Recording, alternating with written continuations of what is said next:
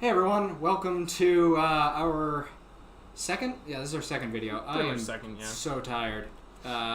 First off, apologies. We spent about 15 minutes trying to figure out YouTube live streaming. We're still trying to figure that out, so hopefully next video will actually be live streamed.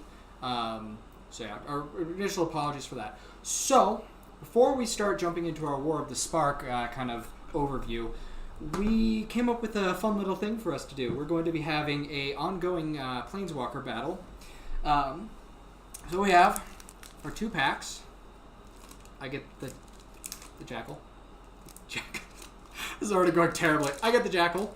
He gets the boring old Humanoid. So what we do is we open it up, and we both start at 20 points. For every mythic in the pack, we get 2 points. For a rare, we get 1 point. For a foil, we get 2 points. For a masterpiece, since Amonkhet did have the invocation masterpieces, you get 5 points. That will very rarely be relevant because those are super rare. And then you lose points equal to the rare converted mana cost or the foil converted mana cost if you have a rare and a foil. You'll lose the points equal to the converted mana cost as your casting cost. And then if you have an interaction, so if I get like a destroy target creature and he gets a creature for his rare, then I get 1 point for winning that interaction. But say I get a 2/2 creature and Kyle over here gets a 5/5 creature, then he wins the interaction and gets 1 point. So right now we're both at 20 points. First time we're doing this. We might adjust the points at some point. We'll figure it out. Yeah, if you run down to 0, we'll figure out what happens at some point. Ready? Yeah, let's do it. I'm already struggling, dude. It's already, Oh it's god, already it a smells bad. so good. It's already a You're already, struggle. you're how hard is it to open a pack? Technical difficulties. I don't know. I forgot they had the full art forest. I'm struggling, dude. The fart lands. Beautiful fart lands. I have so many of those foil forests. Why? Why can I not grab this? I'm I'm struggling so hard. It's really hard. I have no problem. Just use your teeth. I'm gonna have to. He's a pack eater and a pack sniffer. I want to smell it, but it's not working. I'll just look at the Oh, other I got cards. it. All right. Alright. Cool. Where are the uncommons? It smells good. Alright. Alright. So. Ready? Oh! Alright. So I got a Foil Scarab Feast. You cannot read that. Which is a 1 black mana, exile up to 3 target cards from a single graveyard with cycling for 1 black. As well as my rare was Never and Return, which from Amonkhet, that's their split card, which is for 3 mana, destroy target creature or planeswalker, and then for 4 mana from your graveyard, because that's how Aftermath worked, exile target card from a graveyard, create a 2/2 black zombie creature token. What does it get, Kyle? Awesome. Those are actually both really good cards. I'm going to go ahead and start with Decision Paralysis. There it wow, is. that focus is bad. That's pretty bad. All right.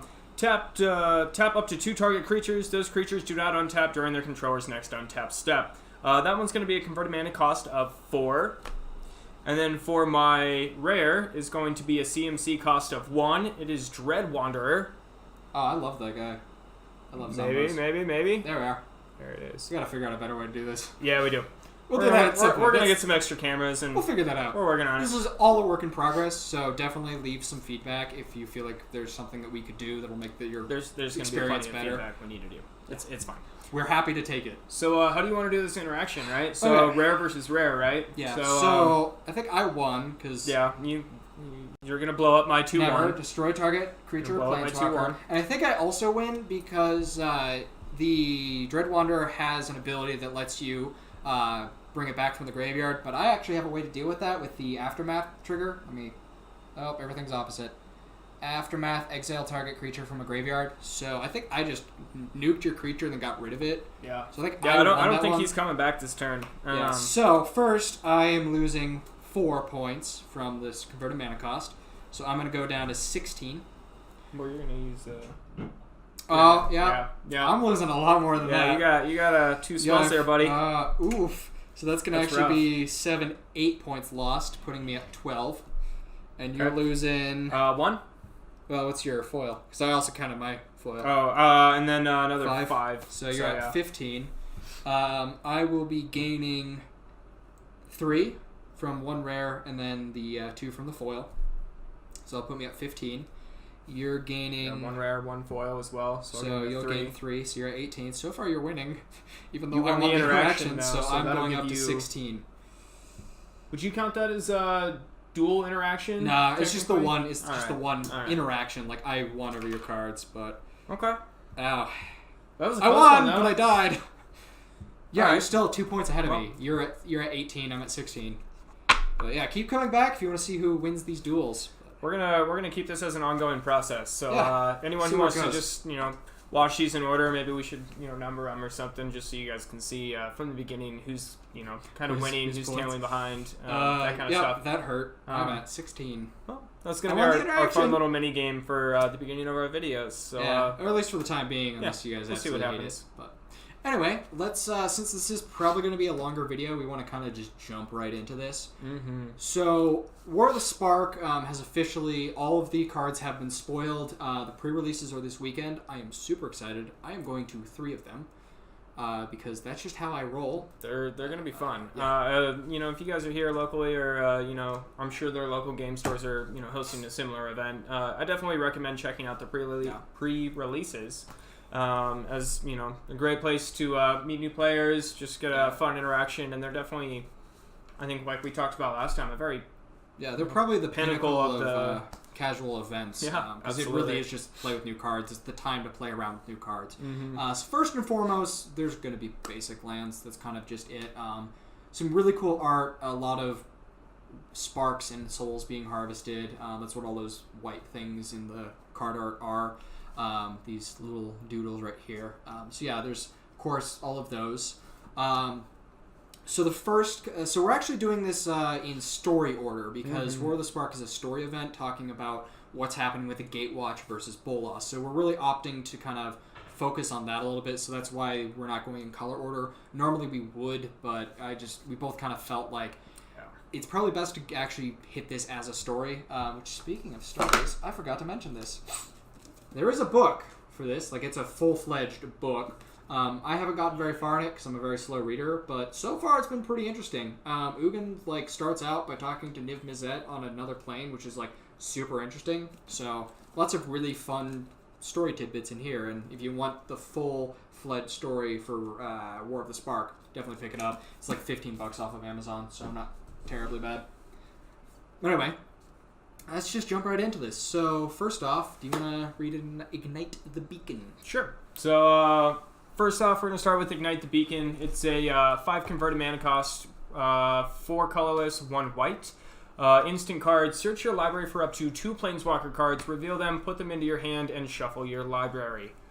And then flavor text, if you can't save yourself, you fight to save someone, to give someone else a chance. So Ajani being a white bro, kind of like Gideon does. So this is pretty typical of a white type of card. We have seen these effects before. Arena Rector from Battle Bond did this too, whereas when it died, it searched, although I believe that puts it directly in play. Yeah, I think that one was ETB. Yes. It was a death trigger, I'm pretty sure. Mm-hmm. But yeah, it forced the Planeswalker to enter. But definitely, this is something that kind of was going to happen, is this search your library for Planeswalkers. Yeah, definitely a decent card. It's primarily, only good in a deck that has Planeswalkers. I wouldn't really play this normally unless I absolutely needed to get a Planeswalker out. Probably or going if to I see have this a lot. one in a lot of the Super Friends decks that Yeah. we're probably going to I'm be seeing a building lot Trax of. Super Friends after this set because I am a jerk. Uh, I'm sorry. I'm going to apologize It's gonna immediately. Next up, Interplanar Beacon, which is a land card. Whenever you cast a Planeswalker spell, you gain 1 life, tap for a colorless, or pay 1 tap for 2 mana of different colors. Spend this mana only to cast Planeswalker spells. I feel like that one's going to get drafted a lot. That's going to be a card that you're going to be looking out for in Limited. I think for it sure. primarily wants you to have Planeswalkers, though. The nice thing is it does let you kind of expand past 2 or 3 colors. It really does let you mana fix pretty well, but it definitely wants Planeswalkers, so... Yeah. Really, that's another Super Friends card. Next up, do you want to just trade off? Yeah. Go for it. Tezzeret, Master of the Bridge, rolling in at 6 CMC, 1 blue, 1 black, 4 colorless. He's going to be a legendary Planeswalker. Tezzeret is probably one of my favorite planeswalkers. He's interesting. He actually chopped off his own arm. Yeah, that's an metalist. interesting little... Like, he is the Master of Metal. Like, quite literally, that's one of his cards. Here's the Master of the Bridge. So he's got a static ability. Creatures and planeswalkers spells you have an affinity for artifacts. So if you guys don't know affinity, it's every artifact you control will count as 1 mana for casting that. Everything costs one less for each artifact. Yeah. Strong. +2 ability. Let's do Tezzeret's Master of the Bridge deals X damage to each opponent, where X is the number of artifacts you control. You gain X life. That's already a pretty powerful dude. Really going likes forward. his artifacts. -3 ability. Return target artifact from your graveyard to your hand. So you're definitely going to make sure you're controlling those artifacts throughout. Yeah. Ultimate -8 ability is going to be exile the top 10 cards of your library, put all artifact cards from among them onto the battlefield. So again, he's really consistent on making sure you have a board state full of artifacts. Yeah. So yeah, you definitely, if you're going to build around him, you want the artifacts in there.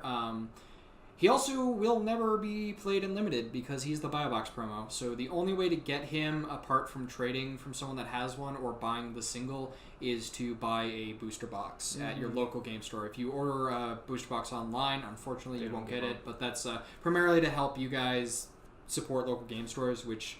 Please support your local game stores. They're one of the best. They're here best for you, things. honestly. They really are. Like Friday Night Magic, I always look forward to heading down to the local game store and playing a couple of rounds. All right, next up, Vraska, Swarm's Eminence, which is a 4 mana, 2 colorless, and then 2 hybrid black-green. It comes in with 5 loyalty, and whenever a creature you control with Death Touch deals damage to a player or planeswalker, put a 1/1 counter on that creature. -2, create a 1/1 black assassin creature token with Death Touch, and whenever this creature deals damage to a planeswalker, destroy that planeswalker. So yeah, a pretty interesting card. I know they've started doing this thing where they have planeswalkers at all 3 rarities, or 3 rarities, not all 3, there's 4 rarities, at 3 different rarities, rare, mythic, and uncommon. She is one of the uncommons. And all of them in this set do have the static ability, as we kind of touched on with the past 2. I think she's decent. I don't think she's like incredibly strong. It's not a card that I would go out of my way to necessarily buy, but I think if I opened it in a pack or came across it another way, I definitely wouldn't be disappointed in the card at all by any means. She's not terrible, but it's an uncommon level, so nothing crazy here. There is also a lot of 1/1 counter synergy going on in this set, so just be on the lookout for that. Lots of 1/1 counters, and there's another mechanic that we'll talk about later that synergizes with that's coming back that I'm excited for. I think you probably are too. Yeah, I'm pretty excited for it. Infect is getting some new tools. Yeah. We're jerks. Anyway, want to read the next one? Sure. Let's go Vraska's Finisher. It's going to be a CMC cost of 3, 1 black, 2 colorless. It's a Gorgon Assassin creature, coming in at power 3, toughness 2. When Vraska's Finisher enters the battlefield, destroy target creature or planeswalker and opponent controls that was dealt damage this turn. Flavor text reads, "You might have pleaded your case with my queen earlier. Now I am here, and it is far too late." This is a pretty decent card for a CMC of 3. It's pretty typical. I mean, we've seen this effect before. There's a lot of enter the battlefield, destroy target creatures. So nothing too special. It's fine. Probably more of a limited card than anything else. Yeah, absolutely. So next up, we have Ajani's Pridemate, which this is actually a reprint. It was most recently printed in Core 19. For those of you who tuned into our last video and we kind of talked, about our favorite cards and stuff, you had the Feline card, and honestly, if I had to compete with that, I would throw out Ajani's Pridemate. He's cats. One of my favorite cards, especially I'm a huge advocate for life gain, so I'm not the biggest he makes fan his of life way gain, in my deck quite a bit. Yeah, I'm not the biggest fan of life gain, but he gets bonkers. But whenever you gain life, you put a 1/1 counter on Ajani's Pridemate, and he is a 2/2 creature. Planeswalkers conjured replicas of old allies, reminders of homeworlds that would fall next if Bolas prevailed. So this also is another kind of theme within this set. It's these creatures that have like the name of the planeswalker. So this is Ajani, of course. There's a couple like Vraska's Finisher, the last one we just went over. So they have like the name of the card that they're kind of representing, but they aren't directly tied to it. But definitely this is a really strong card in a lot of formats. I've abused him in Arena so many times. Oh, it's bad. Next up is his creator, I guess, in this case, based on the flavor text. Yeah, creator, some sort of... Yeah, let's go with creator. I think it's technically creator because this is like Yeah. a conjured replicas of old LS, so Yeah. that's a little Like weird. little feline cat clones. My army of kittens. Alright, Ajani, Great-Hearted. Let's do a 4 CMC, 1 white, 1 green, 2 colorless. Legendary Planeswalker Ajani. Probably one of my favorite Planeswalkers as well. Static ability, creatures you control have vigilance. He comes in with 5 loyalty counters, so he's already got a pretty decent head start. +1, you gain 3 life. Pretty typical for a green-white. -2, a +1/+1 counter on each creature, and a loyalty counter on each other planeswalker you control. Pretty decent. Again, he's one of those rare, not really a mythic rare like some of the other ones. So I mean, he's pretty decent for being a rare. He doesn't have that third ability though, like an ultimate minus ability. So that's been kind of typical of these. Yeah.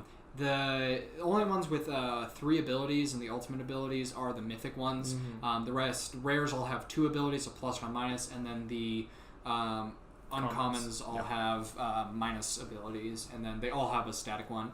I think the Ajani's fine.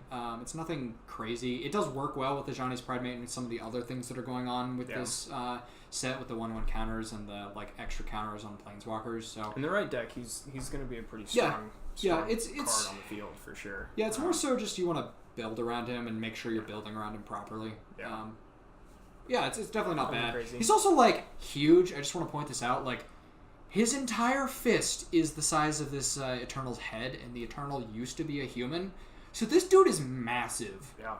Ooh. Yeah, apparently, all of the Planeswalkers in this set have been, hitting the gym. Ob Nixilis is, massive, too, and a bunch of the other ones. Yeah, I've kind of noticed that with some of the artwork they're coming out with. Is, a lot of them look, a lot bigger, at least compared to some of the older artwork as well. So here we have... Prepping for war.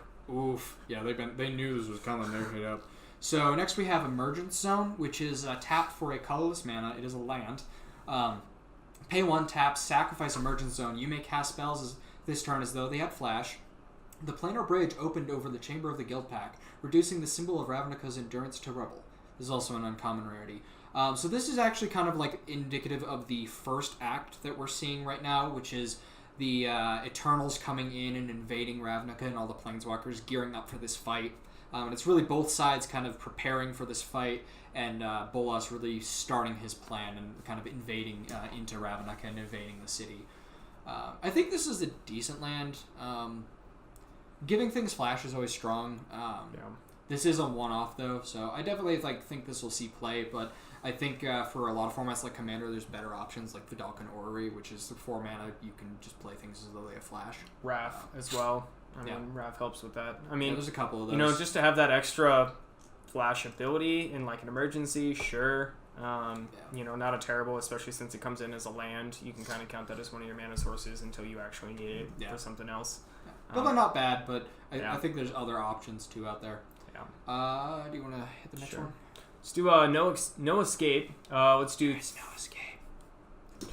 CMC cost of 3. 1 island, 2 colorless. This is an instant spell. Counter target creature or planeswalker spell. If that spell is countered this way, exile instead of putting it into its owner's graveyard. It also lets you scry 1. Flavor text: Jace surmised that they were talking into Bolas's walking. Sorry, there's a glare there. Jace surmised that they were walking into Bolas's trap. He felt no joy in being right. So I don't know. This is a pretty typical counter spell. 3 CMC. Scry's nice. Yeah, the nice thing about it, though, is that exile effect, primarily because the 5 gods in this set do come back whenever... we'll talk about them a little later, but they have an ability that lets them go back into your library from 3 from the top. So this is a good way to permanently get rid of them, because you also can't exile them from the battlefield. It's just fun. Yeah, so this is actually probably the strongest counterspell in my opinion. So if you're running blue, you might want at least 1 or 2 copies of this unlimited. Otherwise, though, pretty typical counterspell. Next up, Ravnica at War, which is a 3 mana, 3 colorless and a white, so 4 total sorcery. Exile all multicolored permanents. The Heart of Ravnica disappeared before anyone could strike a blow in its defense. So this is showing the same thing as the Emergence Zone, the portal opening up, Tezzeret coming in and being like, yo, here's my army. So this is decent. I think it's definitely more of a commander card than anything else, or a sideboard card. Primarily because you have to be playing against someone that's doing multicolored. And you also run into the issue of you hit your own stuff. So it's another white board wipe sweeper that you can use. Nothing incredibly special, but definitely worth considering. Yeah. Next up, we got Flux Channeler. It's CMC 3, 1 blue, 2 colorless, human wizard creature coming in at 2/2. Whenever you cast a non-creature spell, proliferate. This is one of those mechanics that we were talking about earlier. Choose any number of permanents and or players and give them each a counter of each kind of counter that's already on them. Inform our allies in the 10th row. The 10th. Wow, I am struggling today. Sorry, let me restart that. I'll move this, get the Cool, that works a little better. Inform our allies in the 10th and throw the circuit. It is about to get weird. Why is there an awkward pause? I feel weird about that card. This is about to get weird. Yeah. Proliferate. Yeah, that's about all I gotta say about it. Proliferate's a returning mechanic. It originally was introduced with some of the Phyrexian cards from way back when, before I started playing. It was originally used for Infect and -1 is -1 counters, so poison counters. Now it's being used in kind of the opposite way for +1/+1 counters and loyalty counters. I think this is strong in a deck that's trying to do counter stuff. But yeah, it's definitely something to keep an eye on, and if you're trying to do the counter thing, this is something to consider. Yeah, absolutely. Then we have Herald of the Dreadhorde, which is a 4 mana, 3 and a black creature zombie warrior. When Herald of the Dreadhorde dies, amass 2, and he's a 3/2. So amass is another new mechanic to this set, which is put 2 1/1 counters on an army you control. If you don't control one, create a 0/0 black army creature token first. Then flavor text, Amonkhet's dead flowed into a new world in service of their god, Pharaoh. So this is the new mechanic that's coming in. It's kind of similar to creating tokens, but once you've created that army token, you just start putting counters on it, so it kind of becomes one token that's representative of multiple. A 3/2 for 4 is kind of meh. This is sort of just an average card. But yeah, it's definitely kind of an interesting mechanic in here. There's actually a really cool article that they were talking about how they developed the amass mechanic floating around Wizards. So if you are interested in the game mechanic design like I am, I definitely recommend checking it out because it actually walks you through month by month, step by step, how they built this mechanic. Oh, that's pretty cool. Super interesting. The next card is my favorite art in the entire set. Yeah, I really like the artwork on this card. All right, next up we got Invade the City. This is going to be a 3-drop sorcery card. Rolling in at 1 colorless, 1 blue, and 1 red. Amass X, where X is the number of instants and sorceries in your graveyard. I'm not going to go over Amass because he just did. Flavor text, Death greeted the world with a roar of desert air. So, it's good. Yeah. It's a pretty typical, you want to have sorceries type of thing. Yeah. Niv-Mizzets and stuff like that. Yeah. Anything you're going to be casting a lot of, spells on, especially low-drop spells, you're going to make sure you're getting them in there into your graveyard. Pretty decent card in the right deck, of course. Yeah. Meh. Next up is Dreadhorde Invasion, which a lot of people have been talking about this as this set's Bitter Blossom. It's not quite as good, but it's still pretty strong. Pretty decent. So 2 mana enchantment. At the beginning of your upkeep, you lose 1 life and amass 1. Put a 1... we talked about it. Brain went to read. So amass 1.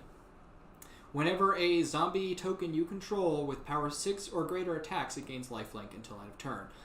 So this is definitely a strong card. Basically, every turn you're going to be getting a new token or making your token bigger. And once it reaches a certain threshold, of course, it gets lifelink. But the other thing, too, is if you have other zombie tokens, I have a Varina Lich Queen zombie deck that she creates 2/2 tokens, and pretty easily I can get them up above 6 mana, so that's just giving me extra value off of that. Yeah. I think the biggest thing here is just you're getting that token. So there's a lot of fun like sacrifice things you can do with this too.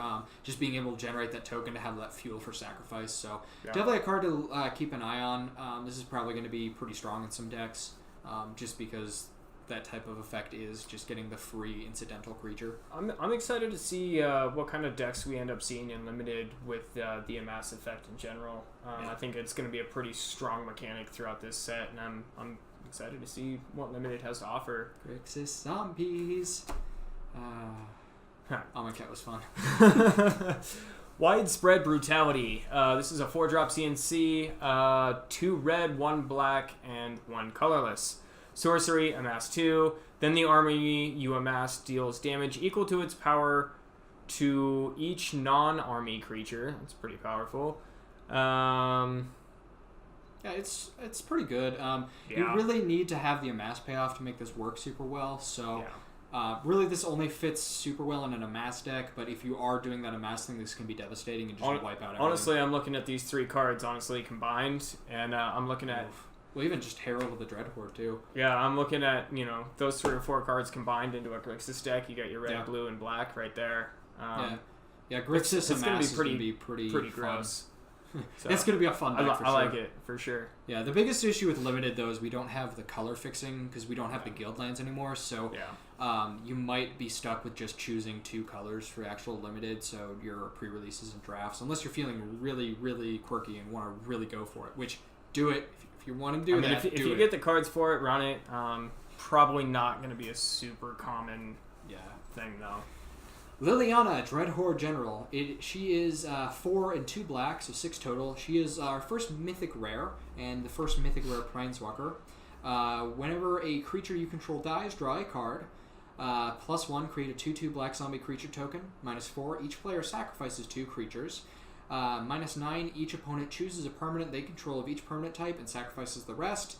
And she enters with 6 loyalty. So overall, she's kind of a typical black Planeswalker, I think. Yeah. Nothing too crazy, but she's definitely strong.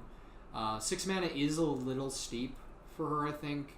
In most decks, typically, Planeswalkers average about 5. 4 to 5, yeah. Yeah, but I definitely think she's strong. She definitely can fit in most black decks and do pretty well.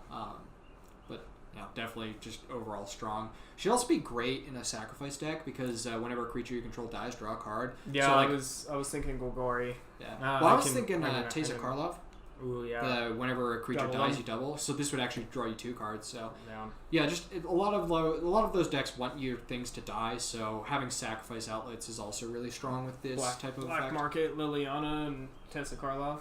Ooh, that's gross. I'm gonna draw 2 cards and do just gross things to you. I like that. Yeah, I don't. I know what you're doing. I'm definitely an Orzo fan, if you guys can't tell. All right, moving on. Tibalt's Rager, 2 CMC.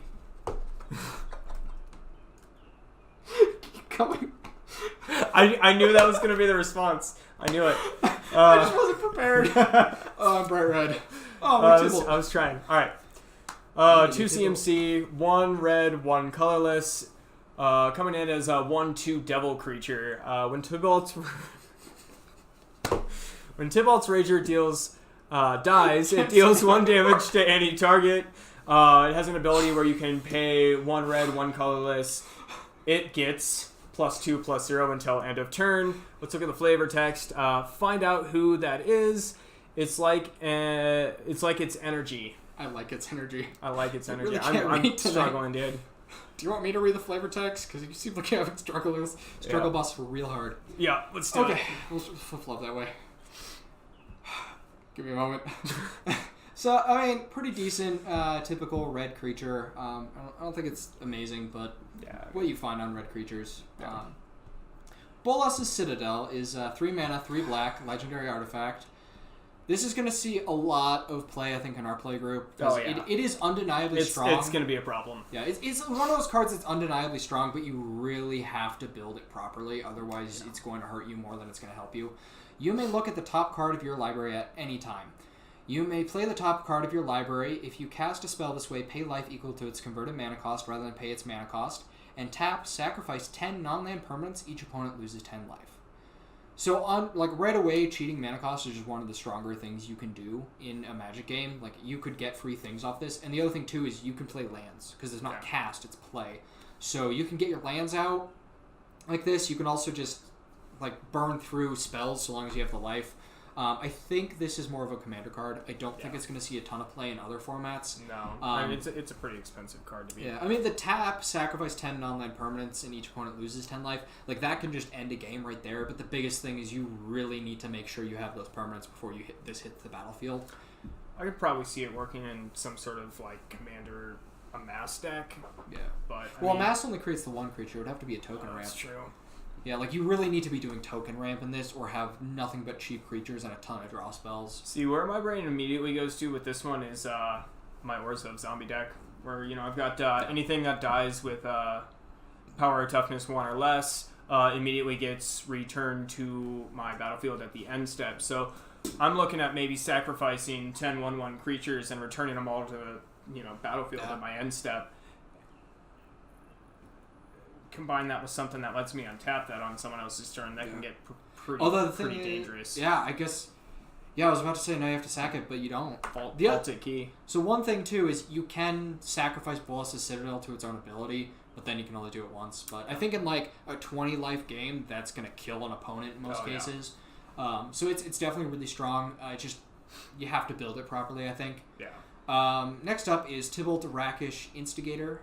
Actually, this is your one. You read it. Cool. I'll just jump right in there. Nope, you're good. I'm excited. Alright.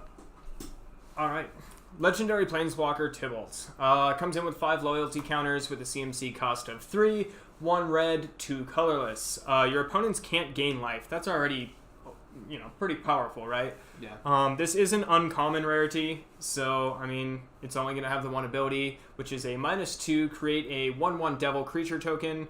With this creature dies, it deals 1 damage to any target. Pretty typical red card. Yeah, it's pretty typical really, kind of red aggro. Really, it'll get you a couple, 1/1 devils, but honestly, you're going to keep it on the field for your opponents can't gain life. It's better than the old Tibalt, but at the same time, the gain life thing is more of a sideboard ability. Typically you'll play that in a playgroup that has a lot of rampant life gain issues, or if you're playing against a aggressive life gain deck. So probably more of a sideboard card than anything else. But this is kind of a typical red thing. There's the Rampaging Ferocidon, which was I think it actually still is banned because I think it still is in standard. Next up we have Time Wipe. 2 mana, or 2 colorless, 2 white, and a blue for a sorcery at the rare rarity level. Return a creature you control to its owner's hand, then destroy all creatures. To comprehend the full answer requires years of temporal study. In short, they were now never born in the first place. So this is Teferi talking about killing a bunch of Eternals. So this is, again, another kind of sweeper board wipe. I think this is actually a pretty strong one, too, because it lets you protect your best creature. Mm-hmm. And in Commander, you can protect your commander and then wipe out everything else. So I definitely think this is pretty decent. Pretty decent board wipe, kind of typical 5-mana board wipe type of effect. You get to save one thing. Nothing super special. I don't think it's necessarily going to be super great in Limited for the most part, unless things are really out of control. Usually, I find typically I prefer targeted removal in a lot of cases. Yeah. Because the other issue too, in at least Limited, is if you're doing a lot of the 1/1 counter stuff or anything along those lines, you end up actually removing all those counters. And so, say you had an Ajani's Pridemate that's at 10/10, and you return it, you now only have a 2/2 Ajani's Pridemate. So it has its downsides even with the protection clause. But if you're really trying to protect something, this is actually pretty good. Yeah, not bad. Next up. Alright, Ob Nixilis's Cruelty. 3 CMC, 1 black, 2 blue, or 2 colorless. Instant, common rarity. Target creature gets -5/-5 until end of turn. If that creature would die this turn, exile it instead. You want to do that? Yeah, sure, go for it. Trapped on Ravnica with no affection for either side, Ob Nixilis sought gratification in random acts of torment. So this is one of those cards that, again, is going to let you get some of that exile instead of, just sending it straight to a graveyard. I think they tried to do a little more of that, especially because of the gods in this. Well, the problem with the gods is they actually, if you exile them, they come back still. The gods are strong in this one. We'll talk about that more when it comes to it. This is really good removal, though, just straight up, because it can get around of a lot of indestructible. But I do actually have my own pet fan theory that Ob Nixilis should actually just go hang out in Rakdos this entire time. Be like, man, I don't want to fight. I'm just going to go chill with Rakdos and have a party. So that's my personal fan theory as to what Ob Nixilis does the entire time. That actually doesn't happen, but I want it to. So next up is the actual Ob Nixilis card. Ob Nixilis, the Hate Twisted, 3 mana and 2 black for a legendary planeswalker at uncommon level. Whenever an opponent draws a card, Ob Nixilis, the Hate Twisted, deals 1 damage to that player. -2, destroy target creature. Its controller draws 2 cards, and it's a 5 loyalty planeswalker. I'm not the biggest fan of this one. I think it's alright. You do get some incidental damage just from the draw card, but destroying a creature and giving someone 2 cards is not the best. I think that's like a last-ditch effort, unless you're using it on your own creature. Like, say you had a 1/1 that's just been chilling there since turn, 2, and you can't attack with it anymore, you can turn it into 2 cards. Yeah. But I think for the most part, this is like a I need some removal, this works type of ability. Yeah, I mean, if someone, manages to board wipe and, protects their creature and has it on there, it might be worth it.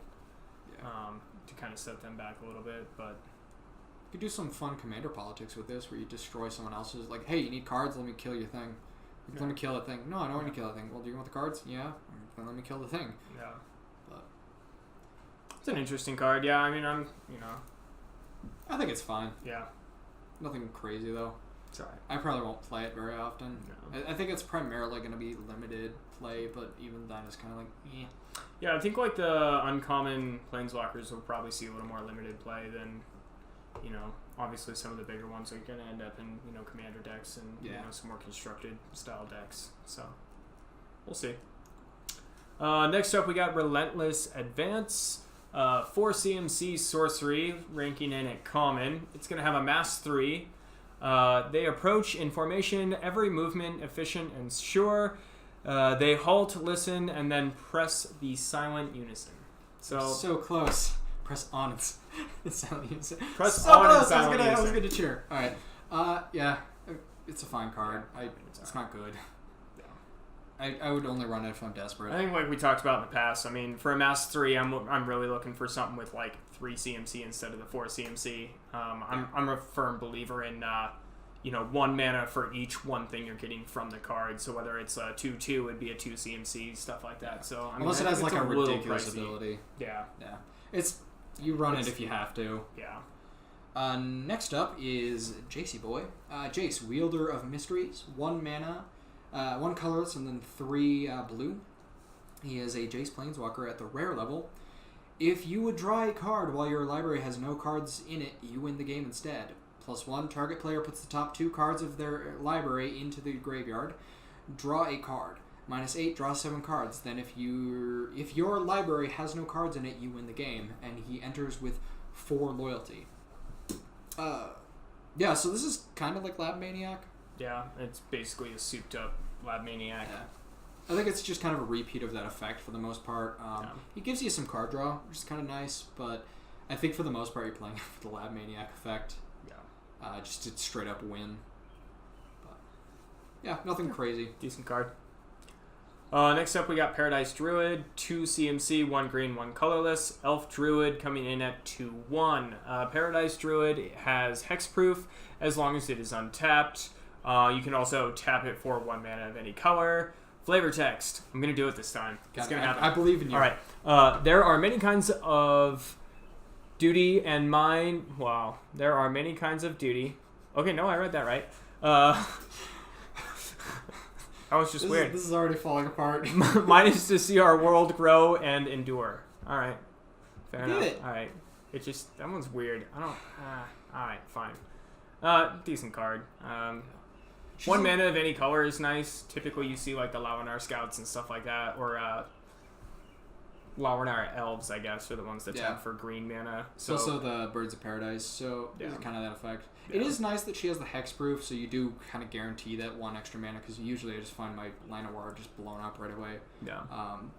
But she's Although still if you really do squishy. use it, she loses that hexproof. Yes. So I mean, So you're guaranteed essentially 1 use of her unless someone board wipes. yeah. So, or you desperately need to block, but usually you're already losing in that case, and she's not going to help you. Yeah. Next up, Arlen, Voice of the Pact.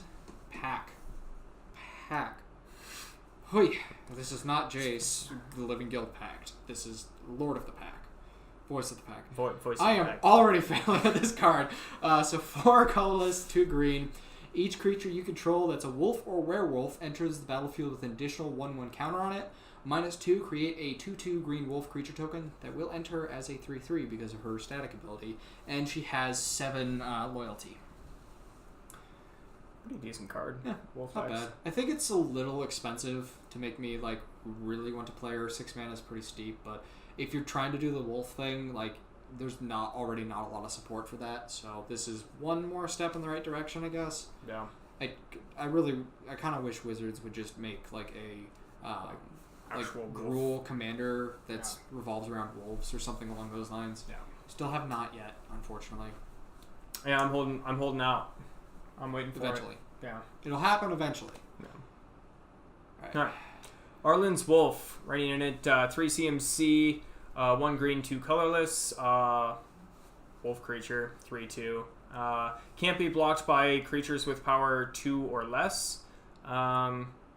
Pretty typical wolf thing.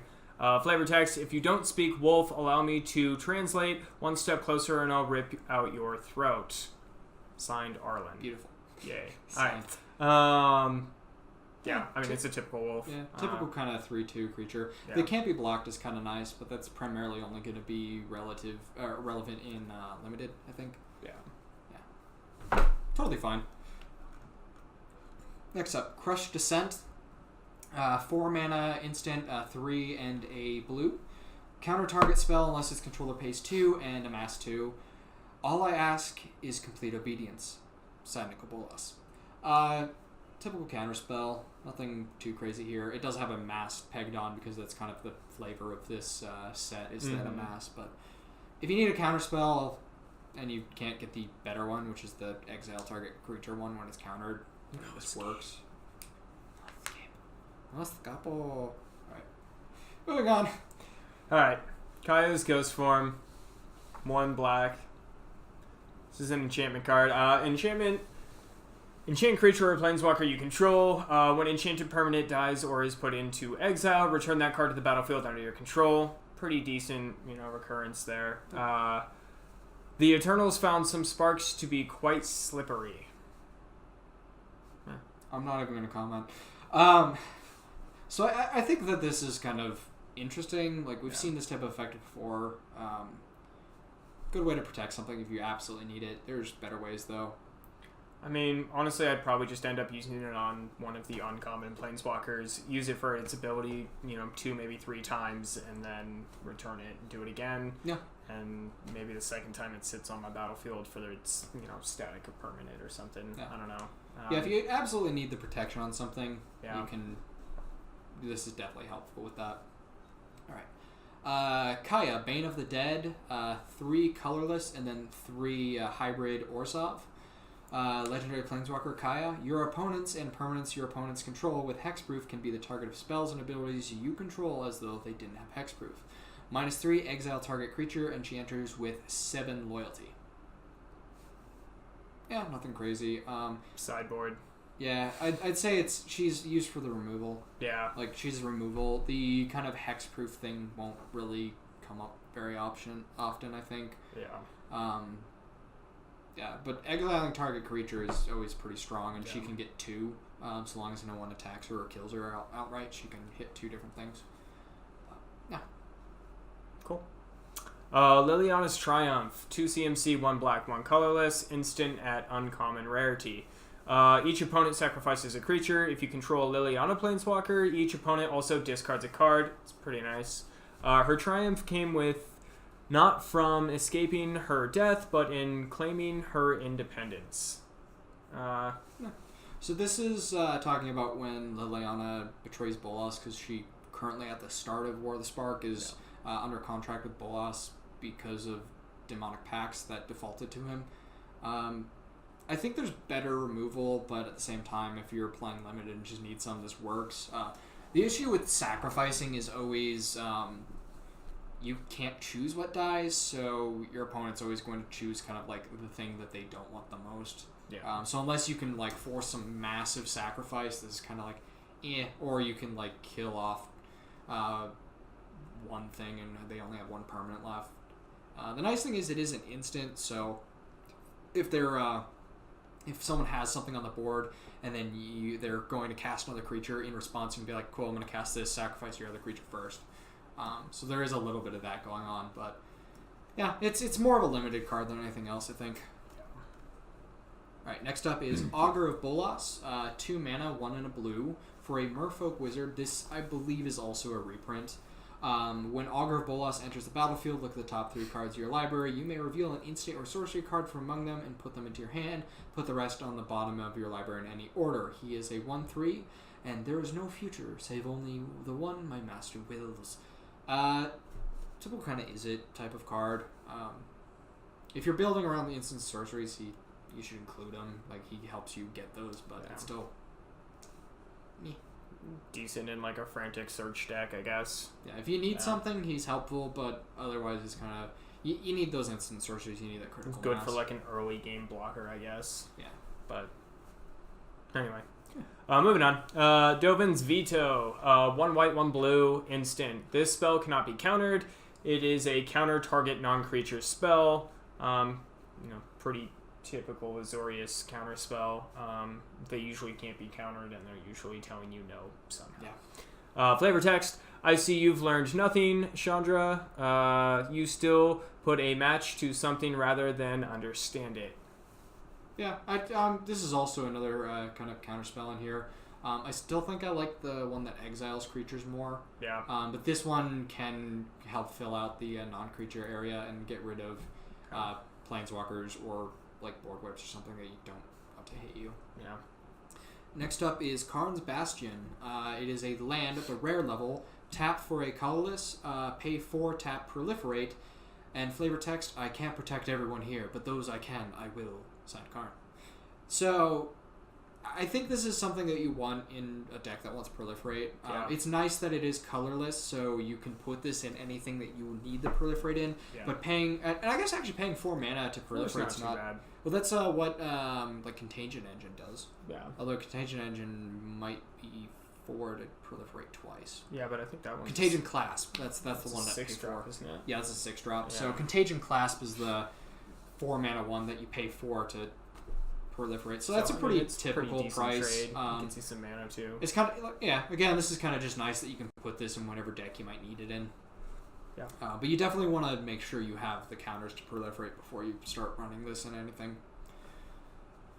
Whew. Kiara. Cool. She did really bad things in Battle for Zendikar. Kiora, Behemoth Beckoner.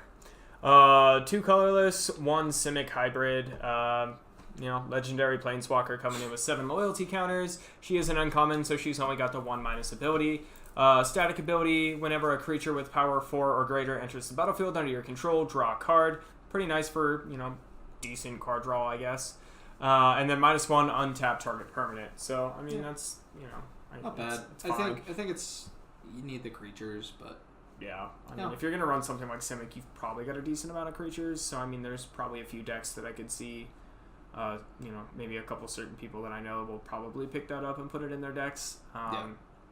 But other than that, I mean, it's a fine card. I think I'd rather have Beast Whisperer, though. Yeah, that's just whenever you cast a creature. Yeah. Alright, Teferi Time Raveler. 3 mana, 1 colorless, a white, and a blue for a legendary planeswalker at rare level. Each opponent can cast spells only any time they could cast a sorcery. +1 until your next turn, you may cast sorcery spells as though they had flash. -3, return up to 1 target artifact, creature, or enchantment to its owner's hand. Draw a card. And he enters with 4 loyalty. So pretty typical kind of Teferi shutdown type of thing. He's still kind of being mean and telling people that they can't play. Yeah, I mean, it's Yeah. pretty typical. Kind of typical. It's definitely a strong one. It's nothing like super crazy or super like spectacular, but it's definitely strong. Like this is definitely something that I think a lot of people will want to run because he is just strong. He's good. Yeah. Yeah, he's not doing anything splashy or crazy, but he's strong. Yeah. Overall, he's pretty balanced, I guess. Yeah. Alright, Yeah. moving on. On Crop Invader, 3 CMC, 2/2 Zombie Minotaur Warrior. As long as it's your turn, On Crop Invader has first strike. I kind of like the idea of him having a suit. I'm an investor. With like his little horns popping out. And Just everything. walk up. I Yeah, would pretty cool. like to give $20 to have a killed Dovin. I'm investing in his death. Should make like a little short comic series. All right. Anyway. God, no. Moving on. Pay 1, sacrifice another creature. He gets +2/+0 until end of turn. Pretty good in probably like a Rakdos deck or something where you're really going to be wanting those, creature deaths or, removal of some sort. Flavor text, give me a crew like this one and I will rule any sea I sailed. Alright. Handgraph. Yeah, kind of typical that's red aggressive fine. card. Yeah. Next up, Samut's Sprint. 1 mana instant. Target creature gets +2/+1 and gains haste until end of turn. Scry 1. Samut's War was intensely personal. Every hour she faced enemies she once loved as friends, and horrors she once revered as gods. So Samut is actually from Amonkhet. So she was actually there when Bolas created his amassed army of Eternals. So yeah, this is kind of a little screwed up from her perspective, where it's like, yeah, and actually there's one card that the flavor text is essentially her being like, I knew that person, I gotta kill him now, and it's kind of dark. I think as a combat trick, this is pretty typical. Nothing super special here. The Scry is fine too. Instant speed in a pinch, I guess. Yeah, it's a pretty decent card. Yeah. I mean, you primarily use it to buff your creature when blocking or attacking, but yeah, nothing crazy. Cool. Samut, Tyrant Smasher. 2 colorless, 2 hybrid Gruul. Legendary Planeswalker, 5 loyalty counters. Creatures you control have haste. -1. Target creature gets +2/-1 and gains haste until end of turn. Scry 1. So it's really just a Planeswalker form of the previous card. Yeah. I mean, it's word for word. I'm honestly a little disappointed about like the lack of.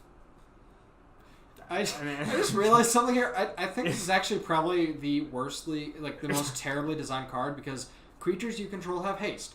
Target creature gains haste. Yeah.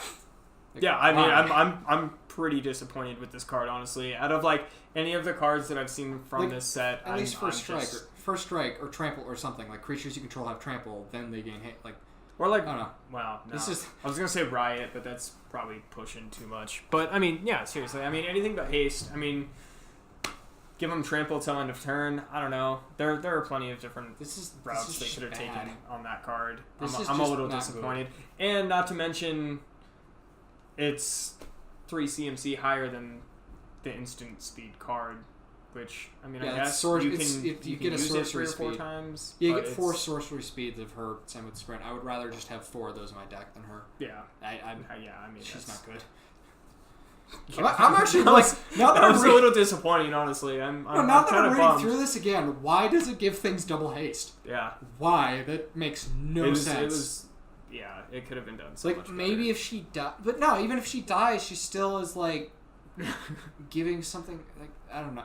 I mean, yeah, if she got removed, your creature would You get technically one still thing with have haste. haste till end of turn. But I mean, No. Moving on, I'm sick of her. The Wanderer. This is actually probably one of the most interesting lore-based cards because no one knows who this character is. There is some interesting rumblings that this might be Emrakul's version of a Planeswalker that she manifested because the Eldrazi do that. They manifest things, so yeah, it'll be interesting to see what comes of her, if at all, later. So 4 mana, 3 and a white for a Legendary Planeswalker with no subtype. Prevent all non-combat damage that you would be dealt to you and other permanents you control, and -2, exile target creature with power 4 or greater. So this is removal, and it also helps protect your stuff. Like she's actually pretty good. Yeah. I think she's more interesting from a story perspective than anything else, but she's definitely not bad. And definitely in limited, she'd be a pretty strong one because usually the things you want to get rid of in limited and a lot of standard, like especially against aggro decks, are exiling their big creature. Yeah. That's trying to hit you. Yeah, I think that one's gonna be pretty strong. Yeah. Wanderer's Strike, 4 CMC, 1 white, sorcery at common rarity. Exile target creature, then proliferate. Again, this is probably going to be in like an Azorius or some other white-blue combination deck where you're going to be really heavily relying on that proliferate. Precise, clean cuts. No one saw anything again. Tagged a report with my code and file it. I mean, I guess. You got it!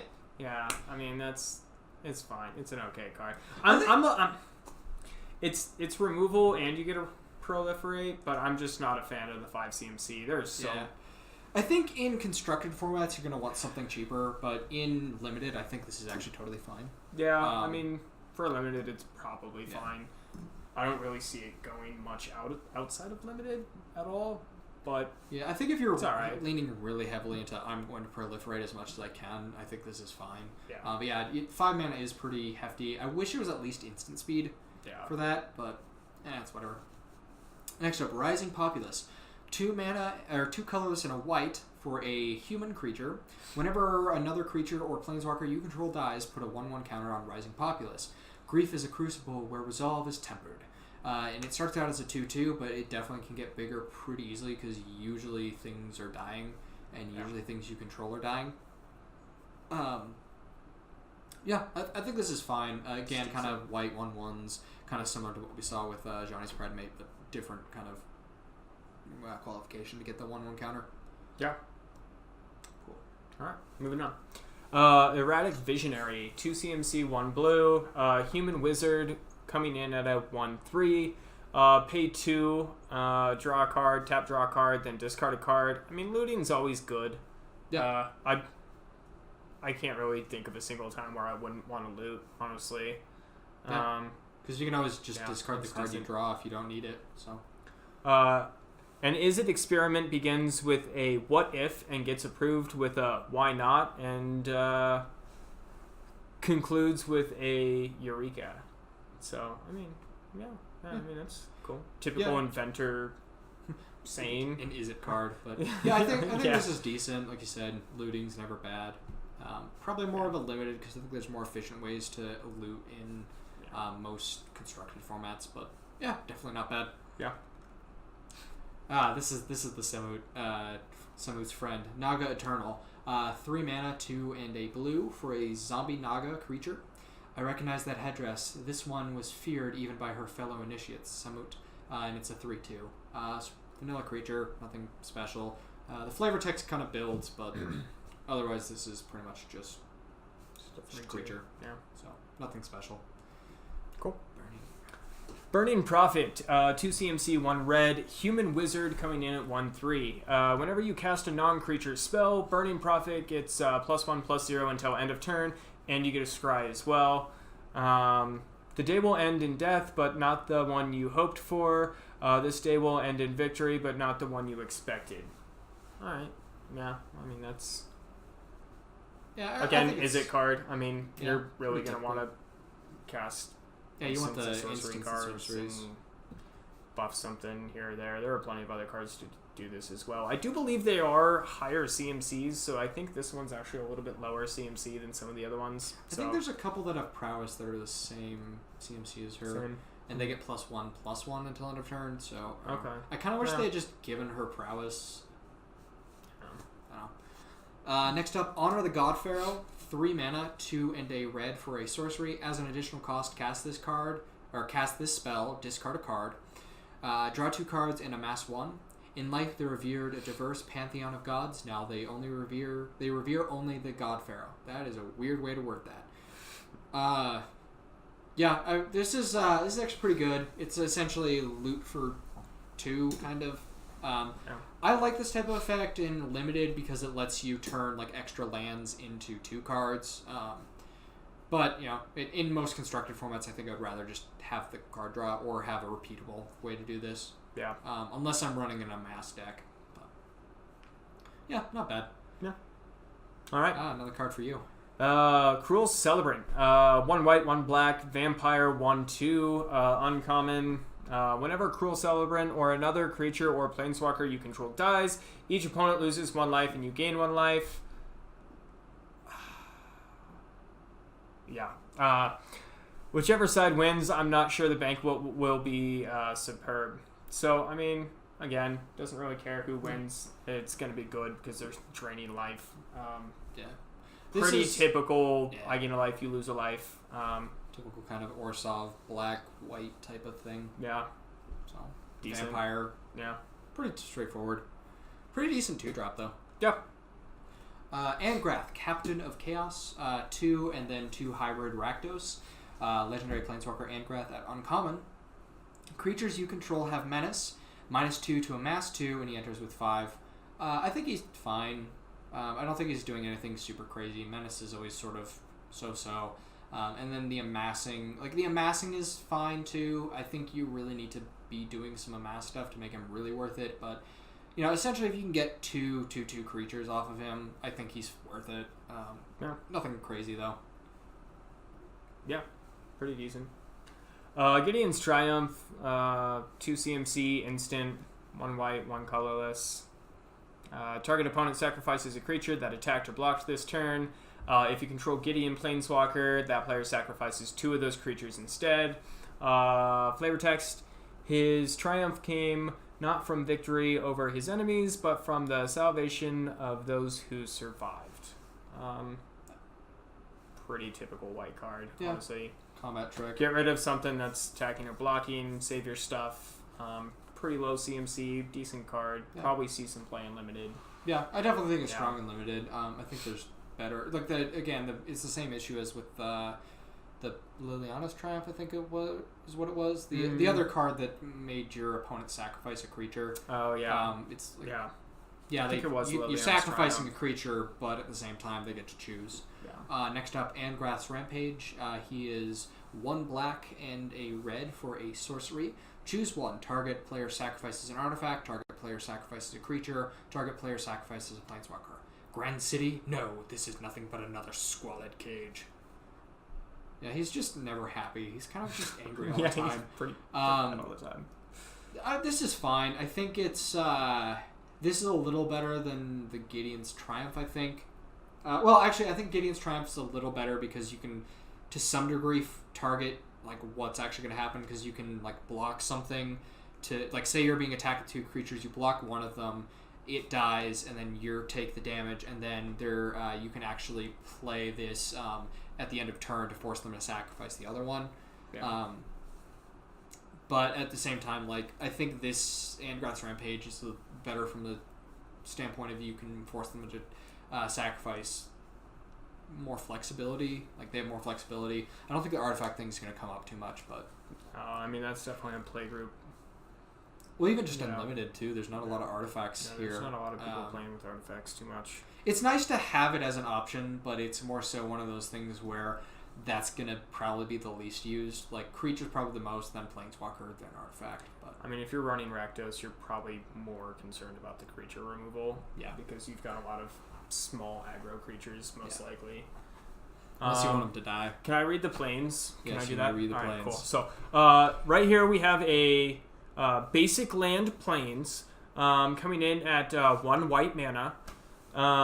Pretty typical standard planes white. All right, I'm so done. much All right, cool. So another 4 basic lands coming in.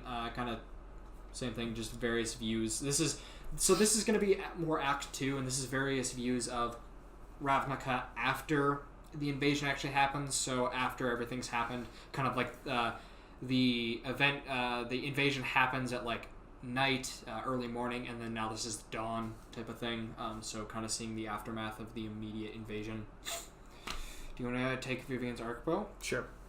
Vivian's Arkbow, 2 CMC, 1 green, legendary artifact. Pay X, tap, discard a card, look at the top X cards of your library. You may put a creature card with converted mana cost X or less from among them onto the battlefield, then put the rest on the bottom of your library in any random order.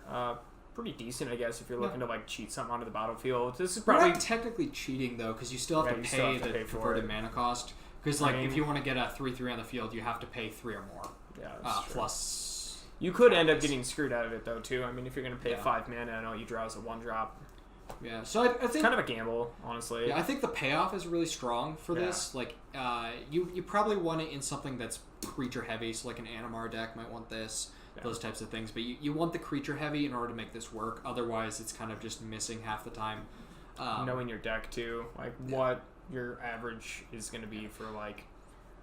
Oh, I Yeah. know I have a lot of 5-drops, so I'm gonna pay 5 mana every time that comes out, and I need to make sure I have that. Honestly, I'd probably build it with like a scry. Yeah, or be any yeah. type of top deck manipulation. So if Yeah. it's like a, I think it's brainstorm where you draw 3 and then you put 2 Put 2 back on back, top, yeah. something like that, where Yeah. you can make sure there's a creature on top, and then in which case you just pay for the converted mana cost of that creature, and you're like, all right, look at the top, put that one on the field. It is nice though because it does give you a mana sink. So like say late game. You draw a land and you top deck a land. You're like, well, I already have like 7 here. I'm gonna pay the 7, discard the land, try to find something else. It's also instant speed, which is kind of nice. So it gives pseudo flash.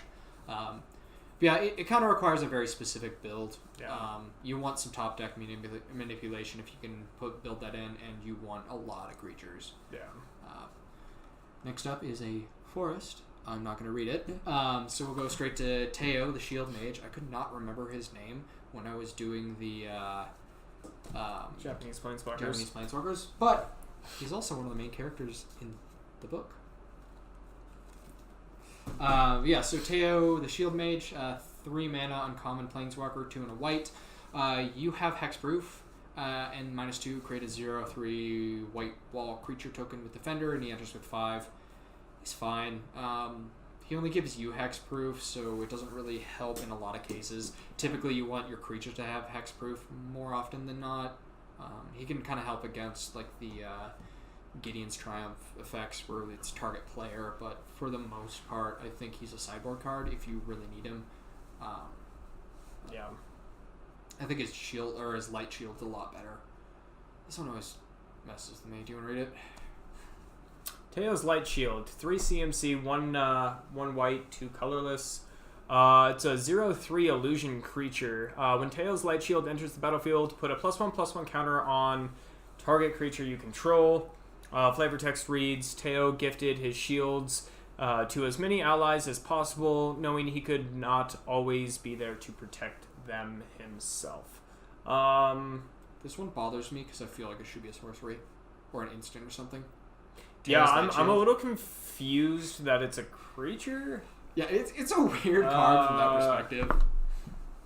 I think it's because like the shield maids conjure up like magical shields that they can then control, but I'm like, I feel like it should be a sorcery or an instant, like put a 1/1 creature on or put a 1/1 counter on target creature you control, and like it gets first strike or like indestructible till turn or something like that. Yeah. I don't know. It's a weird one. Yeah, I'd almost say indestructible, honestly, until turn would be maybe a little better, but I'm at least happy they put it on a wall creature instead of trying to do some like janky 2/2 or something and like sneak it in there that way. But the weird thing is it doesn't even have defender, so you can attack with it. So it'll either enter as a 1/4 or a 0/3 that can attack. I don't know. It's a weird common. Honestly, I don't unless think you're it's using bad. a counter deck, Yeah, I probably wouldn't draft it, yeah. but you never know. I don't it's think not it's bad. bad. You No. need the 1/1 counters, but it's a weird one. It's just weird. Next up, Vivian's Grizzly. 3 mana, 2 and a green for a Bear Spirit at common. Pay 4, look at the top card of your library. If it's a creature or planeswalker card, you may reveal it and put it into your hand. If you don't put the card into your hand, put it into the bottom of your library. And it is a 2/3. So it's not great. It gives you a mana sink late game that can help you pseudo draw a card. But you, again, kind of like with her arc bow, Vivian's arc bow, you need to make sure that you have the creatures or the planeswalkers. Yeah. Otherwise, it's not doing you any good. Alright, what's up? Oh, Where's the Yeah, I Vivian? got Vivian. All right, Vivian, Champion of the Wilds. Three CMC. Four wow. That text is really small. Yeah, it is. Do you want me to read this? 'Cause Yeah, I'm it's closer? throwing it off. Yeah, I got it. go for it. Right, so I'm sitting a little Like that closer. one's that one's a I little got harder this. for me to read from over here. Yeah, that's just really small text. Like I'm actually surprised they got away with that. Vivian, champion of the. Ooh, that was bad noise. Vivian, champion of the wilds. 3 mana, legendary planeswalker Vivian at rare. You may cast creature spells as though they had flash. Until your next turn, up to 1 target creature gains vigilance and reach. -2, look at the top 3 cards of your library, exile 1 face down, and put the rest in the bottom of your library in any order. For so long as it remains exiled, you may look at that card and you may cast it if it's a creature card. And she enters with 4. So this is a pretty typical kind of green planeswalker card. The biggest thing here is that it gives your creatures flash. Yeah. Like, that's just strong. Like flash is always good. So yeah, I think the flash is their biggest thing. Yeah. Yeah, the thing I've noticed about a lot of those other planeswalkers, like the static ability is really the only thing I'd use them for, and then like the fact that they have a plus or minus ability is decent, I guess. Yeah. That's kind of what I've been thinking about throughout this set. I'm really more so looking at them as an enchantment. Yeah. More than anything else. And for me, if I actually decided to draft or even construct some of these into my other decks, they're going to be fancy enchantments. And Yeah. that's how it is. The nice thing is her -2 is essentially draw a card Yeah. type of thing. So I mean, they're definitely powerful. Yeah, she still also really wants you to have creatures though. Yeah. So. I do like the artwork. I think the artwork's pretty sick. A lot of this artwork's pretty cool. Anyway, moving on. Davriel. Davriel. I don't know I'm like, why. why would they print that like that? I get it, but like, It's cool, but you can't read that. yeah, you can't Well, read it's the that. same with the Vivian. Why is that text so small? It's just I'm bad a design. little frustrated with this. All right, Davriel, Rogue, Shadowmoor. I swear I'm not here to hate. I promise. Yeah, let me does it help if I zoom in at all? Does that help? It's the most I can do without cutting off the cards.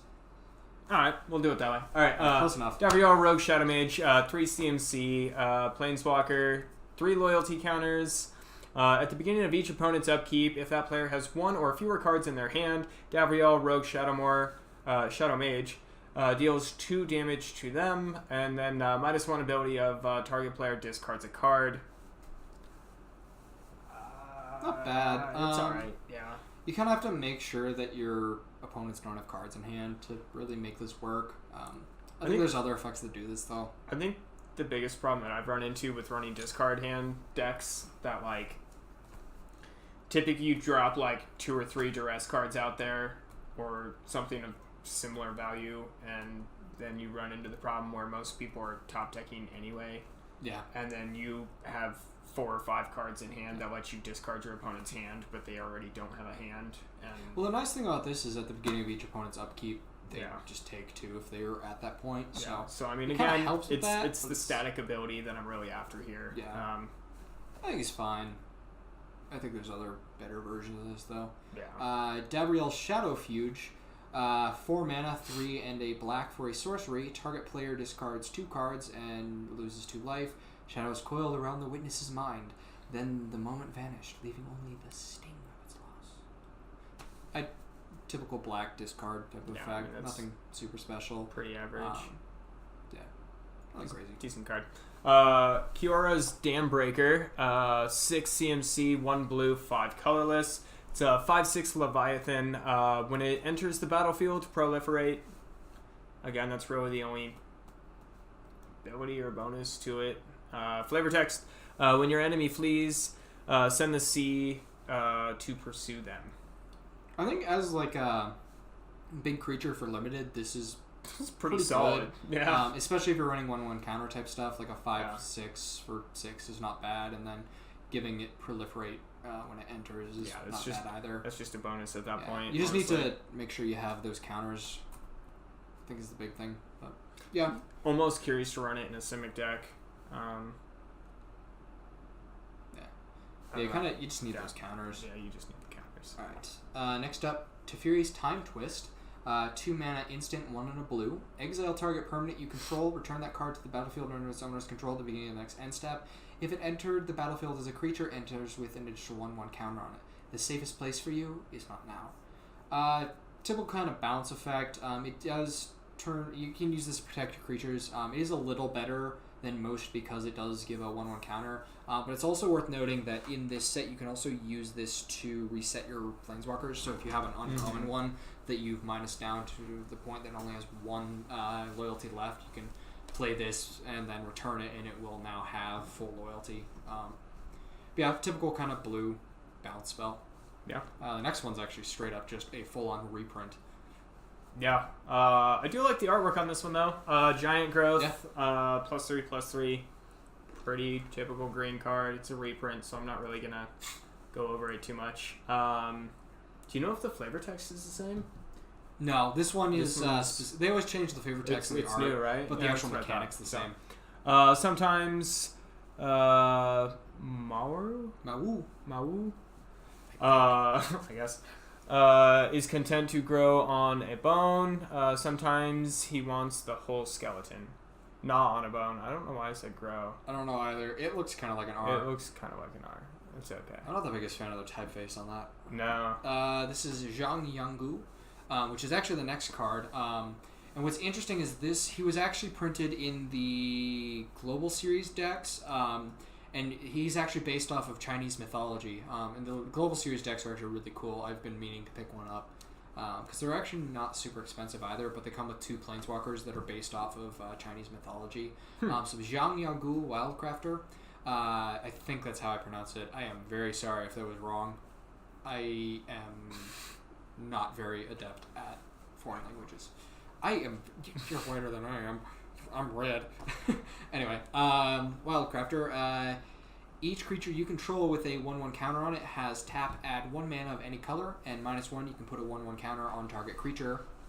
He enters with 3 loyalty and costs 2 and a green to cast. So again, kind of this 1/1 counter synergy. He's helping you mana fix a little bit too, which is kind of nice. I like that. So he's pretty solid, nothing crazy, but if you're doing 1/1 counter stuff or need a way to get 1/1 counters, he's pretty decent. And he pairs well with his dog, Mau, loyal companion. Yeah.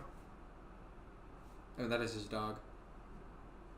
That can... Thing's a beast. Reminds me of Ninetales. Except for Ninetales is a fox, but... Close enough. Ish. Close enough. Mahu, loyal companion, 4 CMC, legendary hound, 3/3, trample, vigilance. If 1 or more +1/+1 counters would be put on Maru, that many +1/+1 counters are put on it +1. Yeah, that many +1 are so put he gets on an it extra. instead, so he gets 1 more. Yeah. Yeah, so if you put 2 on, he gets 3.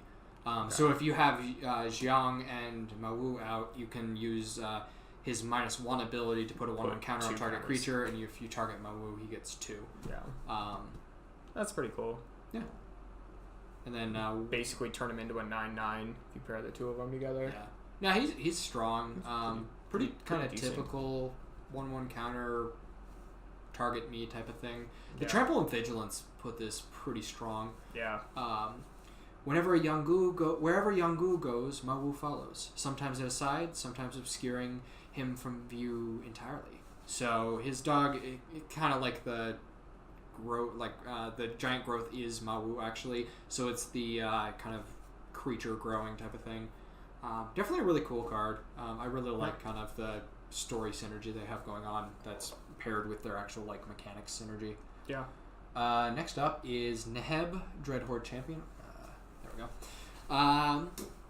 4 mana, 2 and 2 red for a legendary creature, Zombie Minotaur Warrior. That is a lot of subtypes. Trample, whenever Neheb the Dreadhorde Champion deals combat damage to a player or planeswalker, you may discard any number of cards. If you do, draw that many cards and add that much red mana. Until the end of turn, you don't lose this mana as steps and phases end, and he is a 5/4. So 5/4 Trample is already good for 4, and then he just... If he hits someone, you're ramping, you're getting some card advantage, card filtering technically, not advantage. I think that this is pretty good. Definitely a pretty strong rare here. The biggest issue here is just making sure you have the cards in hand to continually use his effect. Yeah, it's Pretty solid. yeah, solid. He'd be kind of interesting to run as a commander. Yeah. Yeah, I bet you could build a pretty decent. Yeah, pretty aggressive commander deck. Yeah. I think it'd be pretty just straight up aggressive. Yeah, he's fun. Fun. Do you know how to pronounce the next one? No, it's we've talked about this one quite a bit. I never remember. Fibblethip. Fibblethip. Fibblethip. Fibblethip. Fibblethip the Lost, 2 CMC, legendary homunculus, comes in as a 1/1. When he enters the battlefield, draw a card. If it entered from your library or it was cast from your library, draw 2 cards instead. And when he becomes the target of a spell, shuffle him into his owner's library. It's just a fun card. Yeah. So Fibblethip originally showed up on a card called Totally Lost, which was actually reprinted in this set. And he's from Ravnica, but he's become kind of a fan favorite ever since then. And there's a whole story about how he ended up becoming Lost. But it's definitely, he's a fan favorite card. He finally got his own printing. But what's really fun is there is actually a pretty ridiculous combo that you can do in Commander to make this super good. And almost like infinite. I don't remember off the top of my head, but I kind of want to build a Fibblethip deck with that in it just because it'd be fun. Yeah. But yeah, definitely like one of those cards that people are playing for fun because it's one of those things where like I want this card because it's fun. He's not super great. I think like the card draw is pretty good, and if you have ways to cast him from your library and get the 2 cards, that's better. Yeah, he's not great. He's really squishy. Yeah, he's fun though. Awesome. I like him. Yeah. Eternal Taskmaster. 2, 1 and a black for a zombie. When he enters the battlefield, tapped. Whenever he attacks, you may pay 3. If you do, return target creature card from your graveyard to your hand. He is a 2/3. They are called Eternals. They will never stop. Jace Beleren. So this is kind of a typical black graveyard recursion card. We've kind of seen some of this before where it's when it attacks, you pay a mana cost. And usually it's on something that's associated with black mana. Zombies enter tap too. It's a typical thing. Yeah. I don't think there's anything wrong with this. Typical. I think you really only want it if you're doing zombie tribal or if you really need some graveyard recursion. But even then, I think that's a little better. Yeah. Not bad. This next one's fun. Dreadhorde Arcanist. 2 CMC, 1 red, 1 colorless. Zombie wizard enters as a 1/3. He's got trample. Whenever Dreadhorde Arcanist attacks, you may cast target instant or sorcery card from with converted mana cost less than or equal to his power from your graveyard without paying its mana cost. That card would be put into a graveyard this turn. You exile it instead. So he essentially gives you free flashback when he attacks. Yeah, basically. Which, that's pretty strong. The biggest thing is just how do you get him up to being like a 5/5 or something that you can start doing really, really ridiculous stuff. Yeah. So definitely a really strong card. Being able to cast things for free, as we kind of mentioned with the Bolas's Citadel, is really strong. But Yeah, with here you need to put a little extra work in, but it doesn't have the downside of you have to pay some life to do it. So I'm trying to think of a way to pair him with my Commander Kess, and I just don't. It's a Grixis deck, so it doesn't really put those counters on him. But it'd be interesting. Even if you did +3/+3 or something until end of turn or something like that, or like target creature gets or even like some of the zombie tribal type of stuff where it's like other zombie creatures you control get +1/+1. There's a couple of those or something like that. Yeah, there's a couple of those. So I think that's probably a better way to go. Probably. But yeah, no, you could do some Gruul stuff too. That'd be kind of fun. Yeah, like a Gruul Riot deck would be fun. Next up, Dreadhorde Butcher. 2 mana, a black and a red. Creature zombie warrior with haste. When he deals combat damage to a player or planeswalker, put a 1/1 counter on Dreadhorde Butcher. When Dreadhorde Butcher dies, it deals damage equal to its power to any target, and he is a 1/1. So what's really fun about this guy is there is a current turn 3 win with him that uses him, Thud, and then a Gruul Pump spell. I forget what it's called, but really kind of brutal It's combo. like a +4/+4 spell or something. I think no, it's like a +6/+4. I think +6/+4 maybe. something like that. I think I've looked at something pretty similar to that. Yeah, it's pretty fun because you can do 21 damage by turn, over 21 damage by turn 3. Yeah. And that's a standard combo. I think he's pretty fine. He's able to get some 1/1 counters on it on himself. He's a pretty typical Rakdos type of. He is aggressive. Comes in with haste. Wants to deal damage. Wants you to deal damage, and then when he dies, he deals that extra damage. So. This is also something that people will have to deal with early and just take the damage right off the bat. Yeah. And it's nice that you can ping anything, so you can kill a creature, you can hit a planeswalker or a player. Yeah, I think it's a Overall, pretty decent card for Yeah. 2 mana, for sure. Grim Initiate, 1 red. Zombie Warrior coming in at 1/1. He's got first strike. When he dies, you get an amass 1. Overall, pretty decent for a 1 CMC.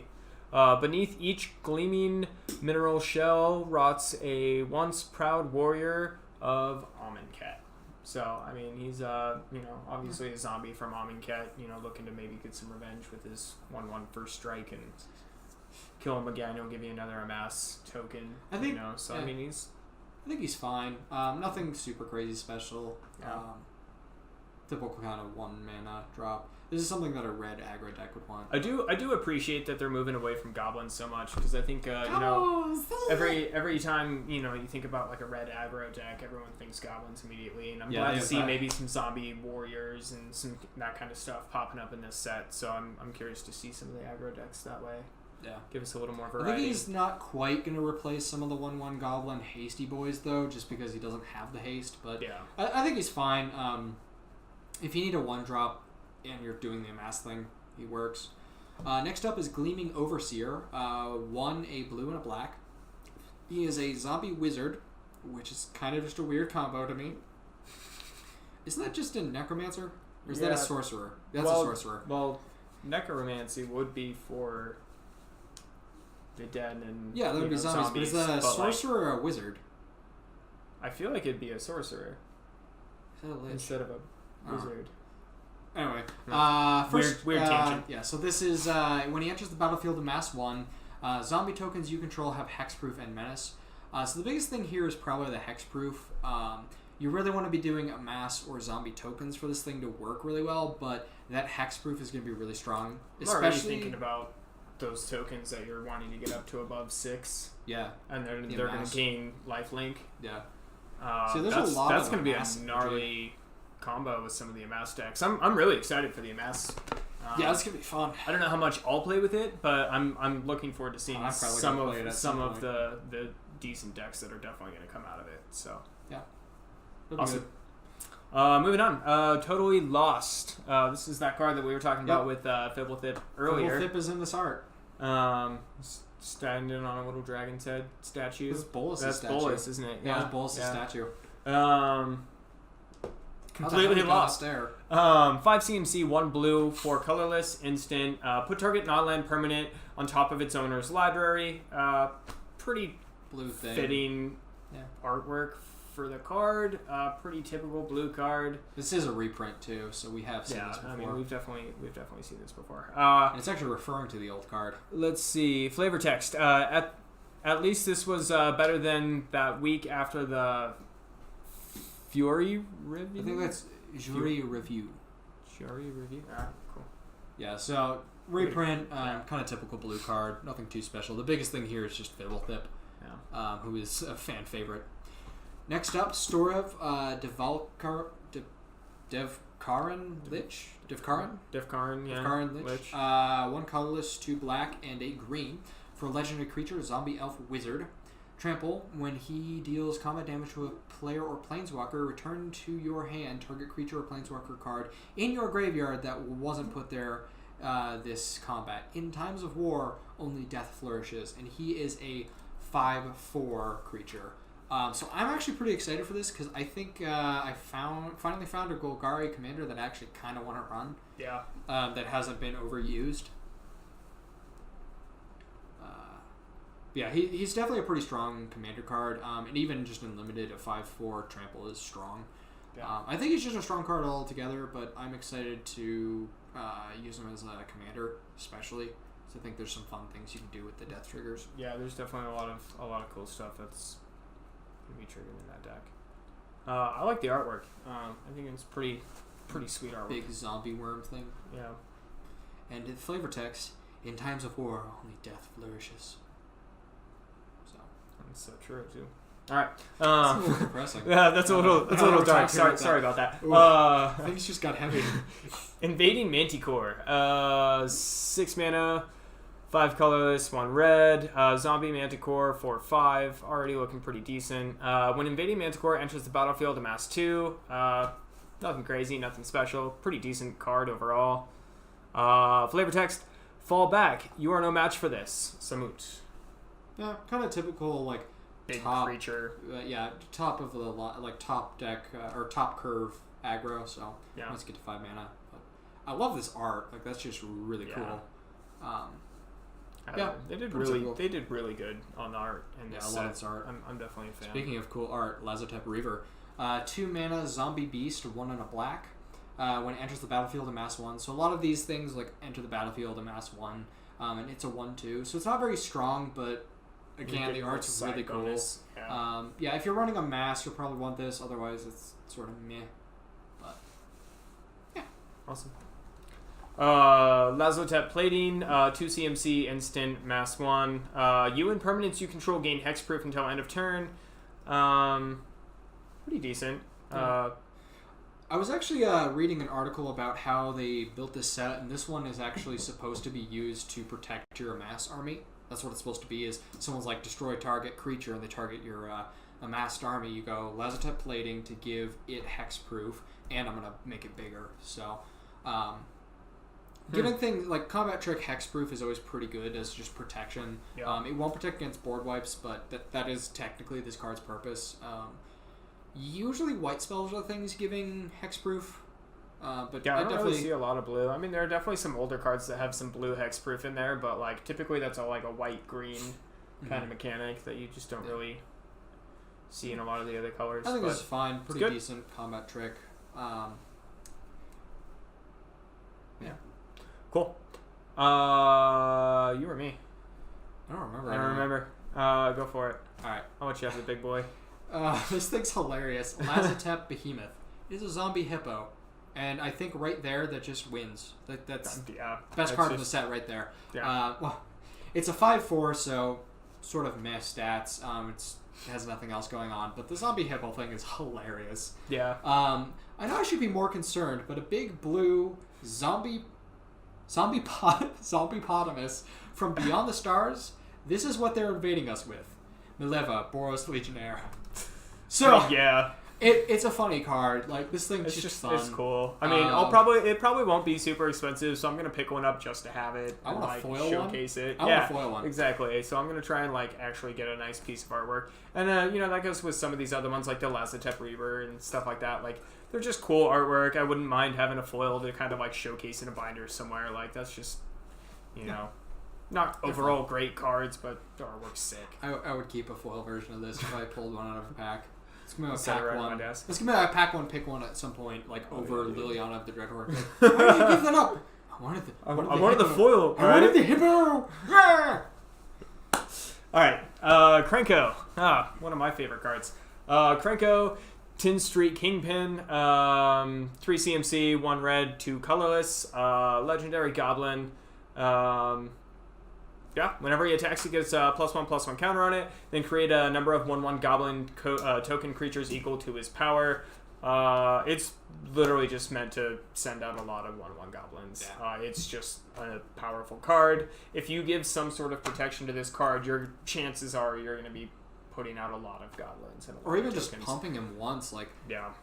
playing him, and then I think this is the only time I think I would actually want the Samut Sprint. Because you play give him him, haste. Yeah. give him haste and make him a 3/3 till end of turn. Swing, he becomes a 4/4, creates 4 goblins. Yeah. So for Like, 4 mana, that's, you're creating 4 1/1 goblins. And that's a turn 3. You've got four or 5 creatures on the battlefield. Yeah, you'll have him and then And the then 4 other four, goblins, yeah, and so then you 5 probably have 1 or creatures. 2 drop. Turn 3. Yeah, so I think he's definitely going to be strong. Yeah. So, brief intermission. We had a little bit of a technical issue where our mic just cut out. Back on track, though. Sorry about that. So, the last card that we actually... We went on for a couple more after this, but we just had kind of finished up Krenko. We'll probably just go over that real quick again. Yeah. And just do some fancy-schmancy editing before we upload this. Whenever... Do you want to read them? Yeah. Read them? Krenko, 10th Street Kingpin, 3 CMC, legendary goblin creature. Comes in as a 1/2. When Krenko, 10th Street Kingpin attacks, you get a +1/+1 counter on it. Then create a number of 1/1 red goblins equal to its power. Pretty standard goblin Kingpin. Yeah, it's kinda... the old Krenko did the same thing. So yeah, I mean, it's pretty good. I'd like to build a commander out of him at some point. I just don't think I'll end up using him as my commander. I think the old Krenko was probably better, yeah. But it definitely is strong because as we kind of discussed before our audio cut out, being able to attack with him and then give him Samut Sprint makes him a 3/3. So then he gets a 1/1 counter on him, and so he becomes a 4/4, creates 4 gobos, and then you have a 4/4 goblin until end of turn, and then. So you're, on turn 3, you can have potentially up to 5 creatures minimum. So that right there is just pretty strong right off the back, just getting all of those creatures out. But if you use the fancy Planeswalker, all creatures you control get haste, and then you can give one of them +2/+1 and haste. So I actually think that this is one situation where that would be pretty strong. It's literally the only situation where I can think of that card actually being useful in my deck. But it wouldn't be a mono red deck anymore. It would be a rule color deck. But it's hybrid mana, so you could build it as a mono red. Not in commander though. Yeah, I guess not in commander. I don't know. I'm still so pissed about that card. Moving on. Right. I'm sorry. So Godpharaoh's statue, 6 mana for legendary artifacts. Spells your opponents cast cost 2 more to cast. At the beginning of your end step, each opponent loses 1 life. A dictator's infuriating smirk, and affront to everything Ravnica stood for. So we're kind of discussing this just a moment ago. In the right deck, it's fine. But it's kind of a too high of a mana cost to really be worth it in most decks. A lot of white cards are going to get you that spells your opponent's cast cost 2 more. Or extra or something else. At least a couple more per spell casted this turn. Yeah. It's all right. Redo your Sorin rant? Yeah. I guess I'll start it out the same. Alright, if you guys haven't seen the Japanese art for Sorin, I think it's way better than the original one here. I'm just a personal fan of it. Anyway. I like the Karn. Yeah, Karn's pretty sick too. I really like the Karn. Karn Bolus is a little weird. I'm not going to lie. That one's a little weird. That one is a little weird. Still looks good, just weird. Anyway. Sorin Vengeful Bloodlord, 4 CMC, 1 white, 1 black, and 2 colorless. Legendary Planeswalker coming in with 4 loyalty counters. Static ability looks like as long as it's your turn, creatures and Planeswalkers you control have lifelink. Pretty decent. Again, I'm a huge fan of the static abilities. I guess counters are okay. Anyway, +2 Sorin deals 1 damage to target player or Planeswalker. And you gain a life because lifelink. Yep. Because Planeswalkers having lifelink is so weird. It's a new concept that's kind of strange. It's like the Pestilence Spirit. Yeah, instant sorceries you control have Death Touch. That one's a fun one, but it was like, yeah. That's a weird card. Yeah. And then -X, return target creature card with converted mana cost X from your graveyard to the battlefield, which is nice because it puts him right onto the battlefield. Yeah. That creature is a vampire in addition to its other types. You can probably use that 1 or 2 times before he really goes anywhere or gets targeted. Yeah. Probably at least the once. Honestly, he's there to nerf other Planeswalkers and gain a little bit of life for it, in my opinion. I'd probably use him to return something. I would play him -4, get a 4 mana cost creature back on the field, and be like, alright, Sorin's dead. A 4 mana graveyard recurrence really isn't terrible, especially in something that you might not be running a lot of grave recurrence in. So, anyway, moving on. Sorin's Thirst, 2 black, instant. Sorin's Thirst deals 2 damage to target creature, and you gain 2 life. I see you're out of the wall. I hear you. So this is not bad. It's primarily I like it for the actual like story and flavor aspect. Because last we saw Soren and Nahiri together, Nahiri had trapped him in his own house in the wall because she's a lithomancer, so she messes with stone. 2 mana for 2 damage, totally fine. I think the gain 2 life is gonna, for the most part, be irrelevant unless you're in a life gain deck. Yeah. But the two manage for 2 or 2 mana manage. Manage. Mana burn doesn't exist anymore, kids. So 2 damage for 2. I'm a little upset about that, but you're not wrong. I'm so done. Again, 2 mana for 2 damage is totally fine. Let's just move on to the next card because this has fallen flat on its face. Moving on. Nahiri Stoneblades, 2 CMC instant card, 1 colorless, 1 red. Up to 2 target creatures each get +2/+0 until end of turn. Not a bad card. You're really getting. I prefer the Smooth Sprint. I like the haste out of it. Yeah. The Ancient Planeswalkers Soren and Nahiri battled across Ravnica, their blows cutting as deep as their grudge. I think there's a little bit of shade thrown in there. Just a little bit. Yeah, so it's kind of a long. It's an alright card. It's kind of a long story, but last we saw Soren and Nahiri. Soren was like, "Hey Nahiri, how are you doing?" Because she showed up on Innistrad. She's like, "Why didn't you help me fight the Eldrazi?" And he kind of came up with this thing like he didn't get the message that she needed help, so he's like, "Sorry." But then she was like, "Well, you didn't help me, so I hate you," and then tried to kill him. Then blew up his mansion and killed his entire family, and then trapped him in stone. So yeah, a little bit of shade. They're a little mad at each other, and I think actually one of the next few cards kind of shows that. Nahiri, Storm of Stone, 2, and then Hybrid Boros. She is an uncommon. As long as it's your turn, creatures you control have first strike, and equip abilities you activate cost 1 less to activate. -X, Nahiri, Storm of Stone deals X damage to target tapped creature. So, this one is actually pretty good in a equipment deck, but there are no equipment in this set. Yeah. So she's bad and limited.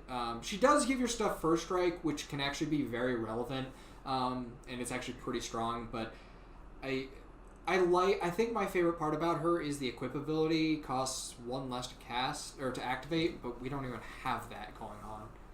So I think she's a little bit out of place here. But she's a good card. She's pretty strong. Yeah. At least for the uncommon level. Yeah. Right on. Yeah. She also still hates tapped creatures. Yeah.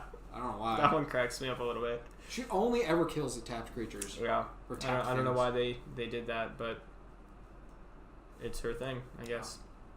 Moving on. Single combat, 5 CMC, 2 white, 3 colorless, sorcery.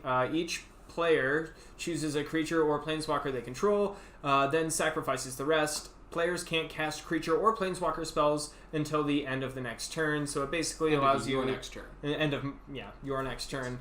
So it basically is like a minor board wipe, and then you kind of delay them a couple turns. Yeah. Although you're also delaying yourself to Yeah. some degree, which kind of sucks. Not a huge fan of that. This is the flavor text for Soren and Nahiri. Not even a threat to the entire multiverse could persuade them to put aside their feud.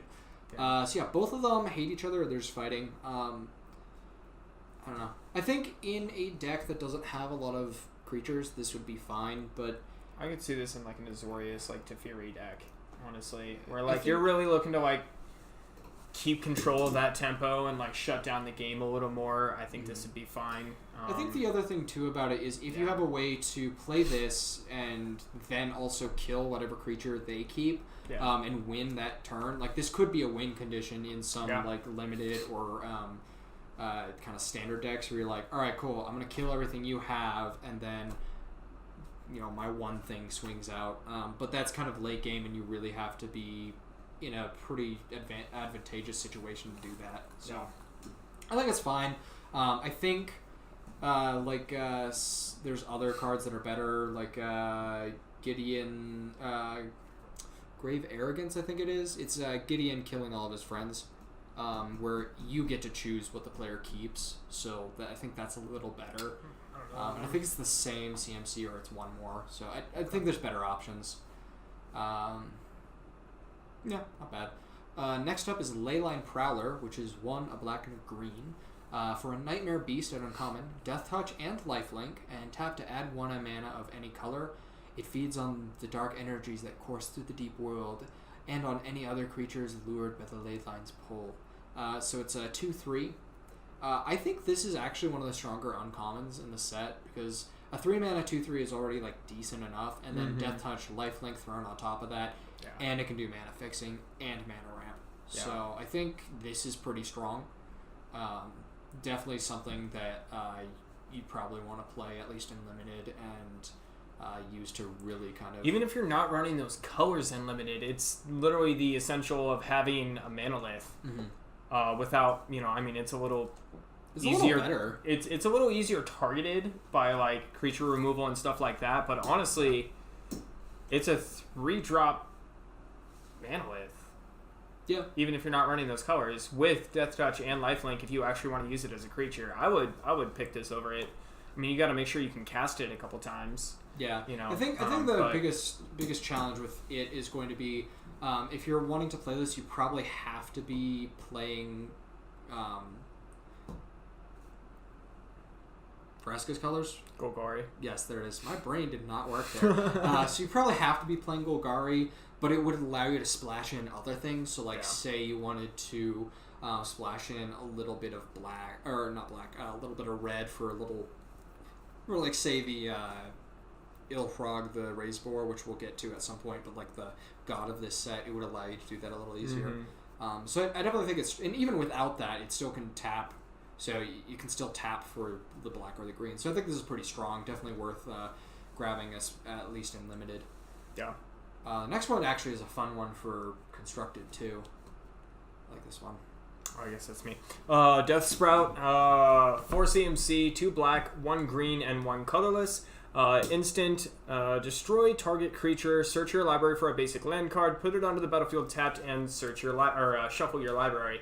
Flavor text, they say nothing lasts forever. I say everything lasts forever, just not in the form you may be accustomed to. Vraska going super deep on that one. Yeah. Some interesting artwork going on. I can't tell, but are those trees coming out of the body, or are they in the background? They're coming out of her body. That's what I'm thinking. Yeah. So she's like regrowing, almost like a phoenix, kind of like a reborn naturistic, like poison, but also life. Am I reading too far into this? Like, am I crazy? Like, it's very interesting. We're having an existential crisis. I think we're having an existential crisis. All right, we're done. Anyway. All right. Not a bad card. Definitely not bad for. Yeah, I think it's for doing drop removal. Everything you need. It's doing ramp and removal. So reminds me of the Assassin's Trophy, except for it actually helps you rather than helps get the land for it, which is nice. It's like using Assassin's Trophy on your own thing, but then you still get to kill someone else's thing. Yeah. I think it's fine. I think it's pretty good. I think it'd be just fine. Tulsamir, Friend to Wolves. 2 colorless, 2 green, and a white. Legendary creature, Elf Scout. She is a 3/3, and when she enters the battlefield, create Voja, Friend to Elves, a legendary 3/3 green and white wolf creature token. Whenever a wolf enters the battlefield under your control, you gain 3 life, and that creature fights up to 1 target creature you don't control. So, pretty decent. She creates 2 3/3s when you cast her, which right off the bat, that's pretty good. And she'll gain you 3 life right off the bat from the token that she creates. I think as far as like wolf commanders, she's definitely not very viable just because a lot of them are red, but I think as far as like a creature goes, if you're doing token ramp type stuff, I think she's actually pretty solid, pretty decent. Pretty fun. Yeah, you'd have to run is it Azban? Red, white, green? Yeah. There's still just no good wolf commanders. That's what you're into. Yeah. It just doesn't work. I do really enjoy that card. It just doesn't fit. Anyway, Bulwark Giant, 6 CMC with 5 colorless, 1 white. Giant creature coming in at a 3/6. When it enters the battlefield, you gain 5 life. Flavor text. Where did she come from? More importantly, where... I'm sorry! I've been awake too long. Oh boy. Yeah. She's a creature. She I gives think you some she's- life. yeah. I mean, it's not bad. I think she's fine and limited because she helps you stabilize your life total. Because 5 Yeah. life is a pretty decent chunk, but I Yeah. think in most constructed formats, you're probably going to want something a little I mean, stronger. if you're gaining 5 life and dropping basically a whatever 6 defender, it doesn't really matter the power, but if you're using it as like a defender onto the battlefield and you're like, all right, cool, I noticed you have creatures out, I'm going to drop something big onto the battlefield and I'm going to bolster my life at the same time. Pretty powerful play, even if it is for 6 mana. I agree though. I think it's Yeah. going to be mostly limited. Yeah, it's more of a limited card. But not bad. Next up, Spellgorger Weird, which is 3 mana, 2 and a red. Whenever you cast a non-creature spell, put a 1/1 counter on Spellgorger Weird. Freed from their respective labs, the 2 weirds formed a partnership, feeding on the arcane energies of war, and it is a 2/2. Oh, look, it's us, the 2 weirds. The 2 weirds. Yeah, basically just prowess, that permanent prowess. Not bad. Another I Izzet kind of card. wish it had partner with this next one, the Spellkeeper Weird. Yeah. But that's not really a mechanic in this set. I think they wanted to keep it a little more beginner friendly, even because this is definitely not a beginner friendly set. This is an intense set. Yeah, this is like you got to know what you're doing to some degree. I'm gonna read up the Spellkeeper. Yeah. Spellkeeper Weird. Spellgorger. 3 CMC, 1 blue, 2 colorless, 1/4 weird. Pay 2, tap, sacrifice it, return target instant or sorcery card from your graveyard to your hand. It does, in a way, kind of partner with this other one. Yeah. Just because it allows you to bring a sorcery back and buff that one if you choose Yeah, to but cast I it wish again. it But had it really like the doesn't actual partner Yeah. keyword where it's Yeah. when you cast one or the other, you can search your library for the other one. And But I think bring that would out the probably other push one. them into uncommon territory where they're like Yeah. uncommon cards. Yeah. I also think they probably wanted to keep that as like a battle bond mechanic or like a commander mechanic. Yeah. I think it's fine. Anyway. Flavor text. That worked well as a team. They worked well as a team, but they knew it couldn't last forever. Yeah. Yeah. I mean, it's It's an a experience hard card. card. Yeah. Crazy. Next up is Banehound for 1 black. It is a Nightmare Hound with lifelink and haste, and is a 1/1. I wish I could train a pack of them for hunting in the Undercity, but I'd never dare turn my back, and I hate to think what I'd have to feed them. Zosmir, Urban Huntsmaster. I think this is a fine 1-drop. It's probably going to just end up dying pretty quickly, even with the haste, and a 1/1 lifelinker is... I think it's fine.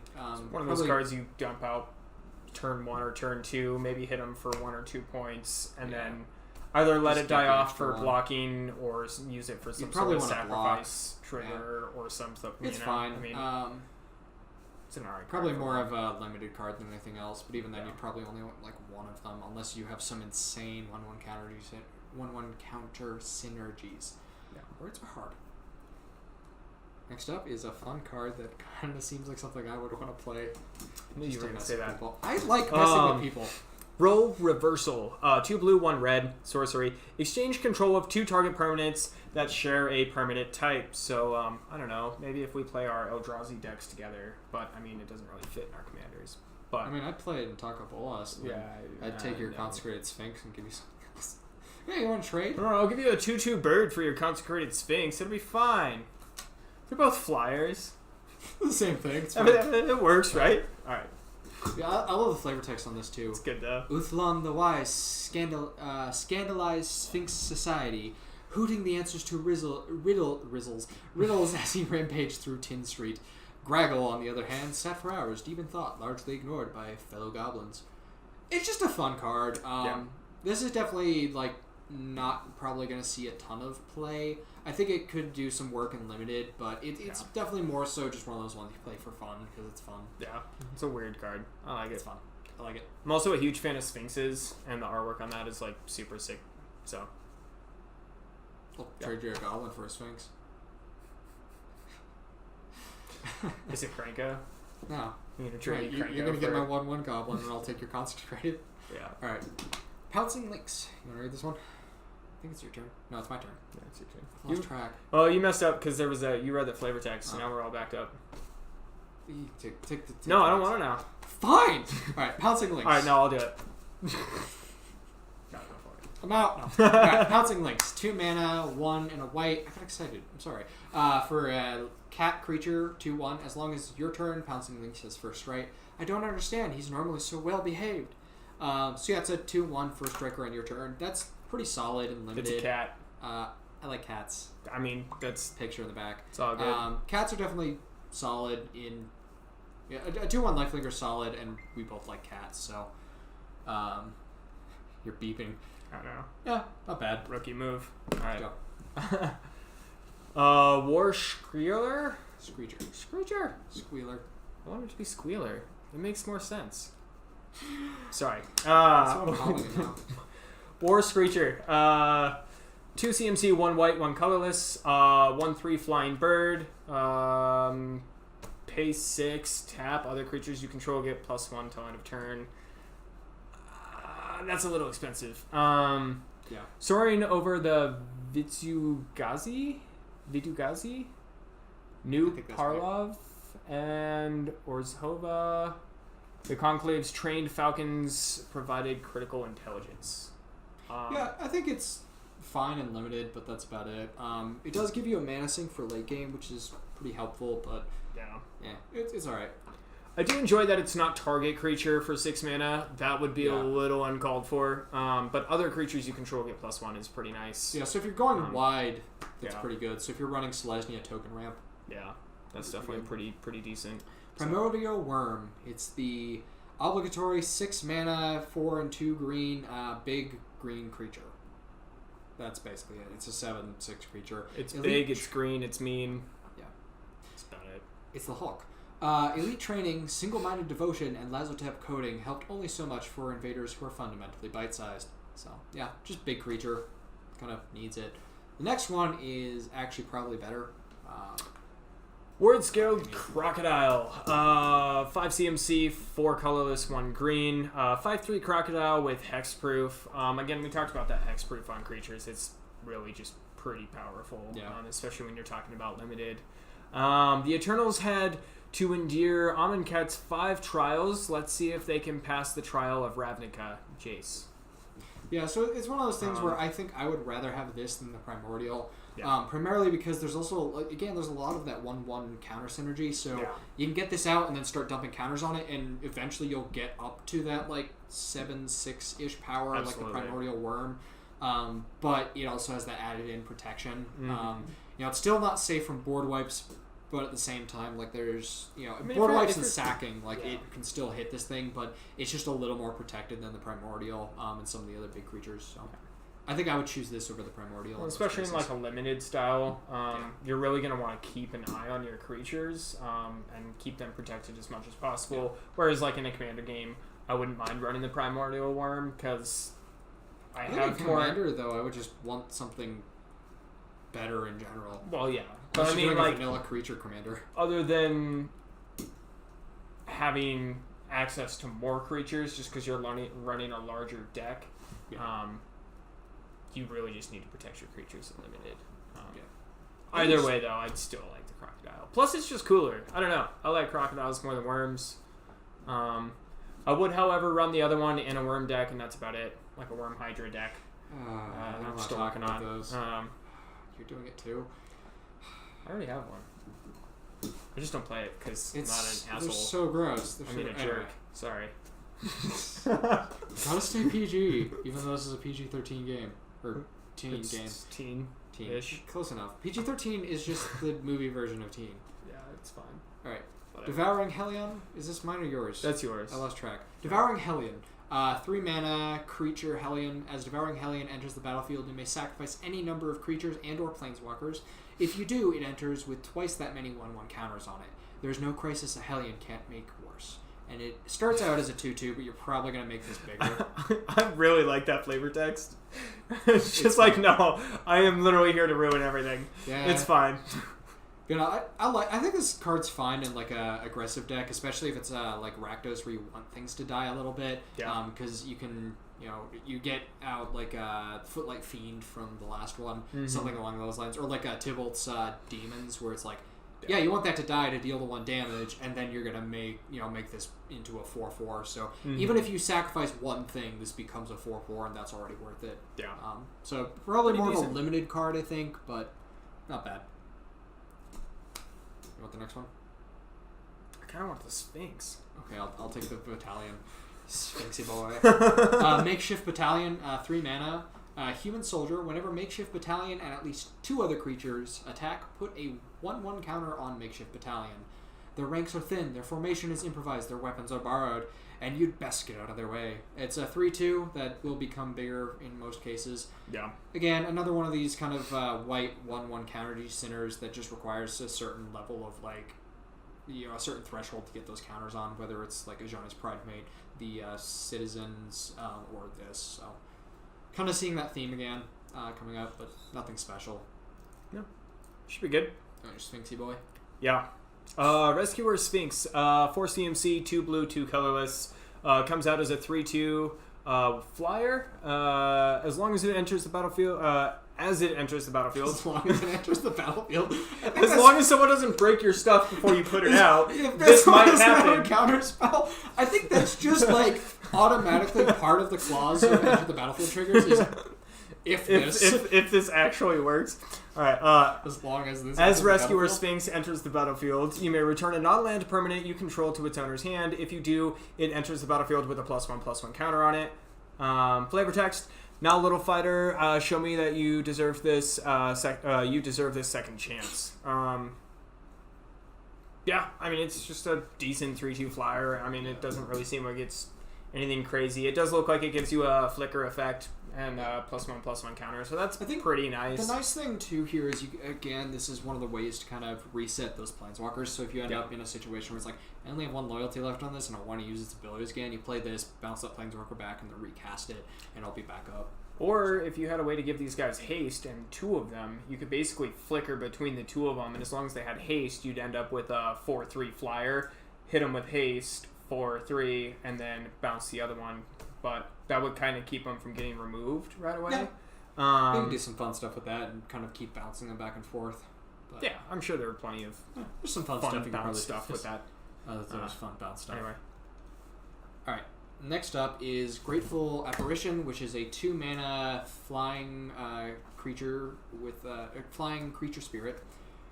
Spirit creature? Spirit creature. Thing. I'm tired. Whenever it deals combat damage to a player, Planeswalker proliferate, and it's a 1/1. So this is actually essentially the same thing as Thrumming Bird, just white instead of blue. So deals damage, proliferate, has a little bit of evasion with flying. So yeah. Pretty typical. We've seen this before in some older sets. So. Right on. Stealth Mission, 3/2, 3 CMC, 2 colorless, 1 blue. Sorcery, put 2 +1/+1 counters on target creature you control. That creature can't be blocked this turn. Flavor text. What they don't know will definitely hurt them. I mean, yeah, fair enough. All right. That decent sorcery card. I think this is probably working more so with the Amass type of stuff. Yeah. Because you build up a creature token, you put 2 extra on it, and then you just hit with it. I think it's fine. Kind of typical can't be blocked type of thing. The 1/1 counters are nice. Makes something a little bigger.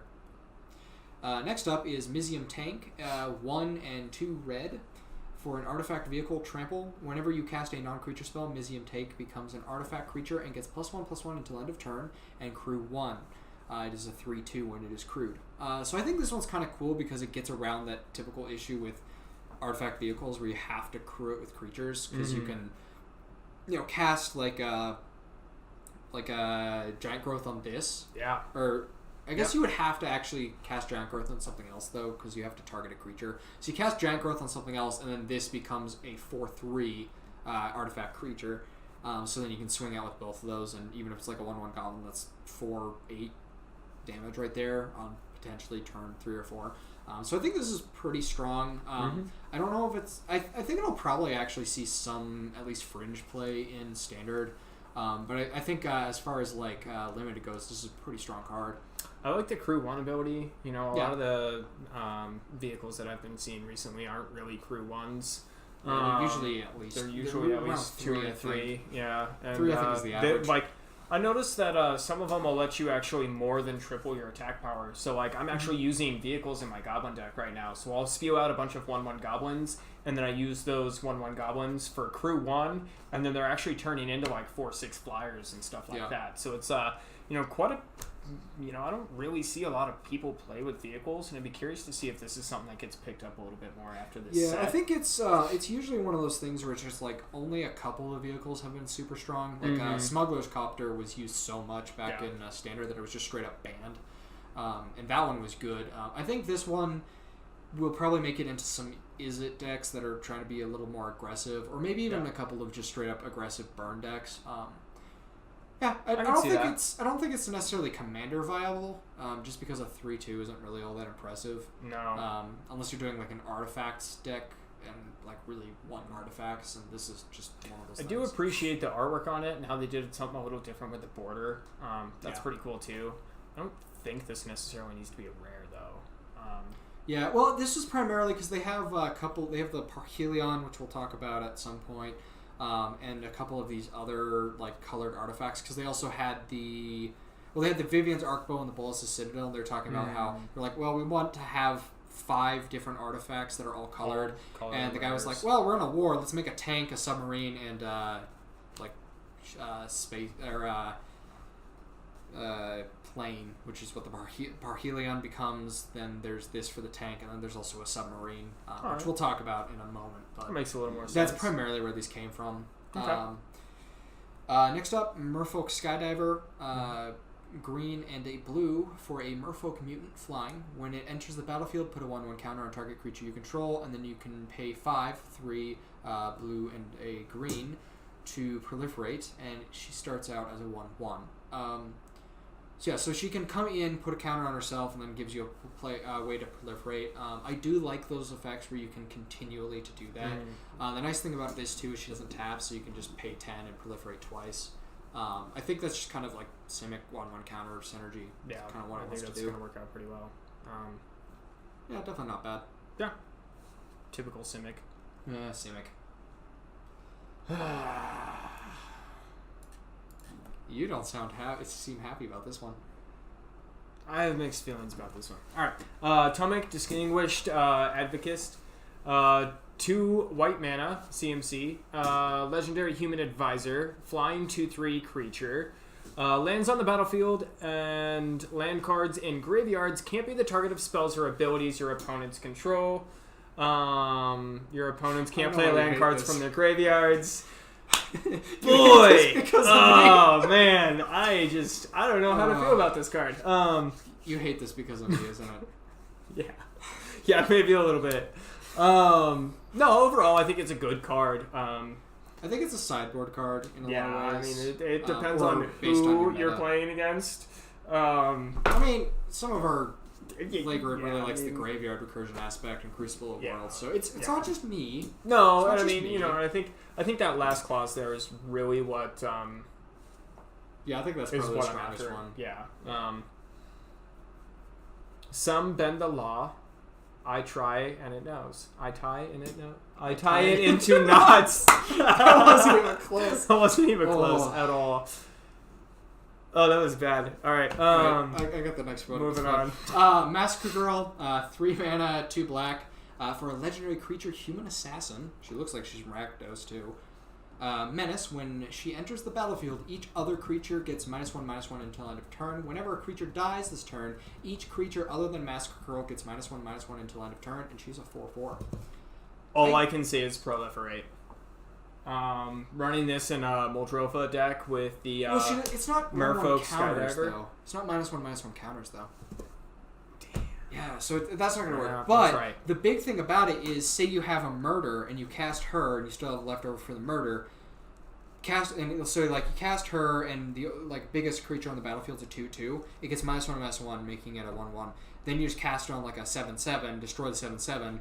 The other thing died, so now it's -2/-2, killing the other thing -3, -3, -4, and so on. So it's more of a rippled effect, I guess, at that point. Oh yeah, it's like you can get this going because it's just whenever a creature dies this turn, each creature other than her gets -1/-1. So the other cool thing too is if you have a way to give her flash, like with that land we were talking about, You can tap that, so pay the extra 1 to give things flash, then cast her out, like, in the middle of combat. Like, so you go to attack, people are like, alright, I'm gonna block. Then you cast, like, alright, cool, like, 3 things are gonna die. Everything gets -6 because of that. Because those 3 die, causing -4 from her ability, the 3 that die, and then it spirals out of control from there. So, I think she is going to be really interesting and really fun. She's definitely a Rakdos-y kind of board wipe where it's I'm going to play this and see what happens. So, I like her. I was think she's thinking fun. Golgari as well is like sacrificing creatures. Yeah. Because there are a lot of, if you have Golgari sack cards that are outlets. like, alright, cool, whenever I sacrifice a green creature, target opponent has to sacrifice a creature as well. Now that 2 creatures have died, all of your other creatures are getting -2/-2 or -3 because of her. And then that kind of just spirals out of control. And I mean, if you have a free sack outlet, then you're like, alright, cool, like a Bloodflow Connoisseur. Yeah. Then you're like, alright, cool, now I'm just going to do -1 on all of these, or sacrifice all these. Now you're going to get -1 for that. And I think that can spiral out of control really fast. Yeah, you have to sacrifice... The weird issue with that is timing, so you'd have to sacrifice things at the I'm actually curious how that time would work, because the blood for your sack outlet might die, because if it's a creature it gets still gets the -3. minus. So at what point would you have to do that? If anyone knows that and wants to leave that in the comments, Yeah, that'd be really just interesting to clear find that out. up. Like, at what point would you have to sacrifice things to your free sack outlet for your sack outlet to not die, but to get the maximum amount of counters on her? Because technically he'd be washing that clean. Because Bloodflow Connoisseur is whenever you sacrifice a creature, put a +1/+1 counter on it. But when that creature would die, you would put a -1 counter on him, but it would that's a wipe fun that. one. So Oh. technically it would be an infinite sack outlet. So you could basically board wipe yourself and everything else in the midst. And then the only thing alive would be your Bloodflow Although Connoisseur. the issue is you run into you can only sacrifice your guys so many times. But if say you're playing Commander and there's 3 other opponents, all of their stuff are also hitting your Connoisseur. Yeah. Yeah, if someone could clear that up, That'd be great. cool. I'm curious now. That'd Or be fun. any type of sack outlet like that. Yeah. Anyway, Alright. moving on. Mobilized District. Land, taps for colorless, pay 4. It becomes a 3/3 citizen creature with vigilance until end of turn. It's still a land. This ability costs 1 less to activate for each legendary creature and planeswalker you control. Sometimes the strongest weapon you can hold in your hand is another hand.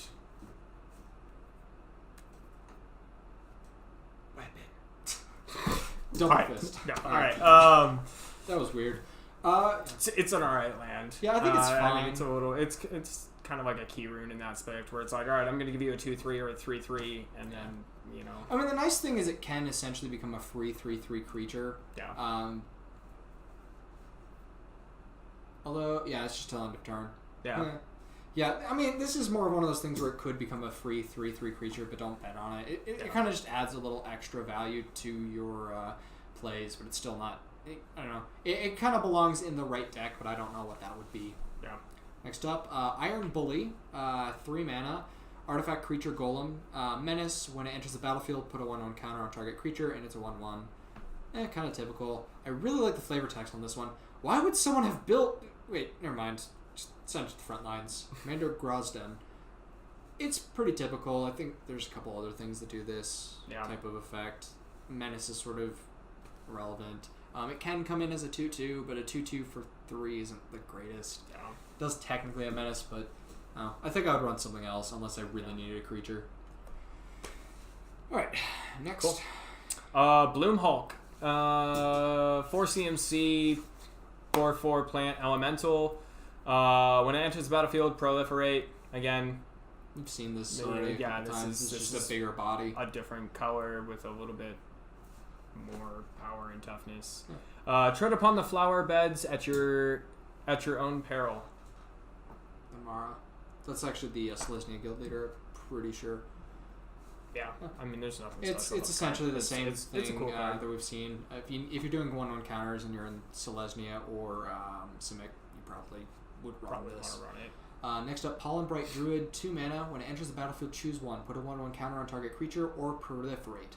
and she's a 1/1. So kind of the same as Bloom Hulk, but it gives you a bit more flexibility. If you cast her and you like need a 1/1 counter on something, you can do that.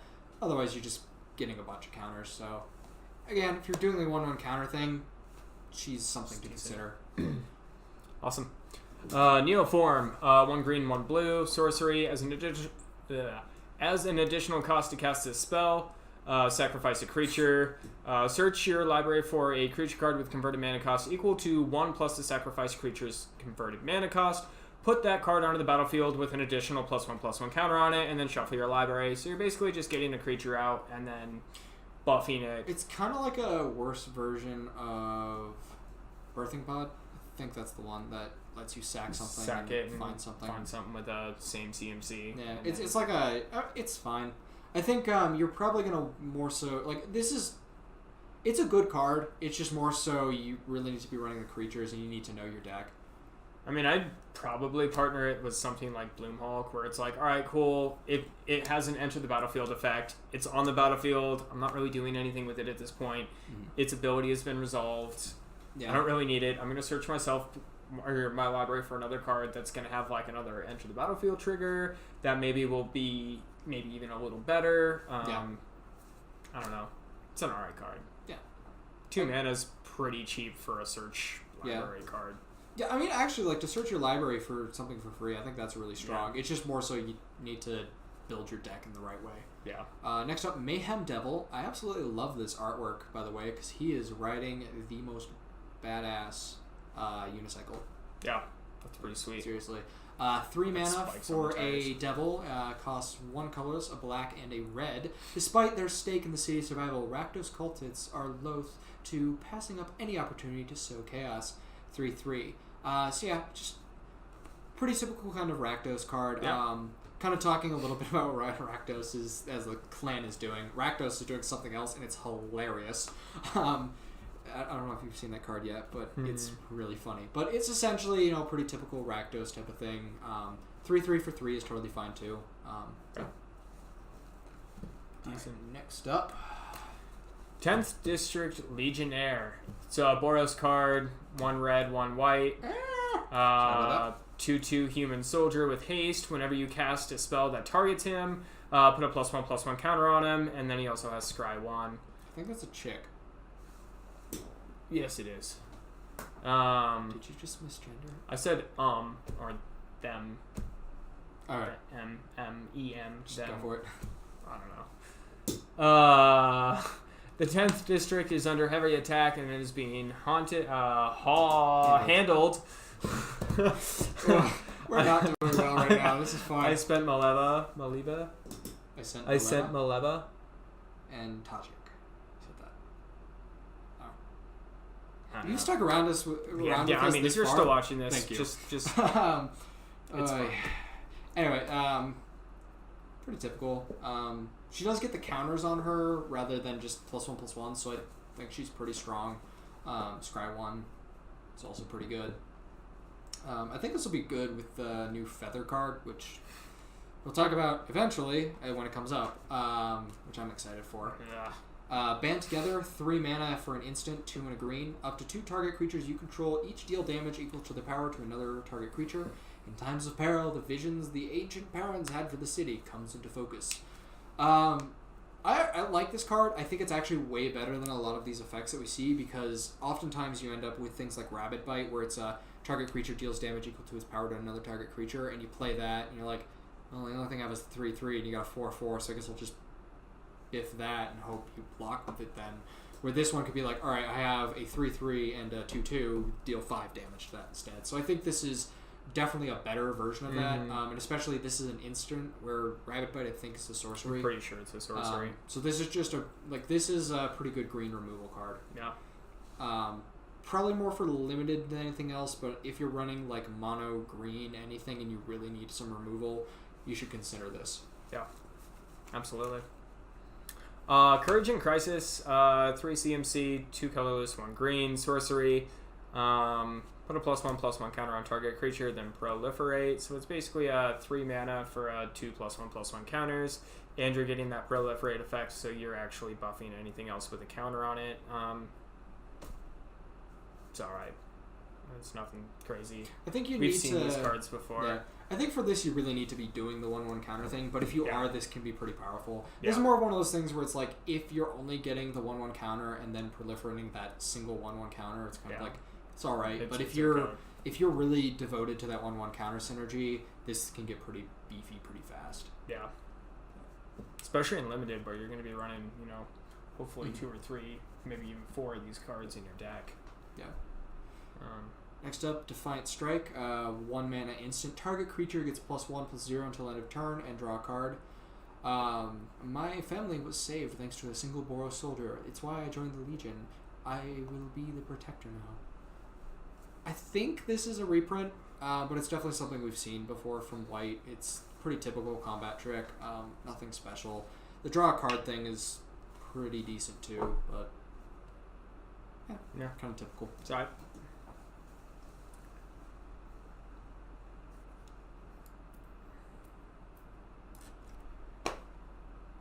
Are you up or me? It's me. This one, I believe, is also a reprint. Loxodon Surgeon. Elephant Soldier, 3/3, Vigilance. When it enters the battlefield, other creatures you control gain Vigilance until end of turn.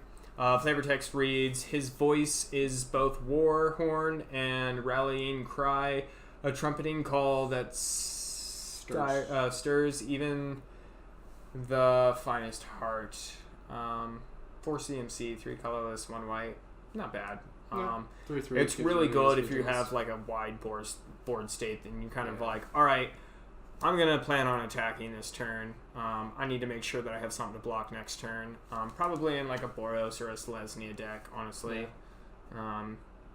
Decent card. Yeah, I think he's fine. Yeah. I don't know if this is a direct reprint, but we've definitely seen this ability before. Yeah. Next up, Goblin Assault Team. I am already sold. 4 mana, creature, Goblin Warrior, haste. When Goblin Assault Team dies, put a 1/1 counter on target creature you control.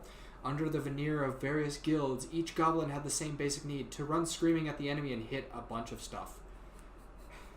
That's beautiful flavor text. Oh man, that's awesome. 4/1 haste.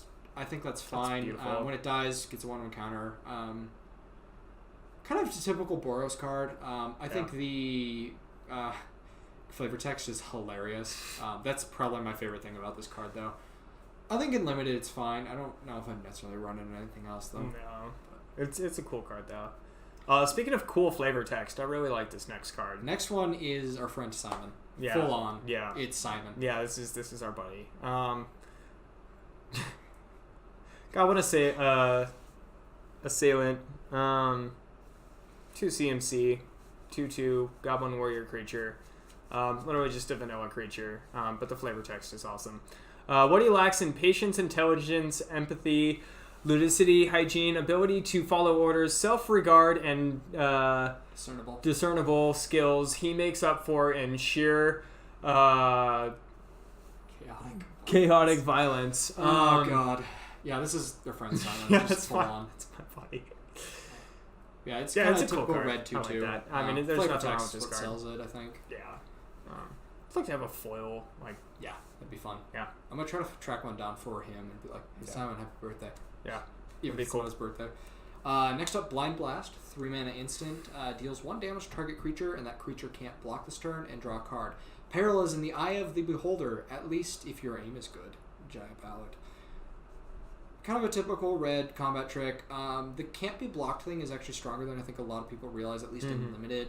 And that draw card is kind of extra tacked on. You're probably, like, the 1 damage is probably going to be irrelevant for the most part. Yeah.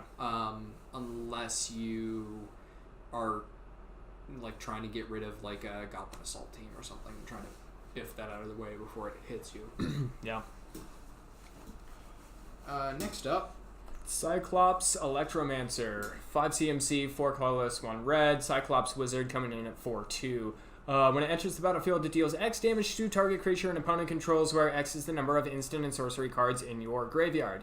Every storm has an eye. Yeah, I mean, this is a pretty typical Izzet card. yeah, it's an Izzet card.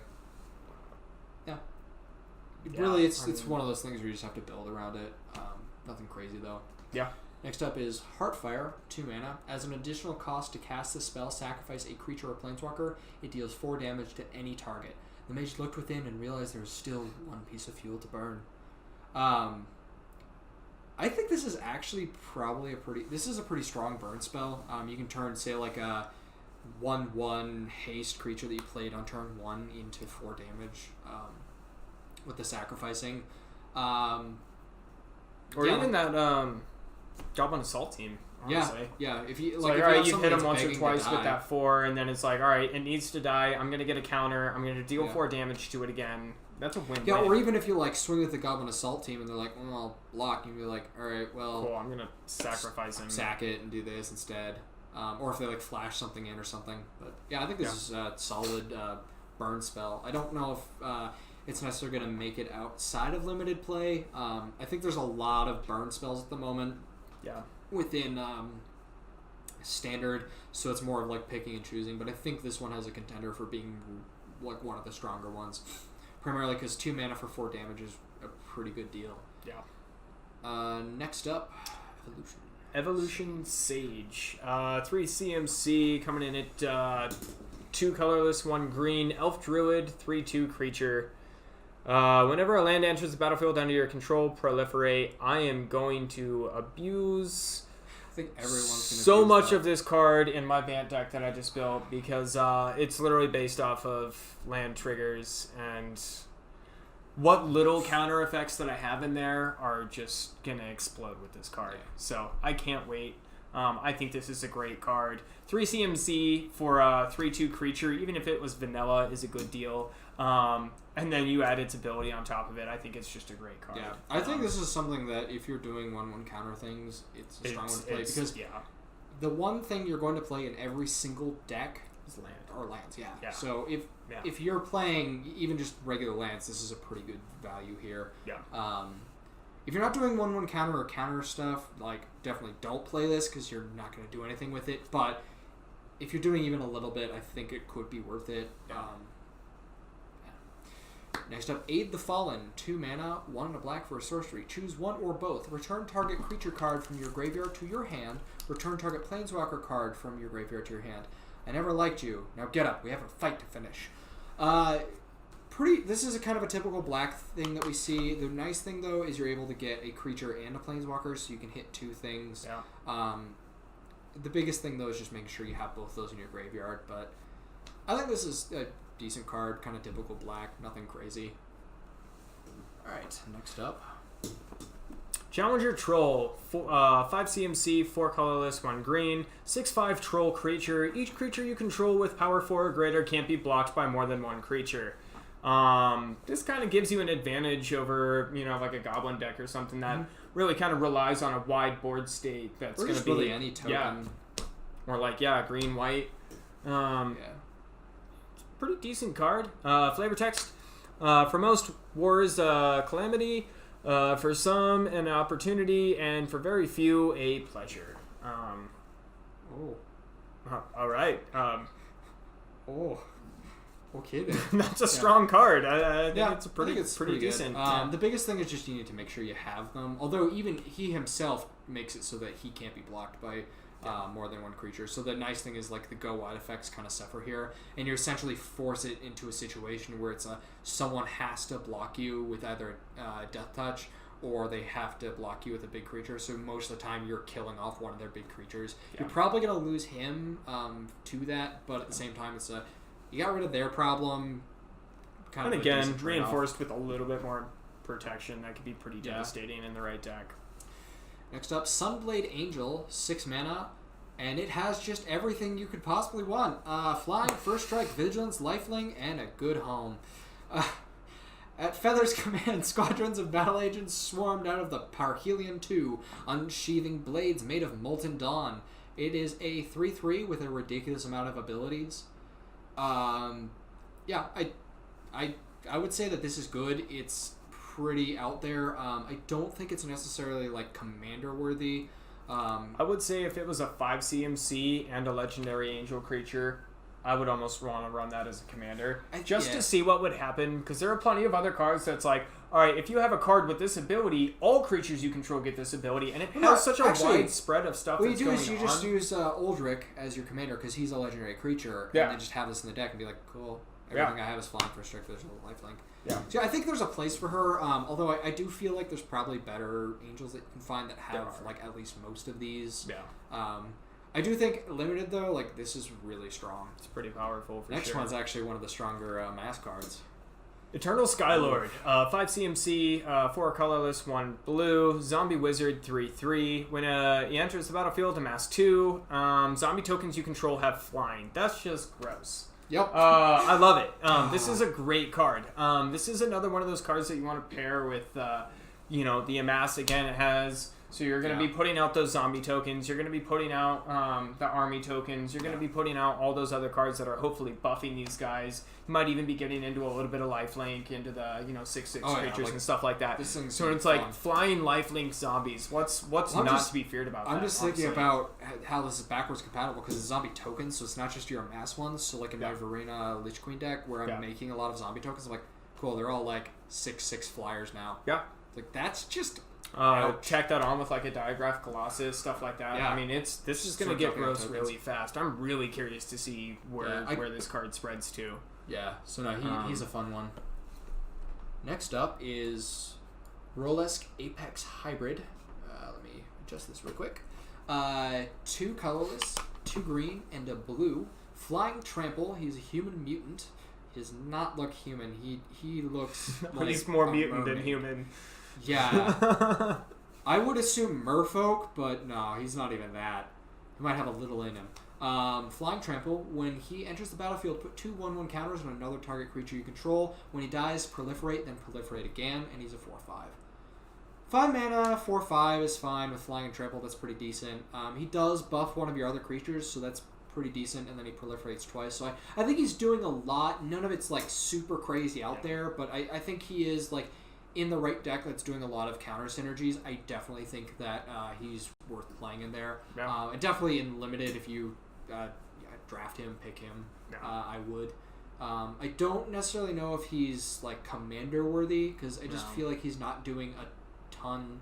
Like usually most commander cards that have an enter the battlefield effect aren't like the greatest. I've found they're kind of like, all right, yeah, you did your one thing. Yeah, those are cards that you like.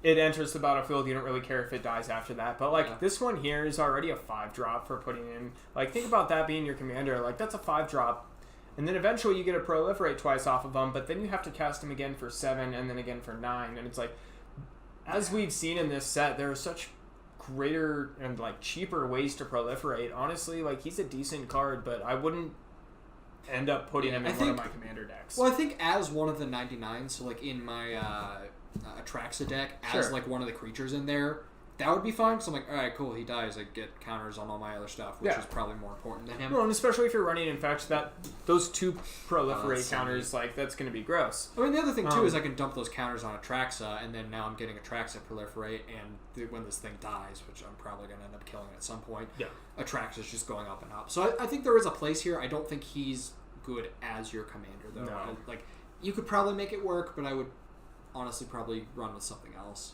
in most cases. Next up, Demolish. It's not good. Yeah, they're just don't smelt. Smash. Yeah, I mean there are plenty of other cards. I'm not even gonna read it. I don't care about it. Let's move on. Just forget about it. Forced Landing. This is actually an interesting take on a green effect that we've seen before. 2 mana instant, put target creature with flying on the bottom of its owner's library. The druid knew only 1 spell. A charm to encourage rapid plant growth. When airborne elementals, Eternals invaded her arbitorium, she had to get creative. So typically we see like destroy target creature with flying or return target creature with flying on her hand. This is, I think, honestly better because it like tucks it away at the bottom of the library. So this is actually one of the few ways to get rid of the God Eternal Kefnet, because if you exile Kefnet or kill Kefnet, he's just like, I'm just chilling Third the from third. the top. But this one puts it at the bottom, so it's like, all right, cool. Unless you search for it or shuffle and get lucky, I'm not going to deal with that for a while now. So this is probably more of a sideboard card, like most of the time these are, but I think it is a pretty decent one. Yeah. Next up, Shriek Diver. I think this is yours, right? Yep. Shriek Diver, 3 CMC, Zombie Bird Warrior, 2/1 flying, pay 1. Gains haste until end of turn. I want to do that on like my 6th turn after I've had him on the battlefield. For I know. 4 turns, I don't just to be really goofy. get the point. I feel like they should have just given him haste. I hope they know that haste kind of really only works on the first time you play him. Yeah, it's more so one of those things where it's like if you draw this late game and you're like have the 4 mana, play it for the 4 and give it haste, I guess. But I wish it was at least like a 3/1. Yeah. Like, I just don't think this is very good. Yeah, I'm not Yeah. a fan. It's alright. Yes. It's faster than we are. Draw its attention while the dev take aim. Chantel, Boros, Legionnaire. Yep. Yeah, it's fine, I guess. Next up, Steady Aim. 2 mana, instant, 1 in green. For untapped target creature, it's +1/+4 and gains reach until end of turn. The archer's heart broke, seeing her compatriots die far below, but she held position till the enemy was in range. I think it's fine. It's kind of a typical green pump reach type of spell. Yeah. Again, probably more of a sideboard card, but at the same time, you use a combat trick. It's alright. This next one has really funny flavor text. Turret Ogre. 4 CMC, 3 colorless, 1 red. Ogre Warrior, 4/3. He's got reach. When he enters the battlefield, if you control another creature with power 4 or greater, it deals 2 damage to each opponent. Pretty decent, especially if you're playing unlimited. And then Common Gruul, Career Aspirations, Berserker, Shaman, and Catapult. I like Catapult. It's pretty cool. I'd want to be a catapult. I'd probably apply for Catapult too. Yeah, he's not bad. 4/3 reach for 4 is fine. I think his like enter the battlefield ability is going to be irrelevant for the most part. Yeah. But yeah, I think he's fine. Next up is probably one of the best cards in the entire game of Magic. Oh, the Plains and Swap. The legendary Orzhov. Good job.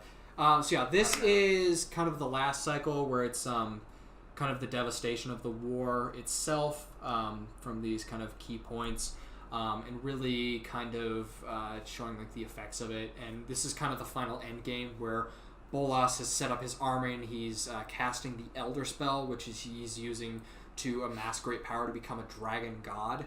And everyone else is kind of figuring out how do we kill him, and you know people are kind of regrouped and fighting back. So that's kind of this third act that'll kind of bring us into the end, and then there's a little couple of epilogue cards. You did the turn ogre, right? Yep. Go for it. Solar Blaze at 420 YOLO. Dude, why? I don't know. All right. So 2 and then a red and a white. Each creature deals damage to itself equal to its power. The primary weapon is nothing more than light. It shows them what they are. They burn of their own accord, Aurelia. I think this is an interesting board wipe. It kind of demands that you build your deck in a way where it's you have like 1/3s, 2/4s, those types of things. I think it's very situational. I don't think I would necessarily run this. This feels more like a sideboard or like based on your It can meta. be a really good board wipe in the right scenario. Yeah. In the right scenario. Outside of that, if you're not going to plan the deck around this card, good luck. Yeah, unless you're really doing like a like defender type deck where it's like 1/3s, those types of things. I don't think I would it's run not this. great. It's also weird that this is a Boros card, considering that Boros cards are usually Aggro and not yeah, they're defense. usually like 4/1s, like the goblins that we saw. Yeah. Like, I don't know. It's a little weird. Yeah, it's a little backwards in my opinion. Ooh, next up All right, is go ahead. I know you want to. you can do it if you want. No, All go right. ahead. So I'm really excited about this card because it is legitimately the only good Boros commander. Fight me. Anyway, like this, it might not be the only good one, but it is the strongest Boros commander that we've seen in a while at least. Feather the Redeemed. 1 red, 2 white. Flying Angel for 3/4. So right off the bat, that's a decent just powerful, creature, yeah. but his ability is out of this world. Whenever you cast an instant or sorcery spell that targets a creature you control, exile that card instead of putting it onto the graveyard as it into your graveyard as it resolves. If you do, return it to your hand at the beginning of the next end step. Meaning that all of those combat tricks, all of those like target creature type shenanigans that you can do come It's a back move. to you. And the big thing is this makes instant and sorceries actually like usable in Commander, so you can get a lot of these really like pretty decent effects that are just repeatable. And this actually has like ridiculous card draw because you can cast like that Sure Strike. Or not Sure Strike, Defiant Strike, which is +1/+0. Target creature gets +1/+0, draw a card. Cast it on him, he becomes a 4/4, and you draw a card. That card is exiled, beginning your end step, that comes back. Since it's an instant, you can keep casting that. And there's a couple of others like that, so you can just draw ridiculous sums of cards. So he's definitely probably one of the strongest Boros commanders out there, and there's a lot of like cards that become really viable with him. So it's definitely going to be interesting seeing what happens with him and kind of where he goes. Mm-hmm. Yeah, I'm excited. I'm probably going to build it because I've been waiting for a Boros commander for a while now. Yeah, same actually. I've been kind of playing around with some of the other ones, and I just haven't really been They're impressed. pretty much all combat I'm really impressed with this one. I will, however, let you take this one. Let me You do can it first? Yeah, you can go for it. I got some other deck ideas that I kind of want to play with first. Part of it's going to depend and on... I'm really the curious to whole- see how it plays out because I think it's also a really interesting card. So Yeah, it's pretty strong. The other cool thing about it too is if you have something that's like when this there's a couple of the heroic cards from the Theros block where it's if you target this creature, you create a 1/1 creature. So if you target that, his ability still triggers, meaning that you're getting that card back, and so you can keep just. I'd like to out see these like tokens. a heroic mentor deck with Feather as the commander, That'd where be basically you just have heroic and mentor creatures, and then you're just continuously casting those spells, targeting all of your own spells, and then getting that card draw to keep feeding into that. It'd be fun. Anyway, moving on. Kazminian's Transmutation. Did I say that right? Kazminia's Kazmina's Transmutation. Choose Russian. That's my vote. Like a Russian frog. It's a It's frog, right? Thanos. Yeah. The the Thanos frog. That's what people have been calling it. Thanos frog. Boy. 2 CMC enchantment. Enchant creature. Enchanted creature loses all abilities and has a base power and toughness 1. This is pretty typical. Although, We've seen this in the last set where actually it was Ravnica, Guilds of Ravnica, right? Yeah, I where think this that's came something out. like that. I do think it was that the Leapfrog or something like that. well, no, that was the one where if you cast an ancient sorcery, it gained flying. That was the other one I'm thinking about then. One of them is enchantment, just like this one, and it's they lose all their abilities. Yeah. I like to combo it with fire and ice, I believe it was, where it's it was fire and ice, I think. And I think it was Wall of Ice is what it was. Well, it was a dual carded. Is it instant? And it was target creature loses all abilities, becomes a 0/1 frog until end of turn, and then the other half of the card dealt 2 damage to it. So it was basically an instant removal if you paid for both sides of the card. Well, one of them was Aftermath. Aftermath? Yeah. I think Interesting. maybe I don't Maybe. know. I don't remember. Oh, that might be an Amonkhet card then. Maybe. But like this type of effect we've definitely seen before, but Yeah. it's actually really strong. Yeah. It's a lot stronger than you would assume. Well, think about someone who's got like a 30,000 Animar on the battlefield. Well, the Animar still doesn't work because it removes the protection from black because the counters are still there on Animar. But something like a Muldrotha.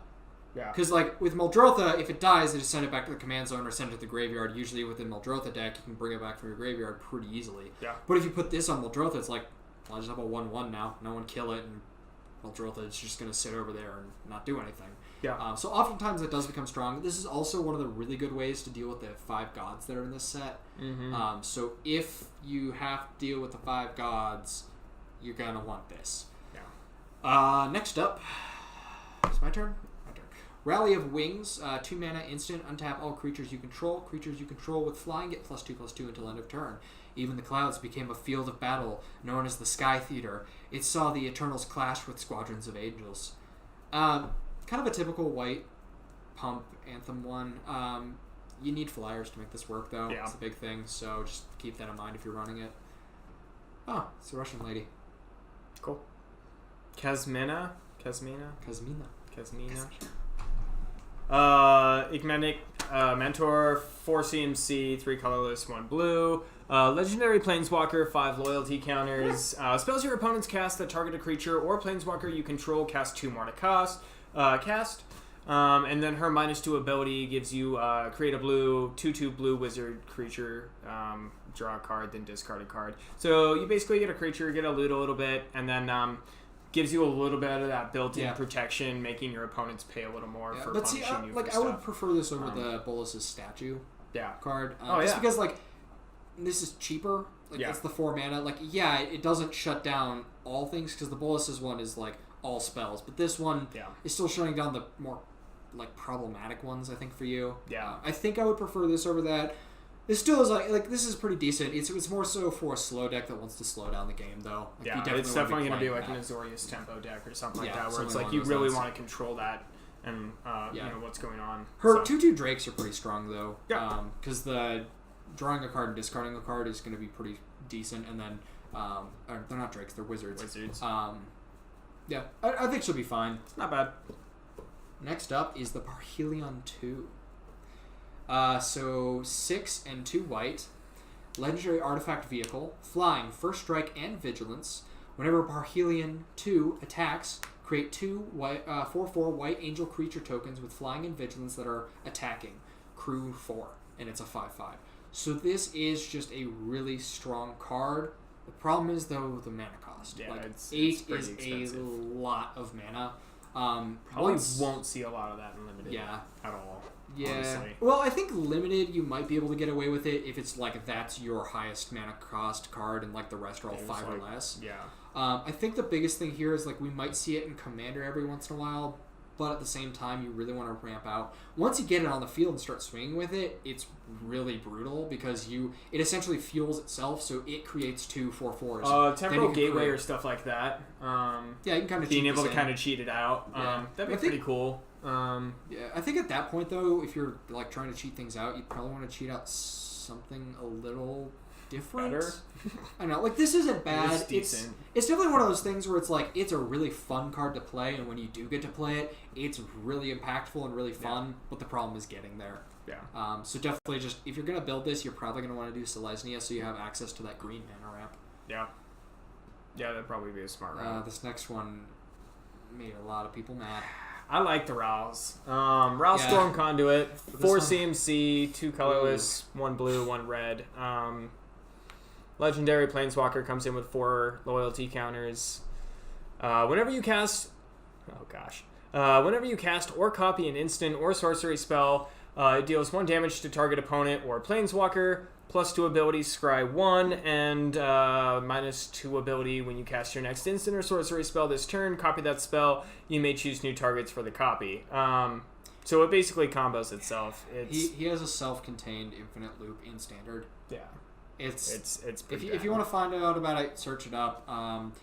Both of us are not the biggest fan of infinite combos for the most part, unless they're like something crazy, wacky, like you have to just have be 4 unique, cards. honestly. Like Yeah. I'm just so tired of all the infinite combos that just like I mean, if you're playing do competitive, cool stuff. like if you're playing competitive and you're like, I'm playing in standard tournaments to play the strongest deck. Yeah. Okay, do it. cool, Fine. do it. If you're playing casual, every once in a while, like, okay, cool, you went infinite, that's fine. But to some degree, we just aren't like the biggest fans of it. If that's how your playgroup plays and that's kind of the goal of your playgroup, that's fine. Our playgroup just isn't that way.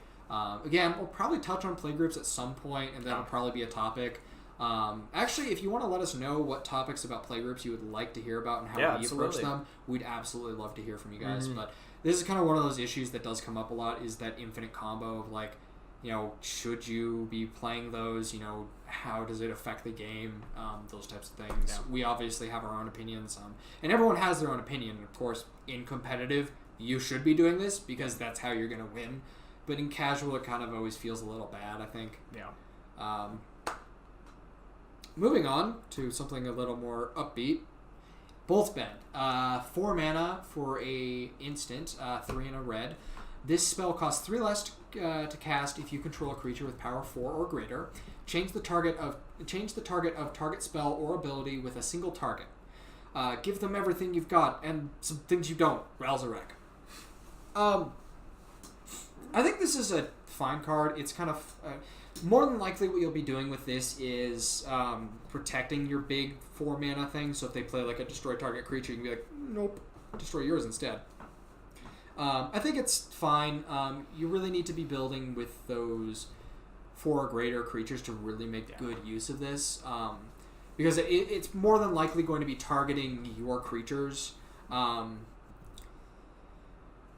Yeah, you can also change it off of you though. So if someone plays like target opponent sacrifices 3 permanents, you can be like, you Nope. do that instead. So there is some versatility here. It's definitely one of those ones where if you have the mana, it can be really detrimental. But it's also one of those cards that's like It's just high enough that like Yeah, you don't well- want to feel like you need to save 4 Yeah. mana for it. that, every and then turn. also it's if someone only plays like a target creature gets -2/-2 until end of turn on your 3/3, you're like, but they only have like 4/4s. You're like, well, I don't really want to do that on your 4/4 unless Mhm. you're attacking with it. So it kind of becomes this like give and take of like it can be really strong, Yeah. but if it's not strong, it's not strong. So it's always one of those downsides. Always an interesting topic. Awesome. All right, back to Rob. Ral's Outburst. 4 CMC, 2, and then 1 blue, 1 red. Instant. Deals 3 damage to any target. Look at the top 2 cards of your library. Put one of them into your hand and the others into your graveyard. It always sucks when they go to the graveyard, but Yeah. honestly, if you're searching for the right stuff, it should be just fine. Time to find the meeting point of Lazotep. Melting. Time to find the melting point of. I was like, that makes no sense makes at no all. sense. It's because Yeah. I read it wrong. Yeah. Ral Zarek. Yeah, so kind of Yeah. a typical is it type card, deal damage and get some card advantage. Nothing crazy here. Totally fine card too. Next up, Chandra's Pyrohelix. 2 mana instant, it deals 2 damage divided as you choose among 1 or 2 targets. Now that I've dealt with your little toys, I can focus on the real problem. You, Chandra Nellar to Delvin Ban. Typical red burn spell. 2 mana for 2 damage. Yeah, I 2 think that's manage. fine. Manage. I'm going to manage your creatures. Alright, let's move on. Moving on. All right. Chandra I almost said Chandra Fire Alarm. I mean, it makes... Oh, man. All right. You Chandra should have Fire fired- Artisan. 4 CMC, 2 red, 2 others. Legendary Planeswalker comes in with 4 loyalty counters. Whenever 1 or more loyalty counters are removed from Chandra, she deals that much damage to target opponent or Planeswalker. +1, exile the top card of your library. You may play it, this turn. Okay. I guess. I guess if it's so excited about well, that. I guess if it's a land, you might as well. I mean, you can play it. Yeah.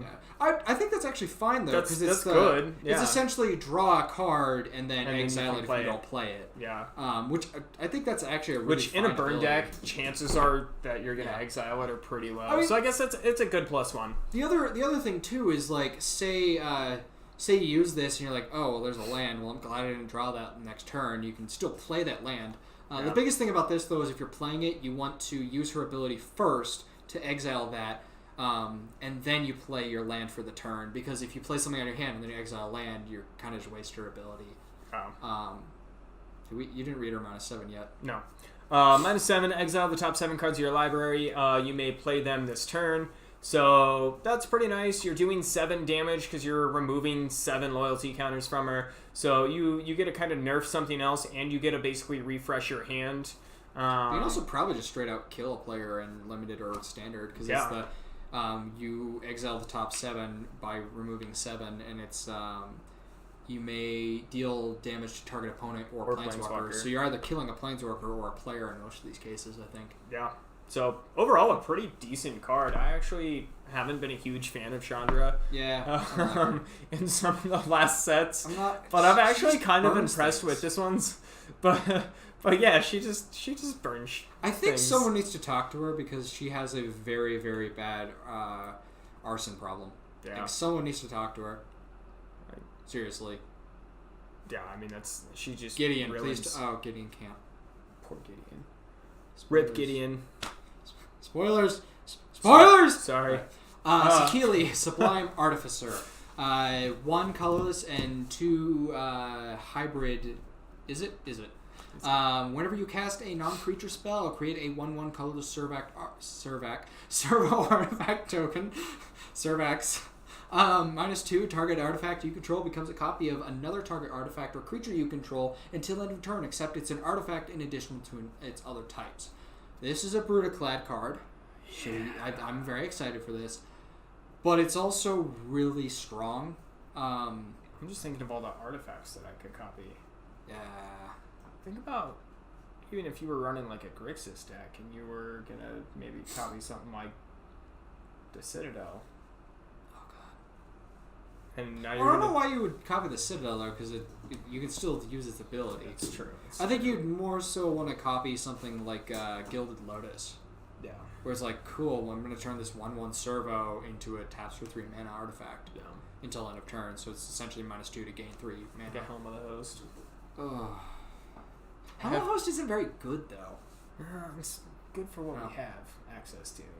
Except for one of these cards coming up. Oh, it's so For rough. now. For now. Yeah, like, she's just really good in Standard. I think it was Desolator Magic that I was watching his channel the other day, and he had a really long rant about this. So if you want that breakdown, go there. It's primarily a problem for Standard, I think. For Commander and other formats, it's going to be sort of like, yeah, this is a good card type of thing. Next up, is it your turn or my turn? My turn. Saheeli I keep Silverwing. forgetting. 4 CMC, colorless. It's a 2/3 Drake, flying. When it enters the battlefield, look at the top card of your target opponent's library. That's not what I thought that read when I first came to I that. didn't either. I had to recheck that. I guess it's good in a control deck. I think since you can't put it on the bottom, it's not very great. I don't know. I wouldn't really It ever run forces this, I you think. to run another card to either make them. Like, that foreknowledge isn't really helpful if you don't have an answer, I think. Yeah. All right. Yeah, And I'm a 4 moving mana on. 2/3 I'm not flyer even is gonna. not I'm not great. even gonna finish reading that card. Moving on. Alright. Davin, Hand of Control. Fun fact here, they screwed up the art. Davin's supposed to have 6 fingers on each hand. He has 5. Yeah. A lot of people are mad about that. So 3 mana, 2 white, and hybrid. Davin, Legendary Planeswalker. Artifact, instant, and sorcery spells your opponent's cast cost 1 more to cast. Until your next turn, prevent all damage that would be dealt to and dealt by target permanent and opponent controls. So kind of the same effect that we've been seeing with slowing down the game. Still think this is better than the Bolus's statue card, just personally. Typical kind of same, like, slow down the game type of card, though, that we see from these types of Planeswalkers and Azorius cards. Law Rune Enforcer, 1 drop, white mana, human soldier, 1/2. Pay 1 tap target tap to tap target creature with converted mana cost 2 or greater. See that no one enters or leaves. New Parlov today. And notify me at once of any Planeswalker activity. Dovin. I think this is actually a really strong 1-drop card in Standard and Limited. I think for Commander it's a little too weak. Yeah. But being able to tap down things is pretty good. And the other thing, too, is most of the time, like, I think it really should read tap target creature with converted mana cost, with just tap target creature, because 2 or greater is most of the things that you're going to be seeing. Yeah. And usually a 1 mana creature is going to be like, cool, I'll take the 1 or 2 damage it's going to deal. Yeah. Unless it's something I don't like typically super tap gnarly. any. Like, I don't go out of my way to tap anything that's honestly more than or less than 4. Yeah. I still don't want to take that, but I'm Yeah. gonna, recent game I was playing earlier, someone had a 37/37, and I was like, I'm gonna tap that first, and then, kind of work my way down the chain of command. I'm not really worried about anything that's under 2. Yeah, so my I'm- assumption is that 37/37 was probably 2 or more mana. Yeah. Yeah. That's just a weird design choice, I think. Yeah. This is definitely really strong, though. Definitely play this. Next up, Jaya, Venerated Fire Mage. 4 and a red for a Legendary Planeswalker Jaya at Uncommon. If another red source you control would deal damage to a permanent or player, it deals that much damage plus 1 to that permanent player instead. Jaya, Venerated Fire Mage, deals 2 damage to any target, which becomes 3. And she's 5 loyalty. Pretty typical red, just extra burn. It gives you 1 burn. If you're running burn, you probably want this. Yeah. Or even just red aggro, I think. You probably want that. Alright. Jaya coming back. Cool. She's a badass old lady. Jaya's Greeting, 2 CMC instant, deals 3 damage to target creature, scry 1. We have visitors.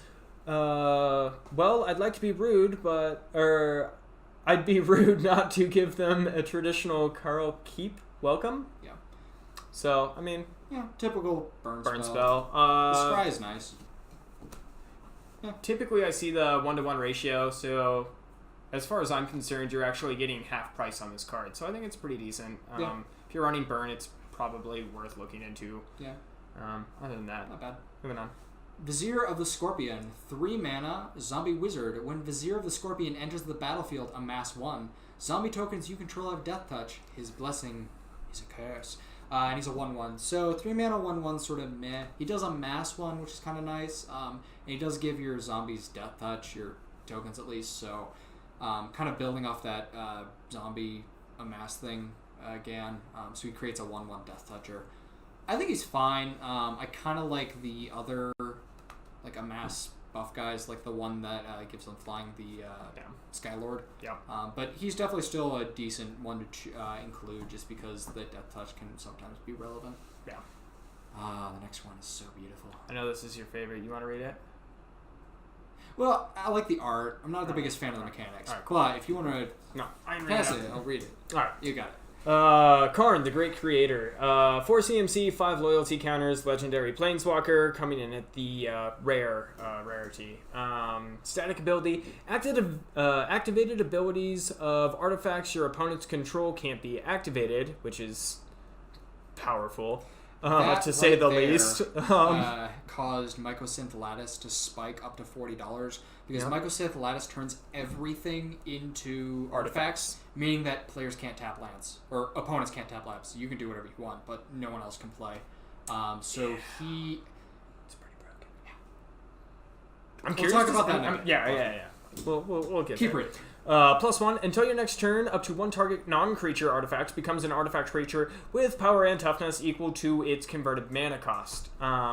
-2 ability, you may choose an artifact card you own from outside the game or in exile, reveal that card and put it into your hand. I think it's an overall decent card. Yeah.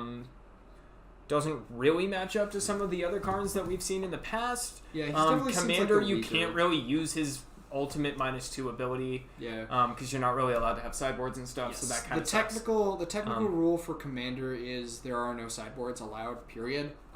That's just, you don't use them, because trying to sideboard in cards would just be broken, or just be painful, because you're searching through 100 cards. I will say from earlier that, again, with these Planeswalker cards, I really only want them for the static ability, and this is a prime example of that.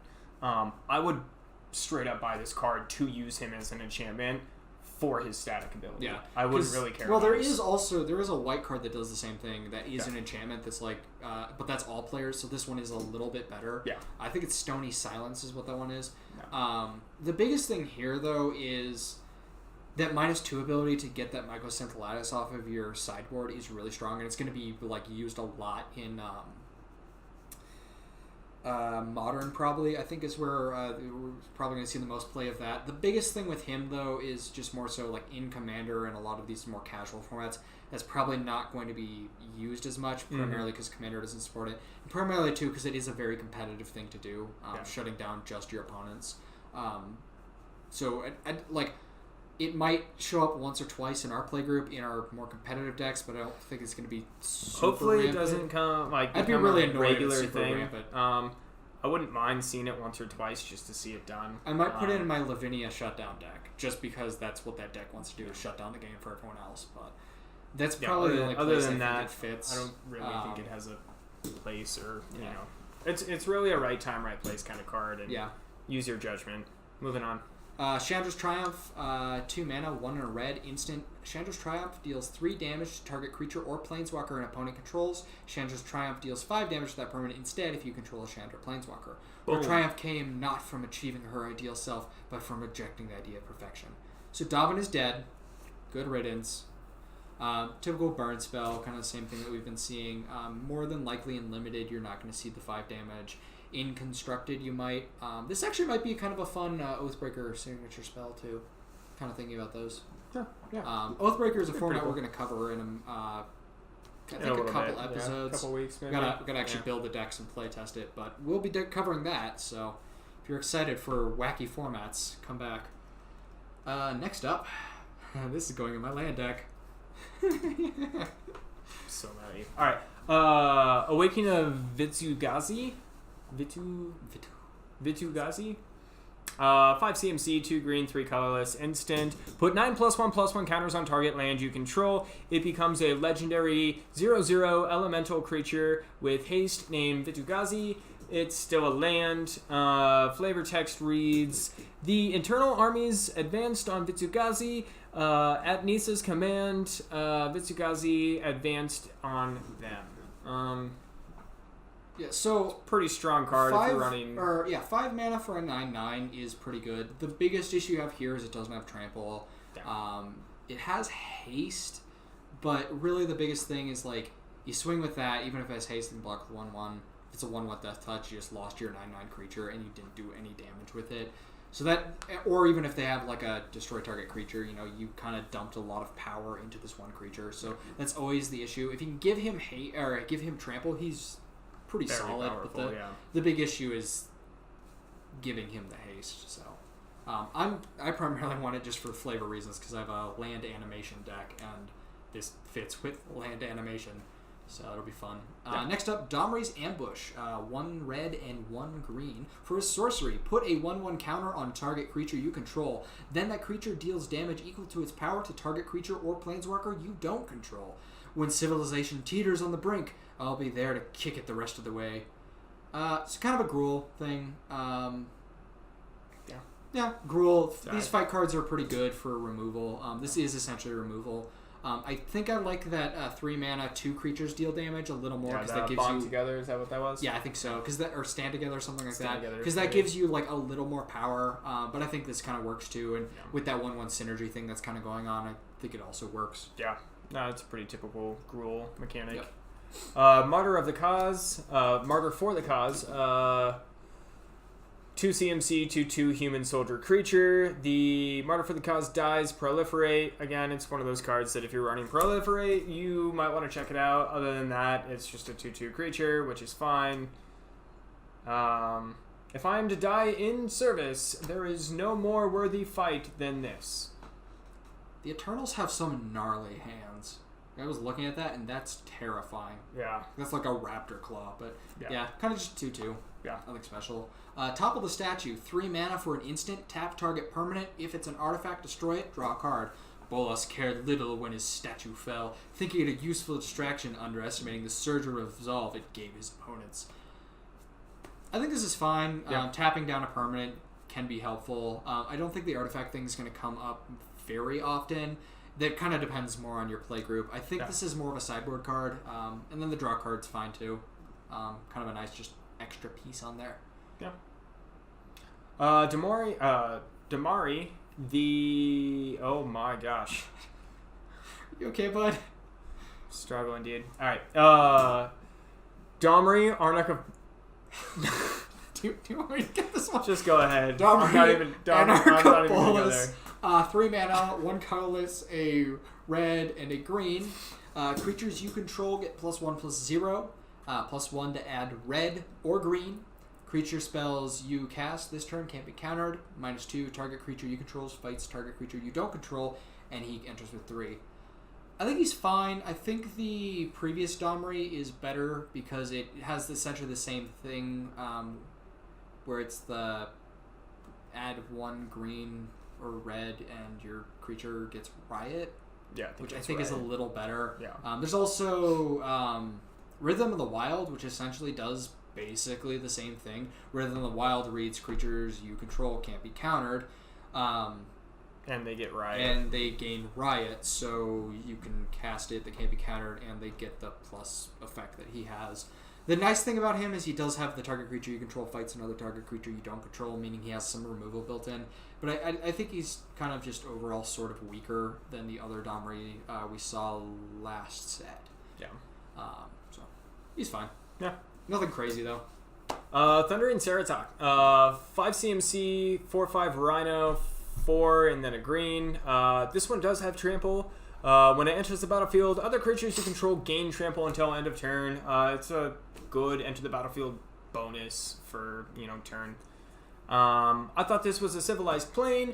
How are there so many feral beasts? Dalvin, you can't be talking. You're dead.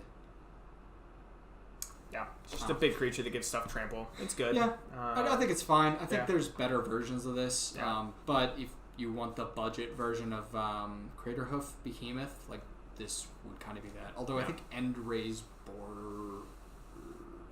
Forerunners is a little better. Yeah.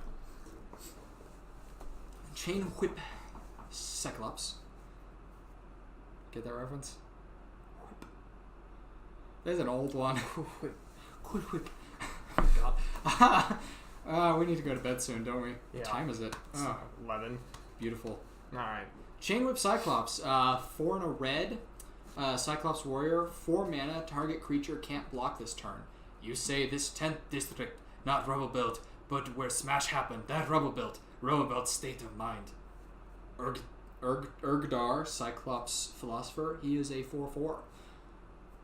Big creature, the can't be blocked thing is going to be somewhat relevant, at least in limited. Kind of just more a big creature, though. I think I would prefer some of the other ones, though, personally.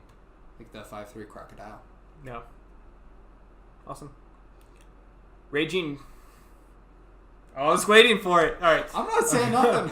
Raging Crunch. 3 CMC. 4/3 Beast. Can't attack or block alone. That's. See, this is another card that kind of has that partner effect going on, but doesn't actually have partner. It partners with the Crunch Wrangler, which is the next card. Seeing so much easy prey makes her crazy. See how she snorts and drools. Jews. Yeah, I don't know. It's fine. Jeez, Crunch Wrangler. Is the crunch gonna crunch? You look like you're about to slap me. I thought you were. Okay. Crunch Wrangler. 2 mana human warrior, trample. Whenever a creature with power 4 or greater enters the battlefield under your control, put a 1/1 counter on Crunch Wrangler. Looking over 2 city blocks of destruction, he could only crackle with pride. And he's a 2/1. Again, I feel like these two should have partner, but they don't, and it's just weird to me. I think he's fine. I think they just assume people are going to partner him, but... Yeah, but partner itself has that mechanic of, when you cast it, you get to search for the other one. I think that might push these into the uncommon realm, but I kind of wish they just had them, because it just feels like it makes sense. Yeah. Especially from the art standpoint that they keep taking with these. Yeah, I agree. Nissa's Triumph, 2 green sorcery. Search your library for up to 2 basic forest cards. If you control a Nissa Planeswalker, instead search your library for up to 3 land cards. Reveal those cards, then put them into your hand. Shuffle your library. Her Triumph came not from destroying the unnatural, but from fostering life.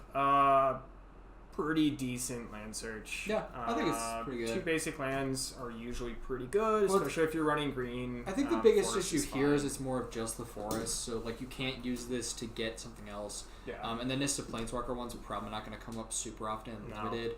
If you build your deck in a specific way, I think it'll be fine, but it's more of you got to build your deck that way. I agree. I think she's pretty good. Yeah.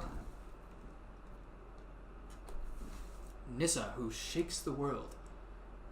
Let me reorient this real quick because my faces are in the way. There we go. That was painful. Cool. Nissa, who shakes the world. 3 and 2 green for a legendary planeswalker Nissa at the rare rarity level. Whenever you tap a forest for mana, add an additional green. So right there, that makes this pretty much viable.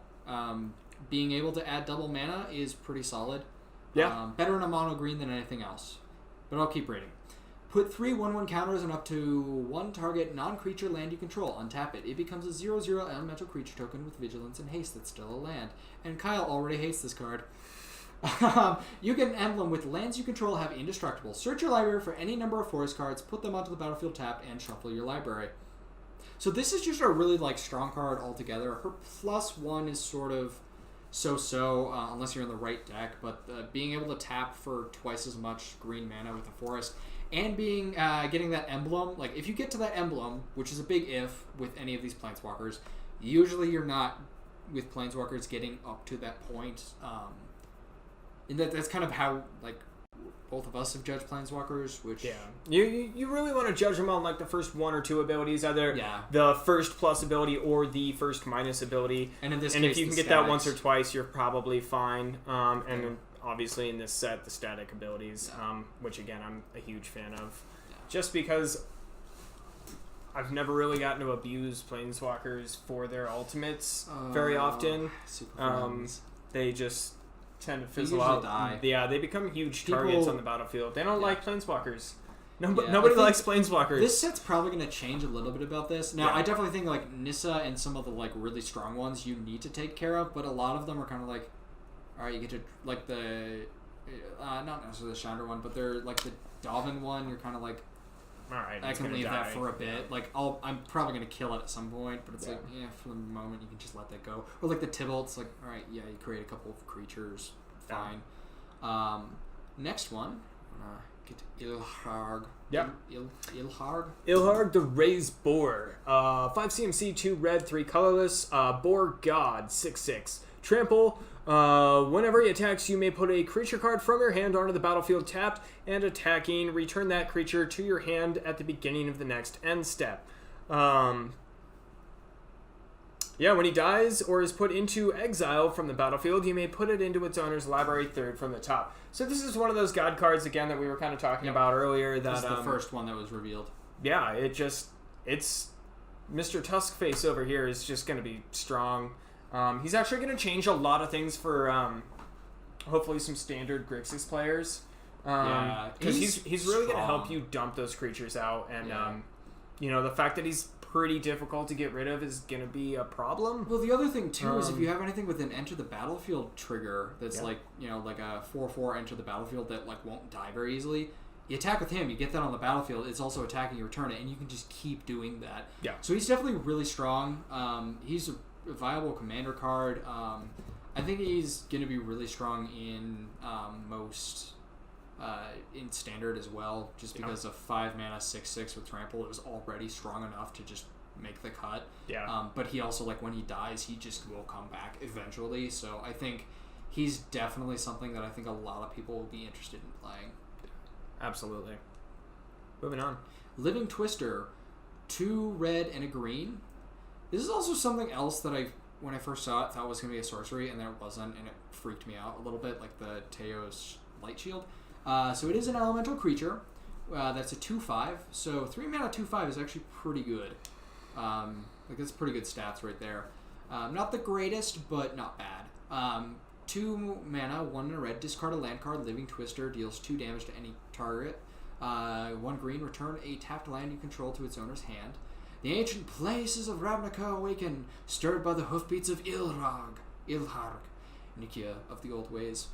So I don't think this is activated abilities are fantastic. It does help late game when you have extra land and you just want to burn through it. Mm-hmm. So if you're trying to close out a game, this can be sort of relevant. If you're well, I have 6 mana, let me just tap a bunch of it, return a couple of the lands to my hand, then discard those ones to deal 4 damage to potentially kill off someone. I think that's probably only going to be relevant in limited and potentially some standard decks, but I think for the most part, it's not necessarily going to be played too much in a lot of the bigger formats like Commander. Yeah. Awesome. Dreadhorde Twins, 4 CMC, 3 colorless, 1 red, Zombie Jackal Warrior, 2/2. When he enters the battlefield, you get to amass 2, and zombie tokens you control have trample. Honestly, not what I expected from a red card. Yeah, this is a weird red card. I thought it was gonna say haste. I kind of felt like First Strike. That seems kind of more of what this is going to do, like a Dreadhorde. Yeah. Well, it's like the Dreadhorde Twins, where it's they're both ganging up on you, they overwhelm you quickly, so they get the first strike in. Or one of them's distracting and the other one hits. I don't know. I don't think it's bad. I think It's you know fine. 4 mana for 2/2/2s essentially, or a 2/2 and 2/1/1 counters is pretty good. Although giving a army with trample could be relevant because say you've been building up this point, it's like 3/3, and then you give it to this, making it 5/5, and now it's a 5/5 with trample. Like that's already getting pretty solid. It's starting to become a threat. So I don't think this is bad. I just think it's more so like you have to be doing the amass to make it worth it. Here is the submarine. We all live in a yellow submarine, although this one is blue. Silent Submersible, 2 blue for an artifact vehicle. Whenever Silent Submersible enters the battlefield...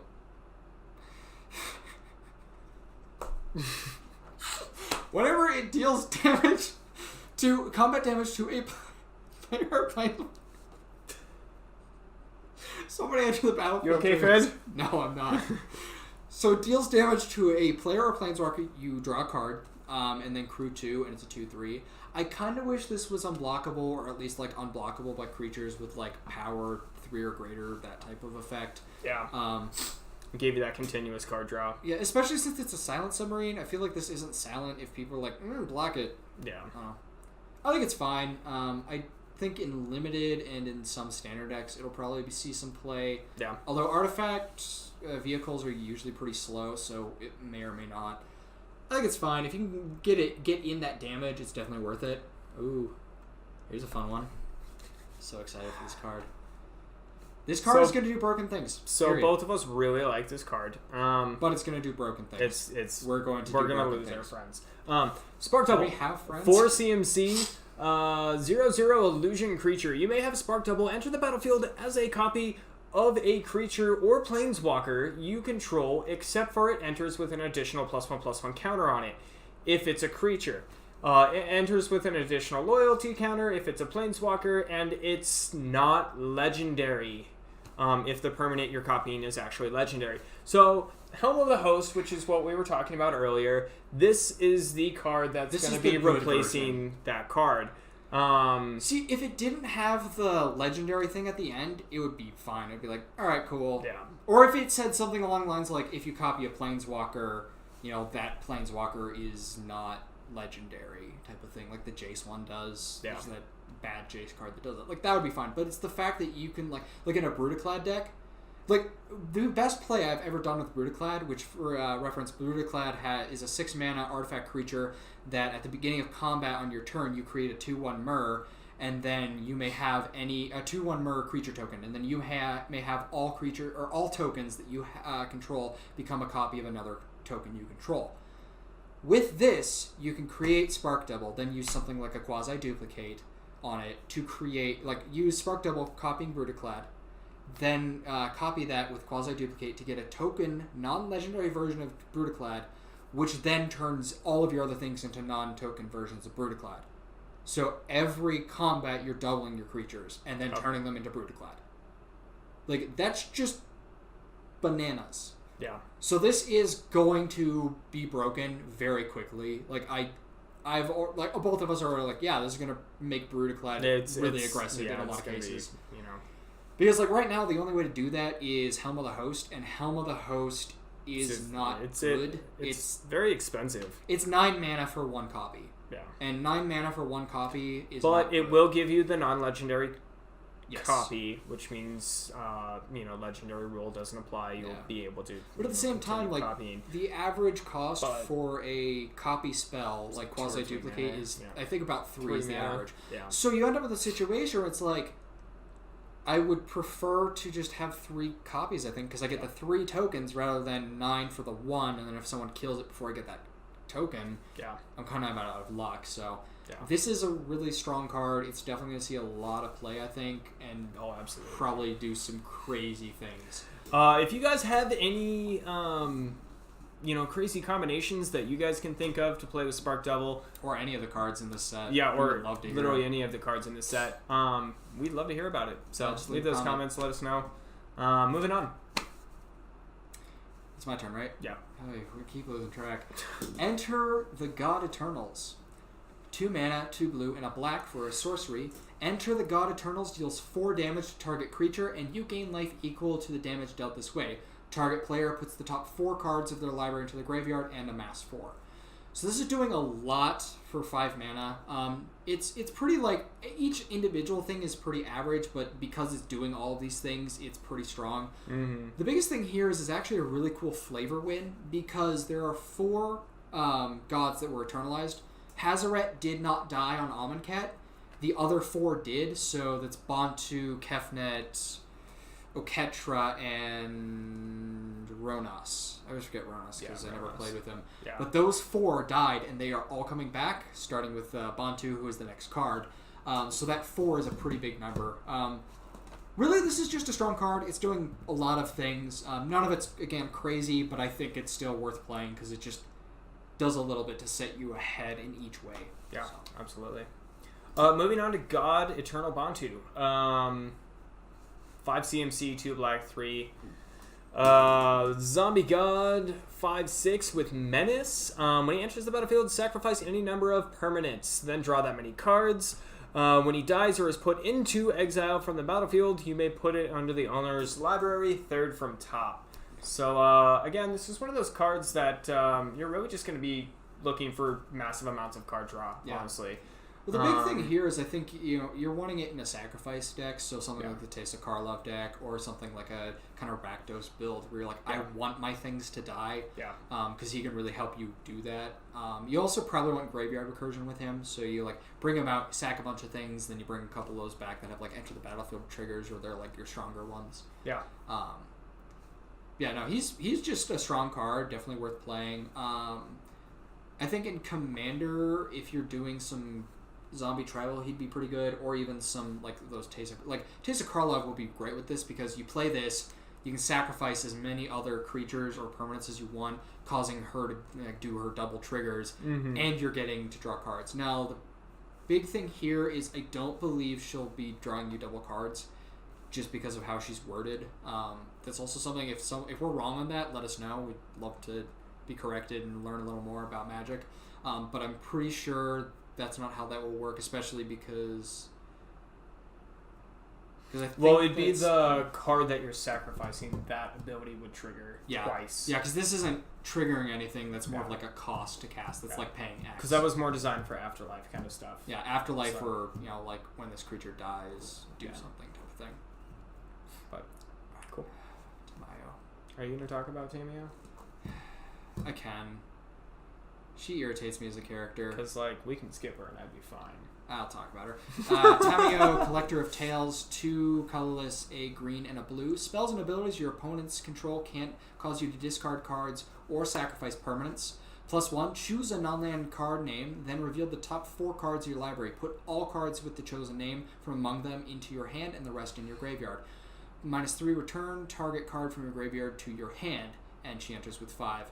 So she's kind of just card draw and card advantage type of thing. She does also let you kind of bring back some stuff that you might have milled yourself out of. She's fine, I think. She gives you a little bit of protection from some discard and sacrifice, which we've seen a little bit of this. I don't like her as a character. She's not doing a whole lot. Well, there's a card that comes up where she's facing off against Kefnet, and she's like, "Oh, I actually have to fight." I'm like, "Yes, you do. This is a war. You're not just gonna sit there and just not do anything. You've got to do something." She's just not like a character I ever resonated with. If you like her, I'm sorry. I don't. I'm also a Grixis player, so green is not a color that resonates with me. Next up is the card I was just talking about. All right. Tamiyo's this 'cause I'm Epiphany. a 4 CMC, scry 4, draw 2 cards. Tamiyo wished only to observe the war, but she did not realize neutrally that she had an opinion. Everything about that second half is wrong. Do you want me to do this? No.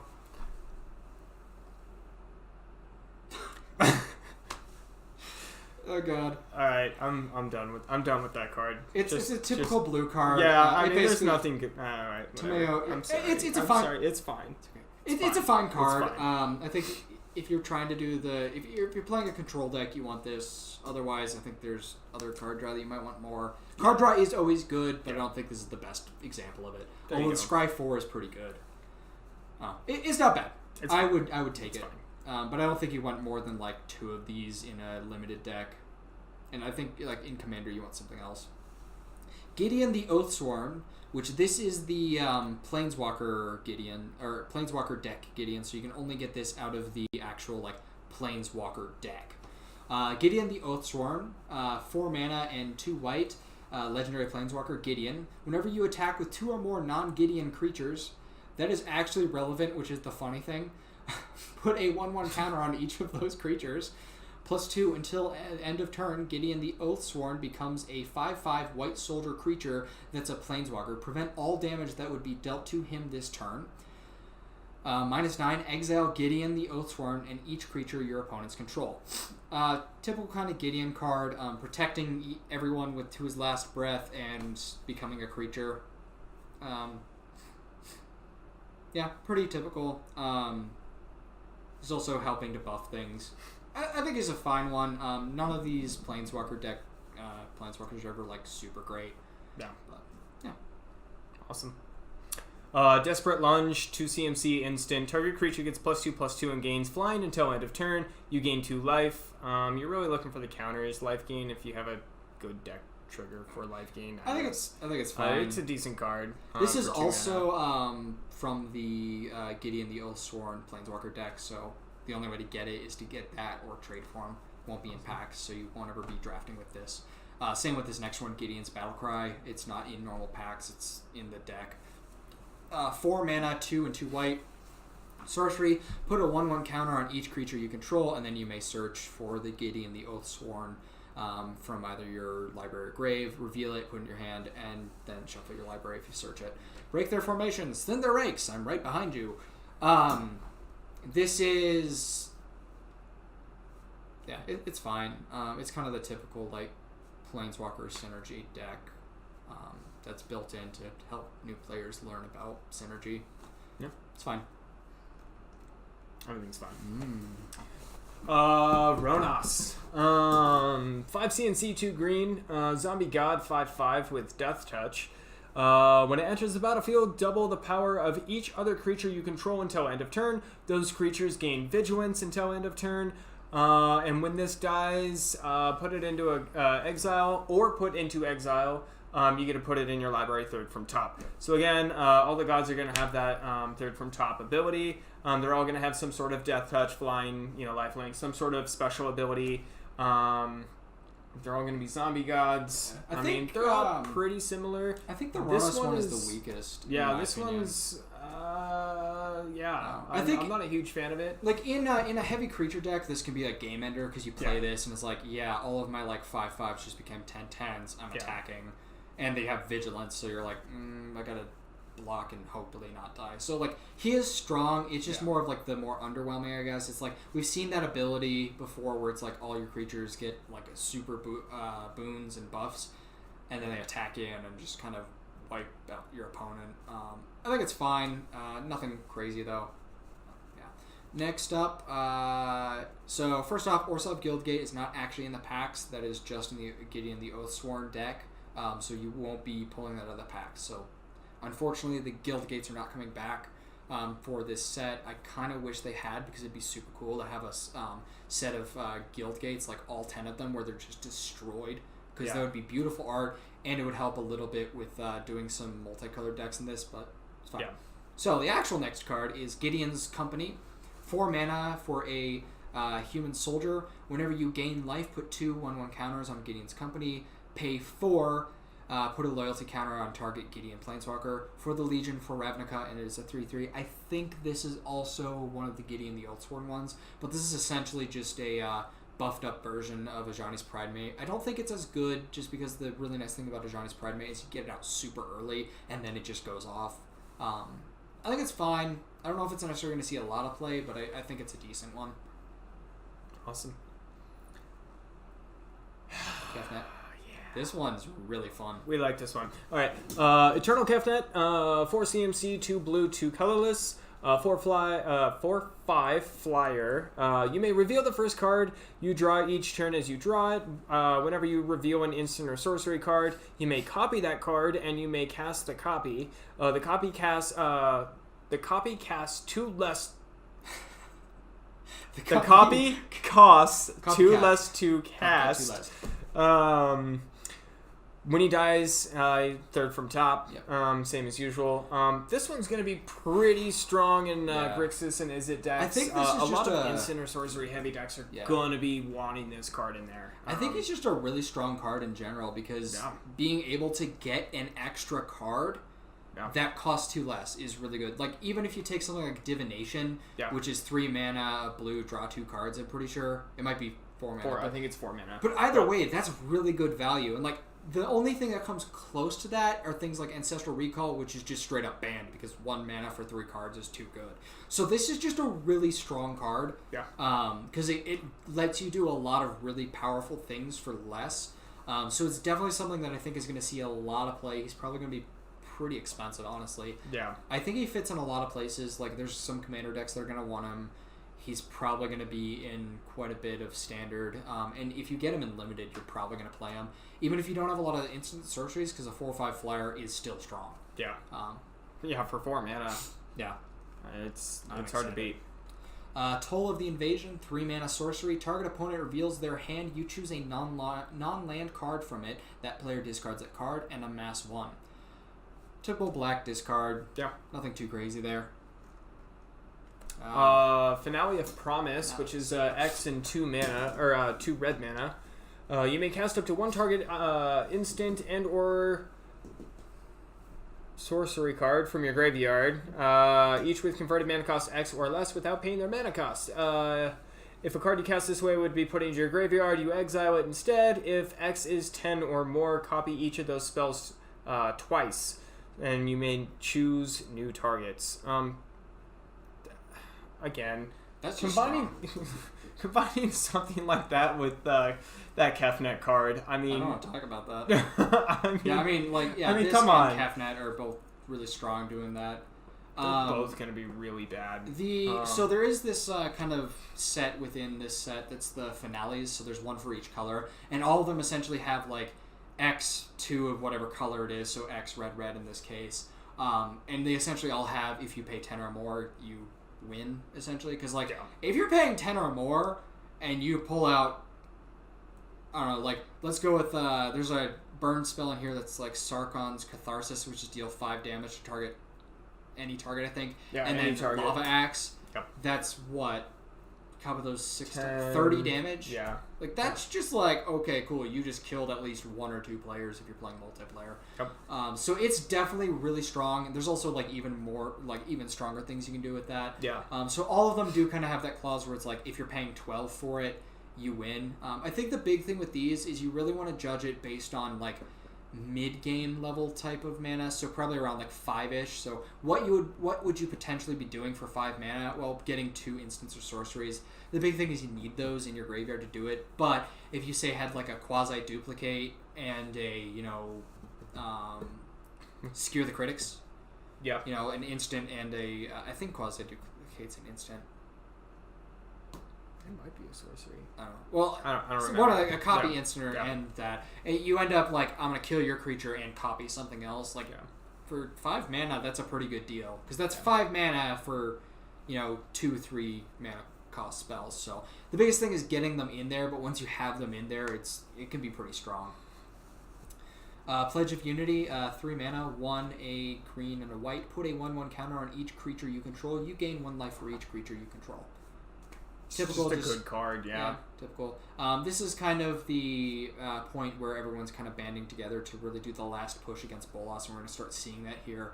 Actually, with the next card is when they start to actually like push back and figure things out. You want to read this? Sure. Jace's Triumph. 3 CMC sorcery. Draw 2 cards. If you control a Jace Planeswalker, draw 3 cards instead. His Triumph was not outsmarting Bolas's plan. But in understanding why ultimate power is self-defeating. It's pretty deep when you think about it. Yeah, pretty decent card. Card draw is always strong.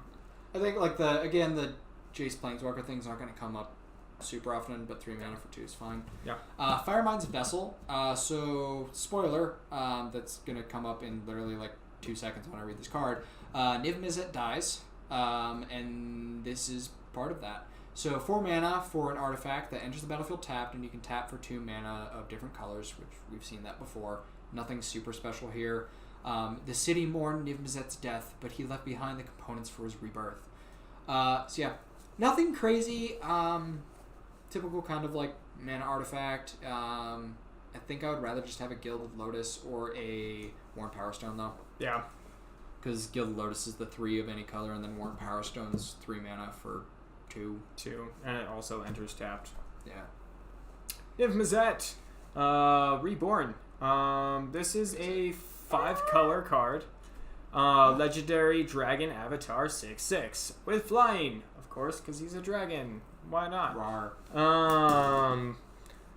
When he enters the battlefield, reveal the top 10 cards of your library for each of those. For each color pair, so those are going to be the guilds that they're talking about. For each color pair, choose a card that's exactly those colors from among them. Put the chosen cards in your hand. Sorry. And the rest on the bottom of your library in a random order. So this one's going to be really essential to be playing those guild cards. Yeah. Playing a monocolored card in a deck like this just really isn't going to be great for you're you. Not really going to want to do that. He's definitely a commander card. Yeah. Like he's a 5-color commander. Yeah. I don't think he's really going to see a ton of play even in limited because he's hard to cast. Like you have to be running 5 mana. Even with I like think you're gonna hard mana fixing, it's going to be tough. Yeah, I don't think he's going to see much play outside of commander. But you got commander players got a really cool commander that you can kind of build around that it might be pretty fun. Yeah. Next up, Centaur Nurturer, 4 mana, 3 and a green for a Centaur Druid. When it enters the battlefield, you gain 3 life. Tap for 1 mana of any color, and is a 2/4. I call upon the vigor of grasses, the hopes of the flowers, and the dreams of the trees. Typical. Yeah. Nothing crazy here. Bond of Discipline, 5 CMC sorcery. Tap all creatures your opponents control. Creatures you control gain lifelink until end of turn. This is a really game-winning card, honestly. If you play it in the right time, you're basically essentially telling your opponent that they can't play, and that you're basically going to block. Not only full on attack them, but you're going to be gaining all that life. So even if you're fully tapped out, they untap next turn, they attack you. You already gained all of that life, so you don't really feel bad for losing any of that life. I think the biggest thing, though, that definitely gets you ahead at some point. I think the biggest thing is you just have to kind of already be in a somewhat stalemate situation. Yeah. Like if you're behind, this isn't going to do much. Like if you only have 1 creature, it's going to it's not really going to affect you. This is definitely a card that you play with a board state for sure. Yeah, like you want to be going wide with this one, I think. I think it also helps. Like it definitely can win you a game. But there is also this is another set of 5 cards that came out. That's 2 guilds kind of working together. So this one is Orsov and Azorius. We agree that order benefits everyone, but not until you enforce it. So, kind of that type of thing, which is kind of cool to see because it's kind of a change for Ravnica, because it used to be all of the guilds were at their throats, and it's only at this point where there's this really big threat that they're actually banding together. Yeah. So the next one, which is in this same kind of set of 5, is Bond of Flourishing for 1 and a green. Look at the top 3 cards of your library. You may reveal a permanent card from among them and put it into your hand. Put the rest on the bottom of your library in any order. You gain 3 life. We agree that life should flourish. We disagree on the optimal amount of limbs. So this is Selesnya and Simic, I'm pretty sure. Yeah. I think it's fine. It's kind of a typical green card, though. Nothing super crazy going on. 2 mana to do that's actually pretty solid, though. Continuous plan? Contentious plan. 2 CMC, proliferate, draw card. Niv Mizzet had perfected plan, but he had no control over the mortal minds who had to agree to implement it. So, really, this talks about Niv Mizzet sacrificing himself to kind of set this plan ahead. But he really didn't have any control over who was going to implement that plan in the end. 2-drop for proliferate and draw a card. This will probably end up in an effect deck of mine at some point. It's a good card. It's very well balanced. Artwork's cool. I think it's solid. I think it's decent. 2 mana to draw a card is already like okay. Pretty decent, yeah. And then the proliferate kind of tacks onto that. So if you're doing the 1/1 counter thing, definitely check this one out. Yeah. Bond of Insight, which is Dimir and Izzet working together. 3 mana and a blue. Each player puts the top 4 cards of their library into their graveyard. Return up to 2 instant and or sorcery cards from your graveyard to your hand. Exile Bond of Insight. Together we can unlock secrets no one has ever dreamed of. I might even let you remember some of them. Again, pretty typical blue cards. Like a lot of these Bond cards are doing that, but it's really like primarily the story aspect of the guilds banding together to fight against a threat. Yeah. Yeah. Awesome. Bond of Passion for 6 CMC, 4 Are we on and then... Bond of Revival? Do Bond of Passion, I'll get back.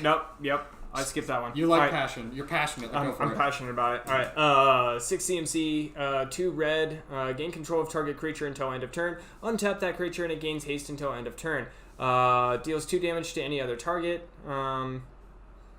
It's a typical red card. I think it's really expensive for that type of effect. It's definitely expensive. I think for what it can win you a game in the right circumstances where you're like taking their like 5/5 and that's their only good blocker, and then you swing out with that and deal 2 damage to like potentially them or one of their creatures. Well, like they're 2/2 and you get that out of the way and then you swing. So I think it can win you games, but the issue is it's like in that situation. Yeah.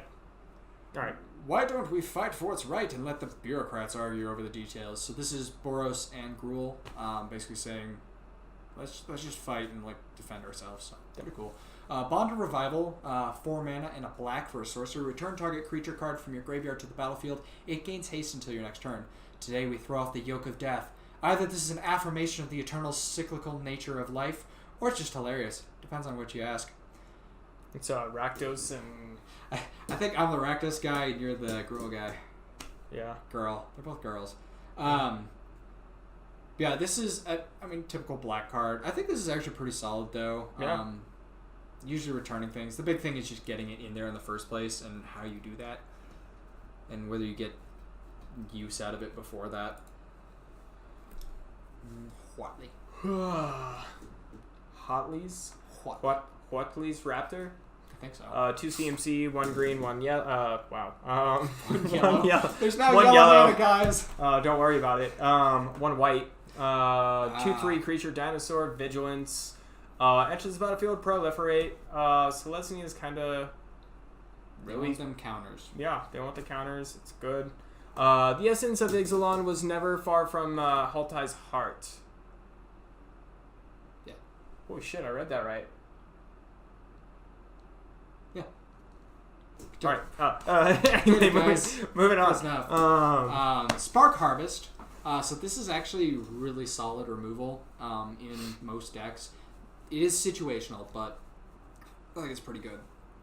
So 1 black mana for a sorcery. As an additional cost, you either sacrifice a creature or pay 4. Destroy target creature or planeswalker.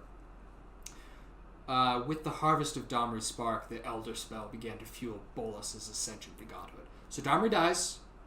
I think people are sort of indifferent to that. Kind of like, Domin, most people want him to die. But the thing about here is you have to sack a creature, so you need something to sack to do this. Or if there's something you don't want to sack, you can pay the 5. So I think it's pretty versatile and pretty good because you can destroy something and you can either kill one of your things to do it, which you might want if it's like something that's like when this dies, do this type of thing. It has a death trigger. So I think this is actually pretty solid. I think it's worth playing even outside of limited in some instances. Like I think in like my zombie Verena deck, I might want it because I'm like, sack a zombie token. Might as well sacrifice it. Yeah, or I'll sack a Gravecrawler, which I can just cast again for 1 black. So yeah, awesome. Ashok Dream Renderer. It's 1 and then 2 Dimir hybrids. Legendary Planeswalker with 5 loyalty counters. Spells and abilities your opponents control can't cause their controller to search their library. And then it's -1 ability. Target player puts the top 4 cards of their library into the graveyard, then exile each opponent's graveyard. So that's really something that I'd want to run with my mill deck after I've already kind of milled a few cards. I wouldn't really see that as like a primary source to mill unless you have some way to keep flickering it back onto the battlefield and resetting those loyalty counters. I think the big thing is the exile opponent's graveyards. Like, that's pretty strong in a lot of things. I think this is more of a sideboard or based on your meta card, though. Yeah, because if it's like a lot of people searching for combo pieces or a lot of people, using graveyard recursion, then you might want it. Otherwise, it's kind of like, Yeah. It's alright. Ashiok's Skulker. It is a 5 mana, 3/5, so 4 and a blue for a 3/5. And then you can pay 3 and a blue, and it can't be blocked this turn. Fear rise and whispers in the shadows of your mind. It is the enemy you always knew would come, Ashiok. I think this is fine. Nothing too crazy. Blue, unblockable. Pretty... not bad. Yeah. Commence the end game. 6 CMC, 2 blue, 4 colorless. Instant speed. This spell can't be countered. Draw 2 cards, then amass X, where X is the number of cards in your hand. That's a pretty good amass card. Definitely gives you good card draw. I wouldn't really run it unless I'm specifically running an amass deck. Yeah, I think you primarily it's a little expensive. I think you need the card draw to do this because yeah. I think in a case like this, you need to read the card at its absolute worst and its potential. So its absolute worst is you top deck this, you play it for 6, you draw 2 cards and amass 2. 6 mana to do that is not good at all. But in I guess you're running a Jace deck with amass in it. And you're potentially trying to draw your entire library into your hand with no maximum hand size. That's crazy. That's dangerous. But I think that's a best case scenario situation. I think in most cases you'll probably be doing this where it's this is like one of 3 cards in your hand. You cast this, so you only have 2 in your hand now. You draw 2 and then amass 4, which I think in that case it's fine. Yeah. It's just more of like technically for its absolute worst, you are getting your mana's worth because it's usually 2 mana per card and then 1 mana for each 1/1. Yeah. I still I wouldn't necessarily play this unless I absolutely had a way to guarantee I had a couple extra cards in my hand. Yeah. Cool. The next one I'm so happy about. Nicol Bolas, Dragon God. I love Bolas. He's one of my favorite characters. Blue, 3 black, and a red, so it's a little hard to cast this one. Legendary Planeswalker that enters with 4 loyalty. Nicol Bolas, Dragon God, has all loyalty abilities of all other Planeswalkers on the battlefield. +1. You draw a card. Each opponent exiles a card from their hand or a permanent they control. -3. Destroy target creature or planeswalker. -8. Each opponent who doesn't control a legendary creature or planeswalker loses the game. This is really strong. Really strong, crazy planeswalker. The biggest issue, though, is he is really hard to cast, I think, in most cases. Yeah. But he's doing pretty much everything that Bolas usually does, which is drawing cards, exiling things, destroying things, and then just kind of winning the game. I really like his static ability is really unique, but he's kind of crazy. Like, this is a really intense, really this strong one's card. one that's going to get abused and very overpowered very quickly. But I'm also very interested to see how people do that because I think they left it pretty open to how you get to abuse him. See, I think I think that could keep him from getting too OP in the end game. Yeah, I think the big issue here is that he doesn't necessarily... he can just straight out win you a game in the right circumstances, but the issue is he's really hard to cast is the first thing, so just getting him on the battlefield already becomes a challenge. But then the other issue, too, is I think that openness kind of leaves him to be he is openly strong, but he's not focused enough to really just outright be honestly, running him with a proliferate deck, you're going to win the game within 2 turns of playing a planeswalker. Well, even if Nicol Bolas has loyalty abilities of all other planeswalkers on the battlefield, if something else on the battlefield has a +3, play him +3. You're at 7. Yeah. There's even some that have +4. Yeah. So I think it's that fast card that's definitely going to be ending games and turning a few heads and saying, you know what, that's a little broken. So I think for the most part it's more so people are going to target it, but I don't think it's necessarily the thing they should target in every circumstance. I think in every circumstance we're I gotta kill that, but at the same time it's gonna be one of those things where it's on the field and you're kind of like, yeah, you can. Yeah, it's strong. But I think there's other things to worry about. And I think that's the danger you run into with this one. I think that's also the other advantage to playing a card like that, where it's like, all right, cool, like, I have the available mana to cast this. I'm going to cast him and throw him out there, hoping that my opponents are going to actually focus on Nicol Bolas so I can sneak a couple other cards onto the battlefield while they're trying to figure out how to play with this. Yeah, I guess that is another case, too. It's like, it's going to give you some value. It's going to get attention regardless of who's playing it and what's happening with it and what you're doing with it. It's going to get a lot of attention. Yeah. So I think with that in mind, you just gotta enter with caution and figure out what you actually want to build the deck around. And so he might actually be better as a decoy where you pop him out and you're like, all right, cool. Now people are not worried about like the combo that I'm about to do that'll win. Like no one noticed the Laboratory Maniac that I just jumped onto the battlefield, or like he doesn't seem so bad next to Jace. You know what I mean? Or like stuff like that too. So I mean, it's I think I would be personally more intrigued to run it as a decoy than anything else, honestly. That's actually a good point. Because, like, honestly, I know I can win with the ultimate, and that's not super fun to me, but I would love to watch everyone else squirm while they're worried about him while I get to sneak a couple other things onto the battlefield and be like, oh no, you killed Nicol Bolas. But sorry. But I didn't need him, so have fun, you know. So I'm curious to see, you know, if anyone else has any comments on that, please let us know. I'd be curious to see if anyone else, you know, what their opinions are on there. Is he broken? Is he pretty well balanced? I'm sure it's going to depend. Yeah. Moving on. Deliver Unto Evil, 3 CMC sorcery. Choose up to 4 target cards in your graveyard. If you control a Bolas Planeswalker, return those cards to your hand. Otherwise, an opponent chooses 2 of them. Leave the chosen cards in your graveyard and put the rest into your hand. Exile Deliver Unto Evil.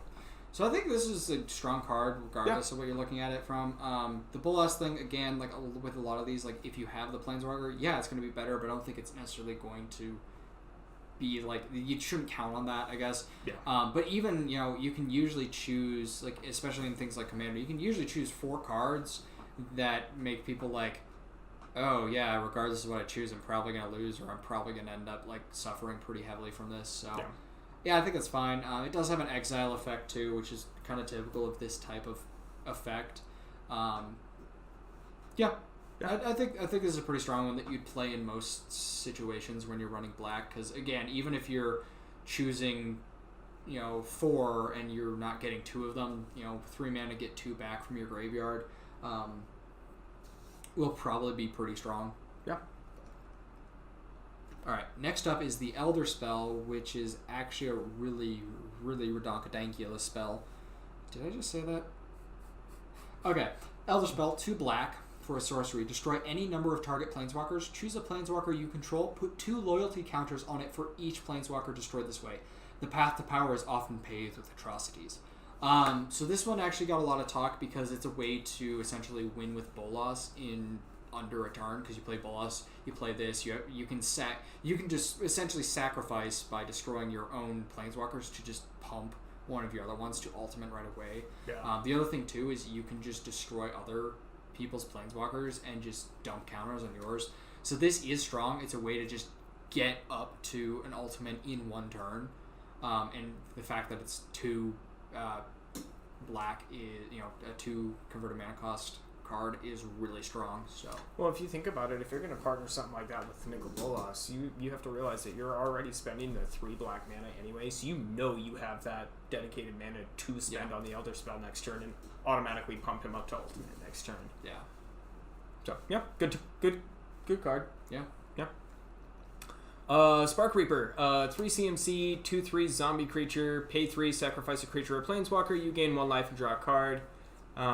Another unstoppable fighters created to harvest souls. It's just they're so rude about it. Those jerks. I mean, okay, as the ginger in the room, I will tell you that, you know, yes, I am made to harvest souls. I try to be polite about it, but sometimes it's hard. Like I'm like, I need it. Like it's difficult sometimes. You get in a hurry. I think this is fine. It's not the greatest. For limited, I think it'll actually be pretty decent because it gives you something to sink your mana to later on, and potentially like use as like your old creatures for fuel. Yeah. I think it's fine. Nothing crazy though. Huatli, the Sun's Heart, 2 mana, and then a hybrid Selesnya. Each creature you control assigns combat damage equal to its toughness rather than its power. 7 enters with 7 loyalty. -3, you gain life equal to the greatest toughness among creatures you control. This is kind of a repeat of things like High Alert and the Arcades Elder Dragon. I don't think she's like the bad version of both of those, so I don't think there's nothing very cool. Definitely not like here. a huge threat. Like if someone dumped her on the battlefield, I'm not really gonna freak out yet. The other issue too is if you actually look at a lot of the cards in this set, there are a lot more like 4 2s, 3 3s in this set than there are like 2 3s in a lot of cases. Like there still are some, but I don't think her payoff's really actually all that good. Yeah. In a lot of cases, because usually it's doing nothing for you or it's actually hurting you. Yeah.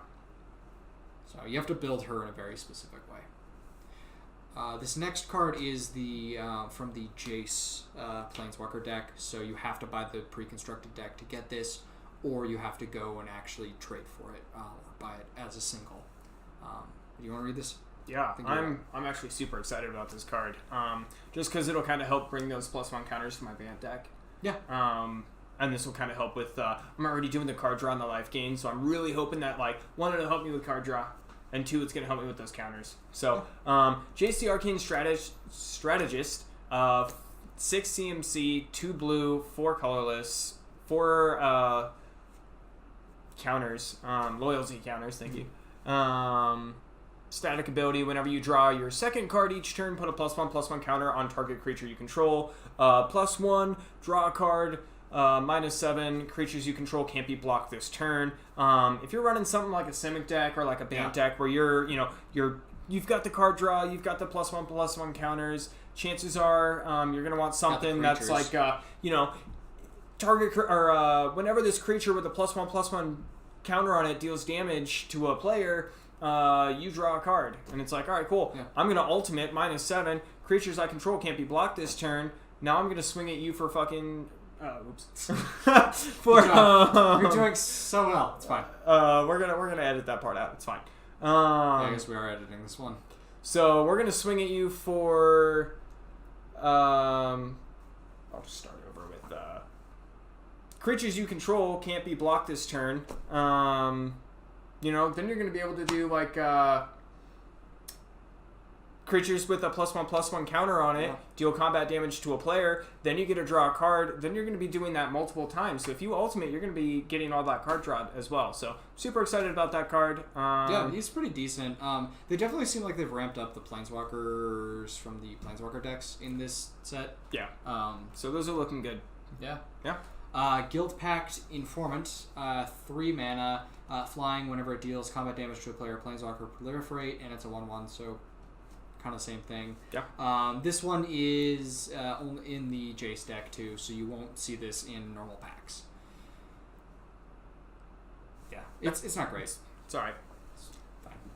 Jace's Ruse, 5 CMC, 2 blue sorcery. Return up to 2 target creatures to their owner's hands. You may search your library and or graveyard for a card named Jace, Arcane Strategist, which is the card we just talked about. Reveal it and put it into your hand. If you search your library this way, shuffle it.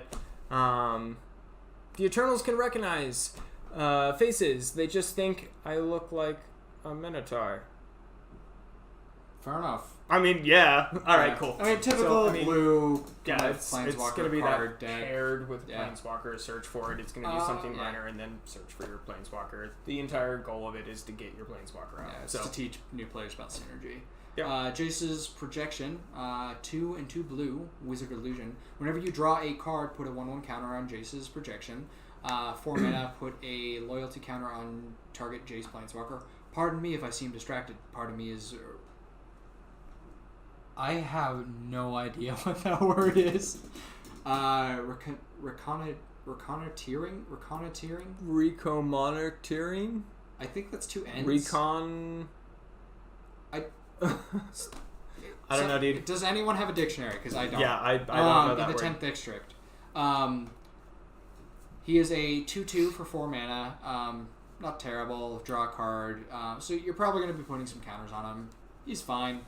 Not really the greatest Jace deck or Jace card I've seen, but it's fine. Cool. 2 CMC Soul Diviner. Diviner. That's my thought. 1 blue, 1 black. Zombie Wizard, 2/3. Tap, remove a counter from an artifact, creature, land, or planeswalker you control, and draw a card. So, I mean, honestly, if you're doing like a bunch of counters or even a mask. yeah, or a mask is going to do that a lot. Basically, just good card draw. It's going to be good overall. As the Eternal's cold fingers tightened around his throat, Domri realized that kind of master he had rushed to serve. Domri dies. I was so cold about that. Yeah, Domri's dead. Domri dies. All right. The sad thing is, there's not actually all that like great of a kill count from Poor Planeswalkers. Jeffrey Domri. Terrible joke. Don't worry about it. All right, okay. Moving on. I feel like I missed something there. Moving on. Blast Zone, another rare land. When it enters the battlefield with a charge counter on it. Tap for a colorless, and then XX tap. Put X charge counters on Blast Zone. 3 taps, sacrifice Blast Zone. Destroy each non-land permanent with converted mana cost equals to the number of charge counters on Blast Zone. So this is kind of like those engineered explosive effects. Yeah. I think it's fine. I think it's more of like a situational card. I'm not the biggest fan of these things. I prefer to just destroy one target thing or multiple. But I think it's fine running it if you need the extra removal built in. Yeah. Yeah. It's all right. Finale of Revelation. X and 2 blue. Sorcery card. Draw X cards if X is 10 or more. Instead, shuffle your graveyard into your library. Draw X cards. Untap 5 lands, and you have no maximum hand size for the rest of the game. And then you exile finale of Revelation. I think this is the only one you exile. Yeah, I'm pretty sure. Huh. Yeah. I think anytime they've started doing this thing where anytime it touches your graveyard, like you're exiling it, you're not going to get that one back with another one. Yeah. I mean, I guess. Yeah, I think this is the fine. Weakest of the finales. Yeah. Like it's still really strong. I mean, typically, like again, you want to run this off of like what's the typical? So 5 mana, so that would be 3 for X. So draw 3 cards. Yeah, that would essentially just be draw 3 cards. It's kind of like decent. Once you get to 4, it starts to look really good. Of course, if you get to the 10, it's really, really strong. But the problem is getting to the 10. It's hard. I to do appreciate that it gives you the no maximum hand size till the end of the game instead of just the end of the turn. It's okay. It's one of those things where I feel like there's a lot of other draw spells like this that are doing this better for less mana. Yeah. But at the same time, it definitely feels like the weakest of the 5. Yeah. But it's still pretty decent. Again, the if X equals 10, you essentially win. Next up, Casualties of War. 2 colorless, 2 black, 2 green. Choose one or more. Destroy target artifact, destroy target creature, destroy target enchantment, destroy target land, or destroy target planeswalker. So this is very much a commander card, I think, because typically you're going to be playing against 4 people, and there's going to be at least like 3 of these. Typically, you want 3 targets to make this actually worth it. Yeah. I think if you're playing this for just 1 or 2, like if you're playing this for 1, you're playing this wrong. You're desperate. If you're playing this for 2, you're getting there. I think you need the 3. Usually, you're going to see at least a creature and a land. So you're usually going to get to the 2, although usually destroying a land is frowned upon and not super relevant because usually there's not too many problem lands among at least our. I mean, if you're, let's say 6 mana, turn 6 onto the game, and all you're doing is destroying a land, you probably have bigger issues. So probably not the strongest card. Also, we did forget to read Finale of Revelation's flavor text. Do you want to do it or should I? Well, I don't care. Ugin saw that Gem connected Bolas to his meditation realm as the key to his brother's downfall. So this is actually how they defeat Bolas, is by trapping him in his meditation realm, which will come up in a second. I'm actually kind of disappointed in the ending of the story. I'm going to be perfectly honest. It feels kind of like the same thing with the Battle for Zendikar and Oath of the Gatewatch set, where they had this like big build-up of like the Eldrazi's are this unstoppable force, and then Chandra burns them. Like, that's the ending to it, and I feel it's the same way, where it's like, Bolas becomes a god and kills all these planeswalkers, and now he's trapped in the meditation realm. Also, he doesn't have a spark, so he went bye-bye. Like, I mean, yeah, like, that's a way to get rid of him, but I feel like more planeswalkers should have died, and Bolas should have either won and, like, won, or he should have won and something really serious should have happened. I don't know. Yeah. It's just not my favorite. Storm the Citadel, 5 mana until for a sorcery, 4 and a green. Until end of turn, creatures you control get +2/+2 and gain whenever this creature deals combat damage to a player or planeswalker. Destroy target artifact or enchantment defending player controls. If we die, but we cannot let him win. Ajani Goldmane. I think this is a fine card. It's kind of the same kind of pump. Nothing crazy here. Also, like the artifact and enchantment thing isn't necessarily going to be super relevant in this set because there's not a ton of crazy ones that we've seen. Yeah, it's fine. I think that from a limited standpoint, you're probably going to want something else, and from a constructed standpoint, there's better things to run. Yeah. Ooh, this one's It's fun. alright. I love the art on the next one. No, I really love this one. Bioessence Hydra, 5 CMC, green and a blue, and 3. Hydra Mutant for 4/4 with Trample. When it enters the battlefield with a +1/+1 counter on it for each loyalty counter on planeswalkers you control. So if you have multiple planeswalkers out, this thing can get big quick. Whenever one or more loyalty counters are put on a planeswalker you control, put that many +1/+1 counters on Bioessence Hydra. So essentially this thing's going to be growing, pretty quick, especially if you're going to be running a decent amount of planeswalkers. So for a Simic deck, I mean, there's definitely options here, especially with the counters and the other stuff that you're going to be running. If you're not running planeswalkers, which I don't know why you wouldn't in this set. This is something that wants planeswalkers. Yeah. That's kind of just the thing about it. Just run planeswalkers with it. That's about all. I mean, it's pretty crazy. In a Super Friends deck, this would go out of control. Like, you play it and you're probably looking at A 20/20 and like upwards by the of end 10 turn. counters. Just like, cool. Someone deal with Yeah, you this. have 3 or 4 planeswalkers, And it and has they each have like a trample +2 or too. 3. Like, that puts it over the edge. Like, I think this is a really strong card. Well, and I personally have a Hydra deck, and almost all of my Hydras start at 1/1. This one's starting at a 4/4, so that already gives it a huge advantage with some of the other cards that are coming out here. So I think it's. And the other thing too is there are several, like the Huatli card you can play in a standard deck for this, and she would enter with 7. Not that you should play her. She would enter with 7, and then you play this like 2 turns later, and you're probably looking at least 5 counters on this thing. Yeah. So I think it's a pretty strong one. Kind of crazy. Yeah. Oath of Kaya. This is actually an enchantment that a lot of people didn't see coming, and I didn't either because we didn't really. I don't know. The Gatewatch kind of lost their leader, so this will be interesting. So 1, a white, and a black for legendary enchantment. When it enters the battlefield, it deals 3 damage to any target, and you gain 3 life. Whenever an opponent attacks a planeswalker you control with 1 or more creatures, Oath of Kaya deals 2 damage to that player, and you gain 2 life. So everyone gets what they truly deserve. I will keep watch. I think this is actually it's a decent Oath, primarily because it gives your planeswalkers a little protection, but you really need to be playing planeswalkers. That's what she cares about. Yeah, I don't think it's bad. It's good for a 3-drop, I guess. Yeah. The Oaths are kind of hit or miss. I think this one's sort of... This is like the only one that it's actually like kind of in between. Like there's a lot that are like... The Oath of Chandra is just bad. No, the Oath of Liliana is also pretty bad. Yeah. The Oath of Nissa is okay. This one's okay. It's fine. If I remember properly. Alright. Finale of Eternity, X and 2 black. Sorcery, destroy up to 3 target creatures with toughness X or less.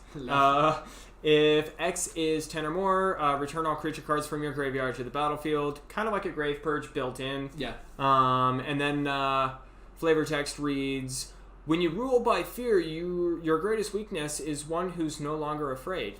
So true. Yeah, I like that. It's pretty good flavor text.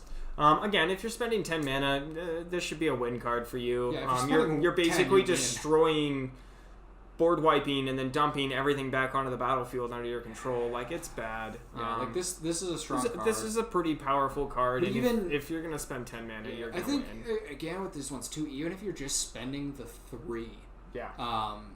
the 3x to make this 5, destroying 3 creatures with toughness 3 or less, like, that's already pretty good, because usually, like, you can hit a couple of 3 mana 3/3s pretty quickly, and get rid of 3 things.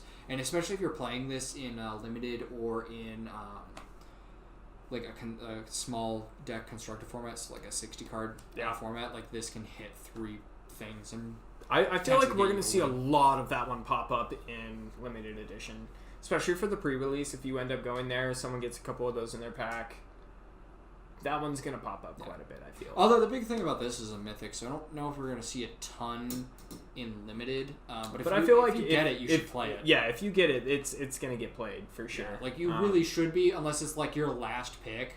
Yeah. And you're like, well, I'm already devoted to Azorius. Like, I don't know if I'm going to splash for this, but it's strong. Like, definitely consider it. Narset, Parter of the Veils. 1 and 2 blue. Each opponent can't draw more than 1 card each turn. -2. Look at the top 4 cards of your library. You may reveal a non-creature, non-land card from among them and put it in your hand. Put the rest on the bottom of your library in a random order. And she has 5 loyalty.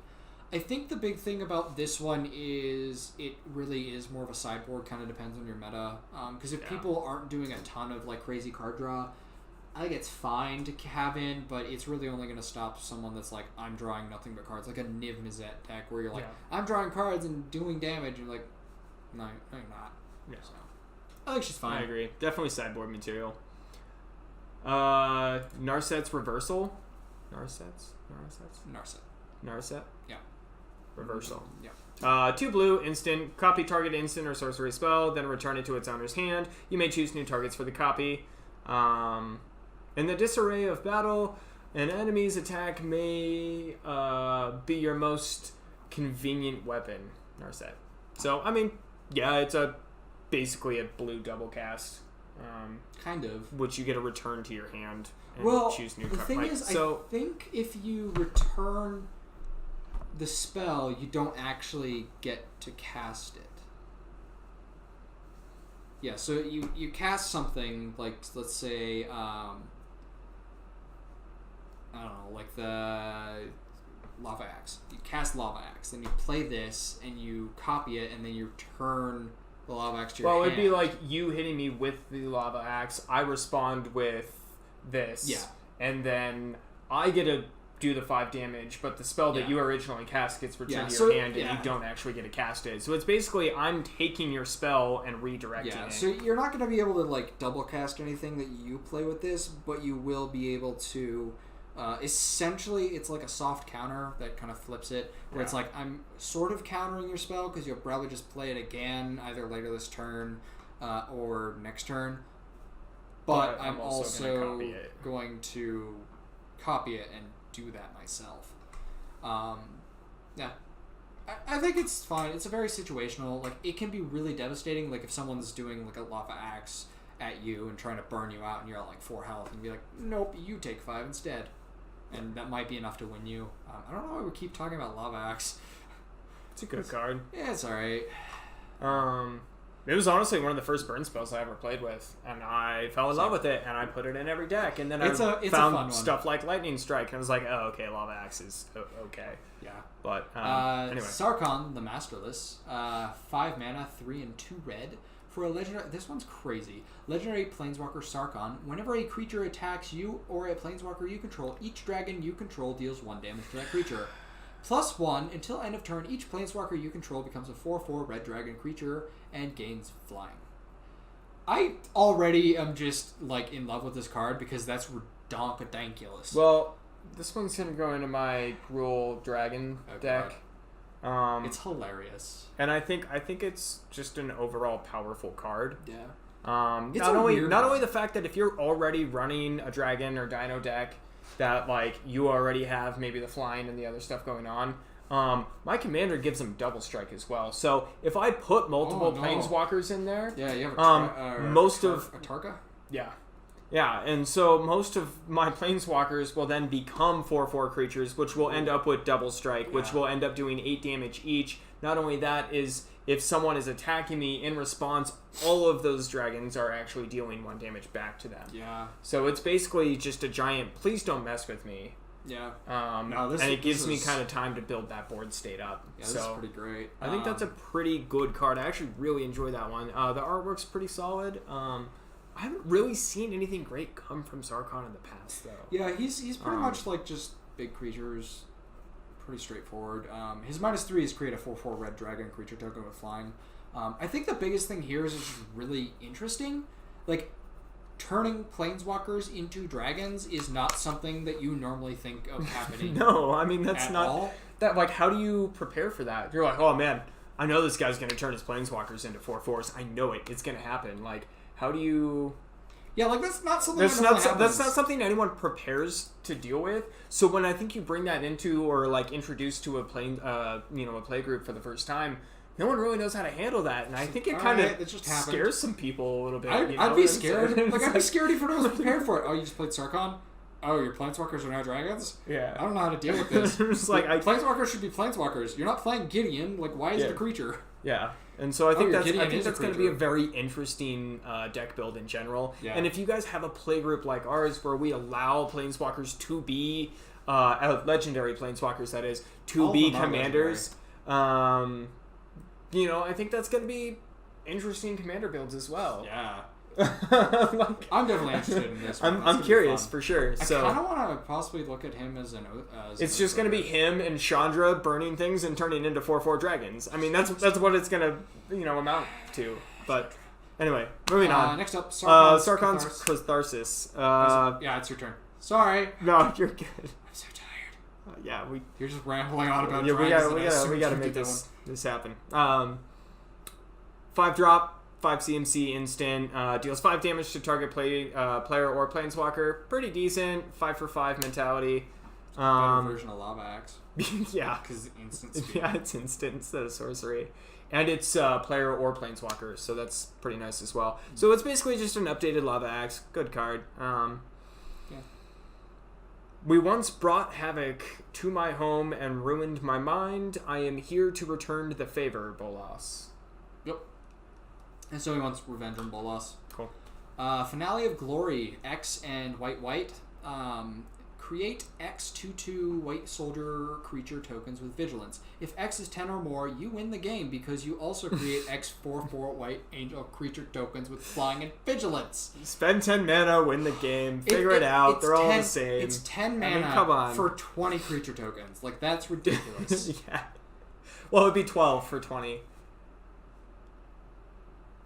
Well, yes. Yeah, it'd be 12 mana for 20. I don't know what I 20 just tokens. said, but yes. still, I mean, That's either way. Now, if we judge it based on the kind of like 5 that we're going, so 3 and 2 white, you're still getting 3 2/2 white soldiers, so that's still 6 vigilance power on the field. Like, that's actually good. Like, yeah. I would pay 2 mana for a 2/2 vigilance, so yeah. paying that 3 times I think is fine. Yeah. The sky boiled over the citadel, dire and darken.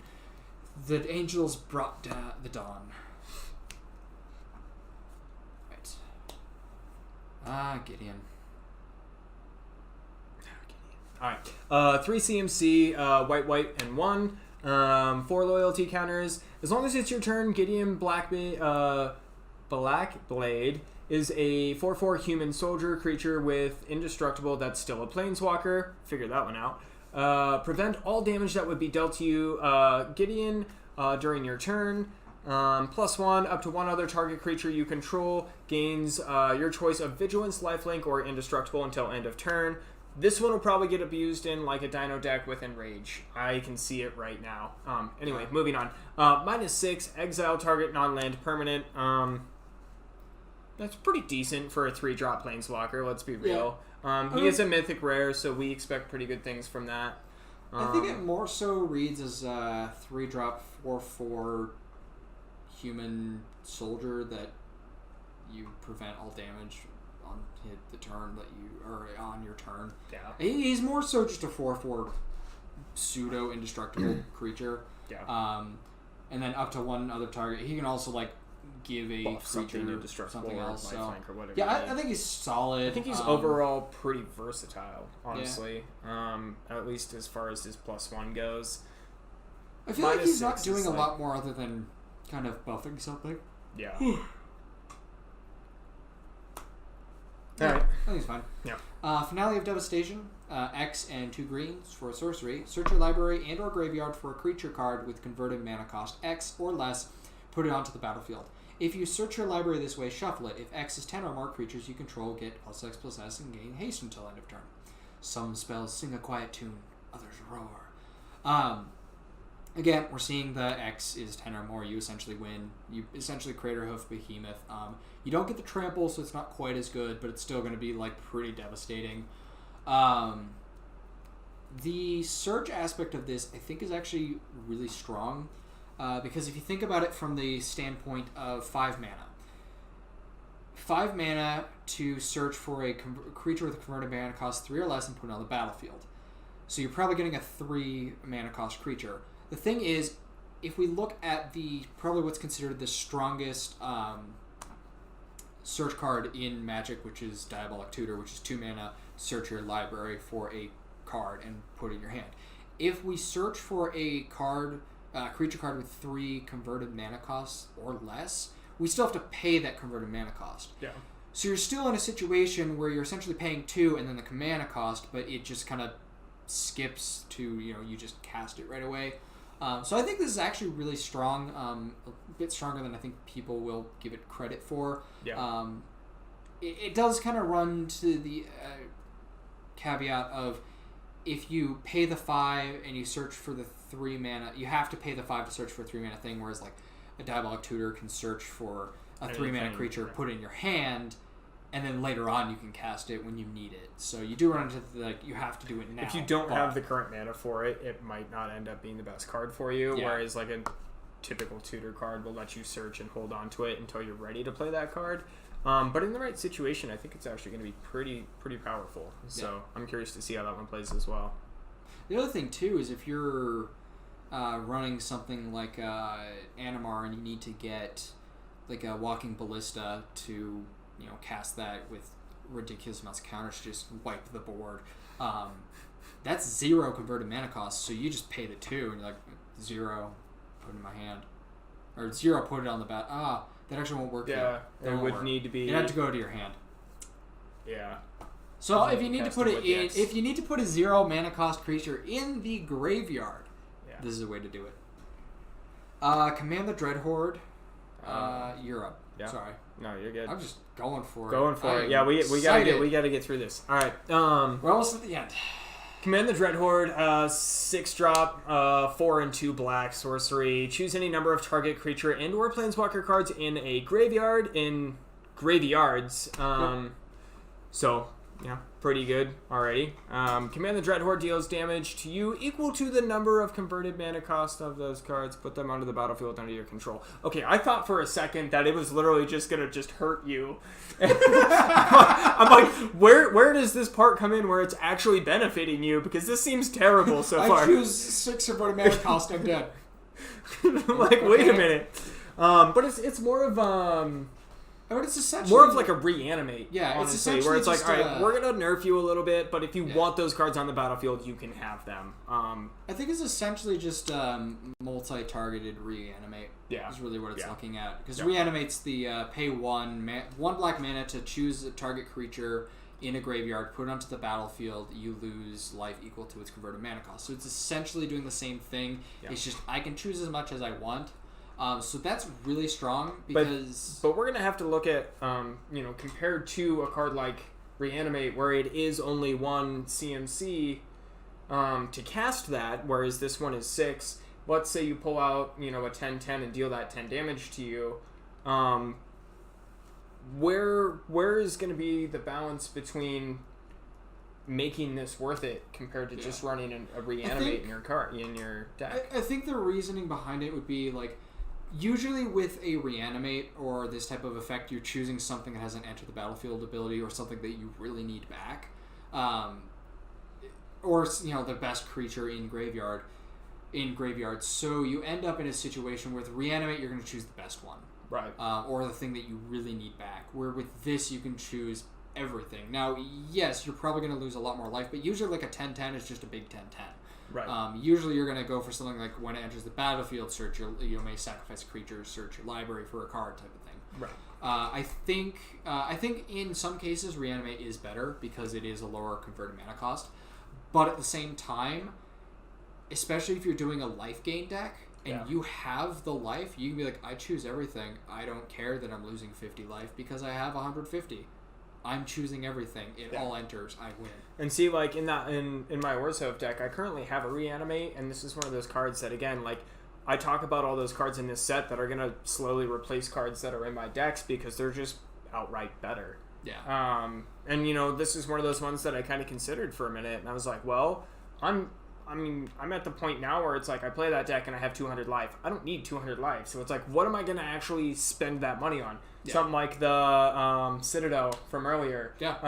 Or like Command the Dreadhorde. That's a good card. Now, it's probably cheaper than my Reanimate anyway, and my Reanimate is really one of those cards where it's like, all right, yeah, I'm only gonna lose, maybe I'll lose 10 life if I really need like a 10-10 onto the battlefield, or like a bigger creature onto the battlefield. But something like this is like you said, I can lose that 50 life and not really feel it. Or like something in like is Asban black, white, green? Is that what it is?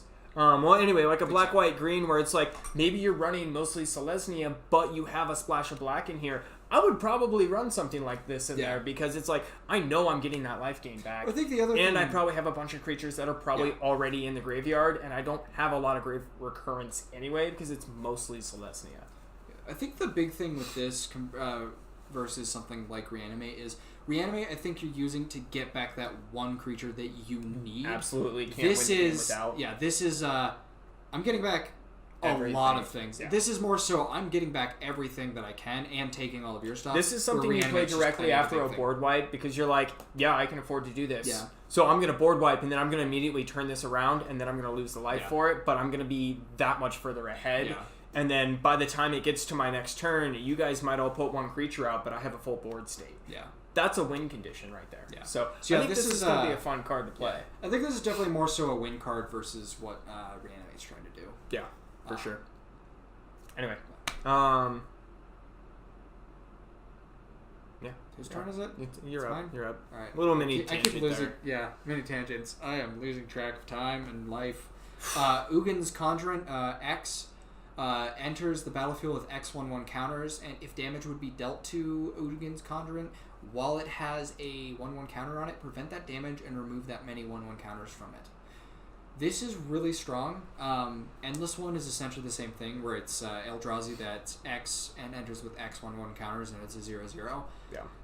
But then this also has the if damage would be dealt to it, you remove that many 1/1 counters from it. So this is just really strong, especially with the Proliferate in the set, because you can... So you can end up taking that damage and then just buffing it right back up. So. Yeah, and the other thing too with it is this is a 1-drop, 2-drop, 3-drop, and so forth. So if you're like, oh, you're playing an aggressive deck, I need a 2-drop right now. You play the 2-drop. Yeah.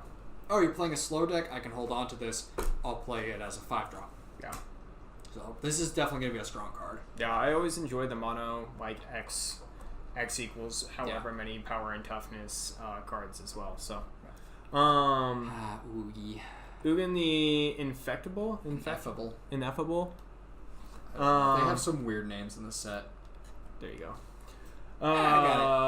Legendary Planeswalker with 4 loyalty counters. Spells, colorless spells you cast cost 2 left.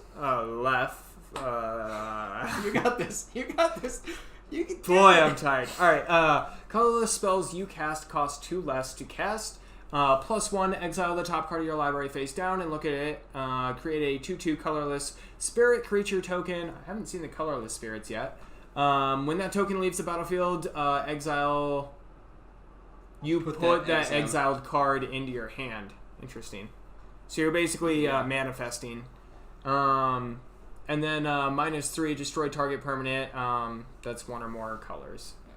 This is kind of a typical Ugin type ability where you're getting some like card advantage-esque stuff and then destroying colored things. Yeah.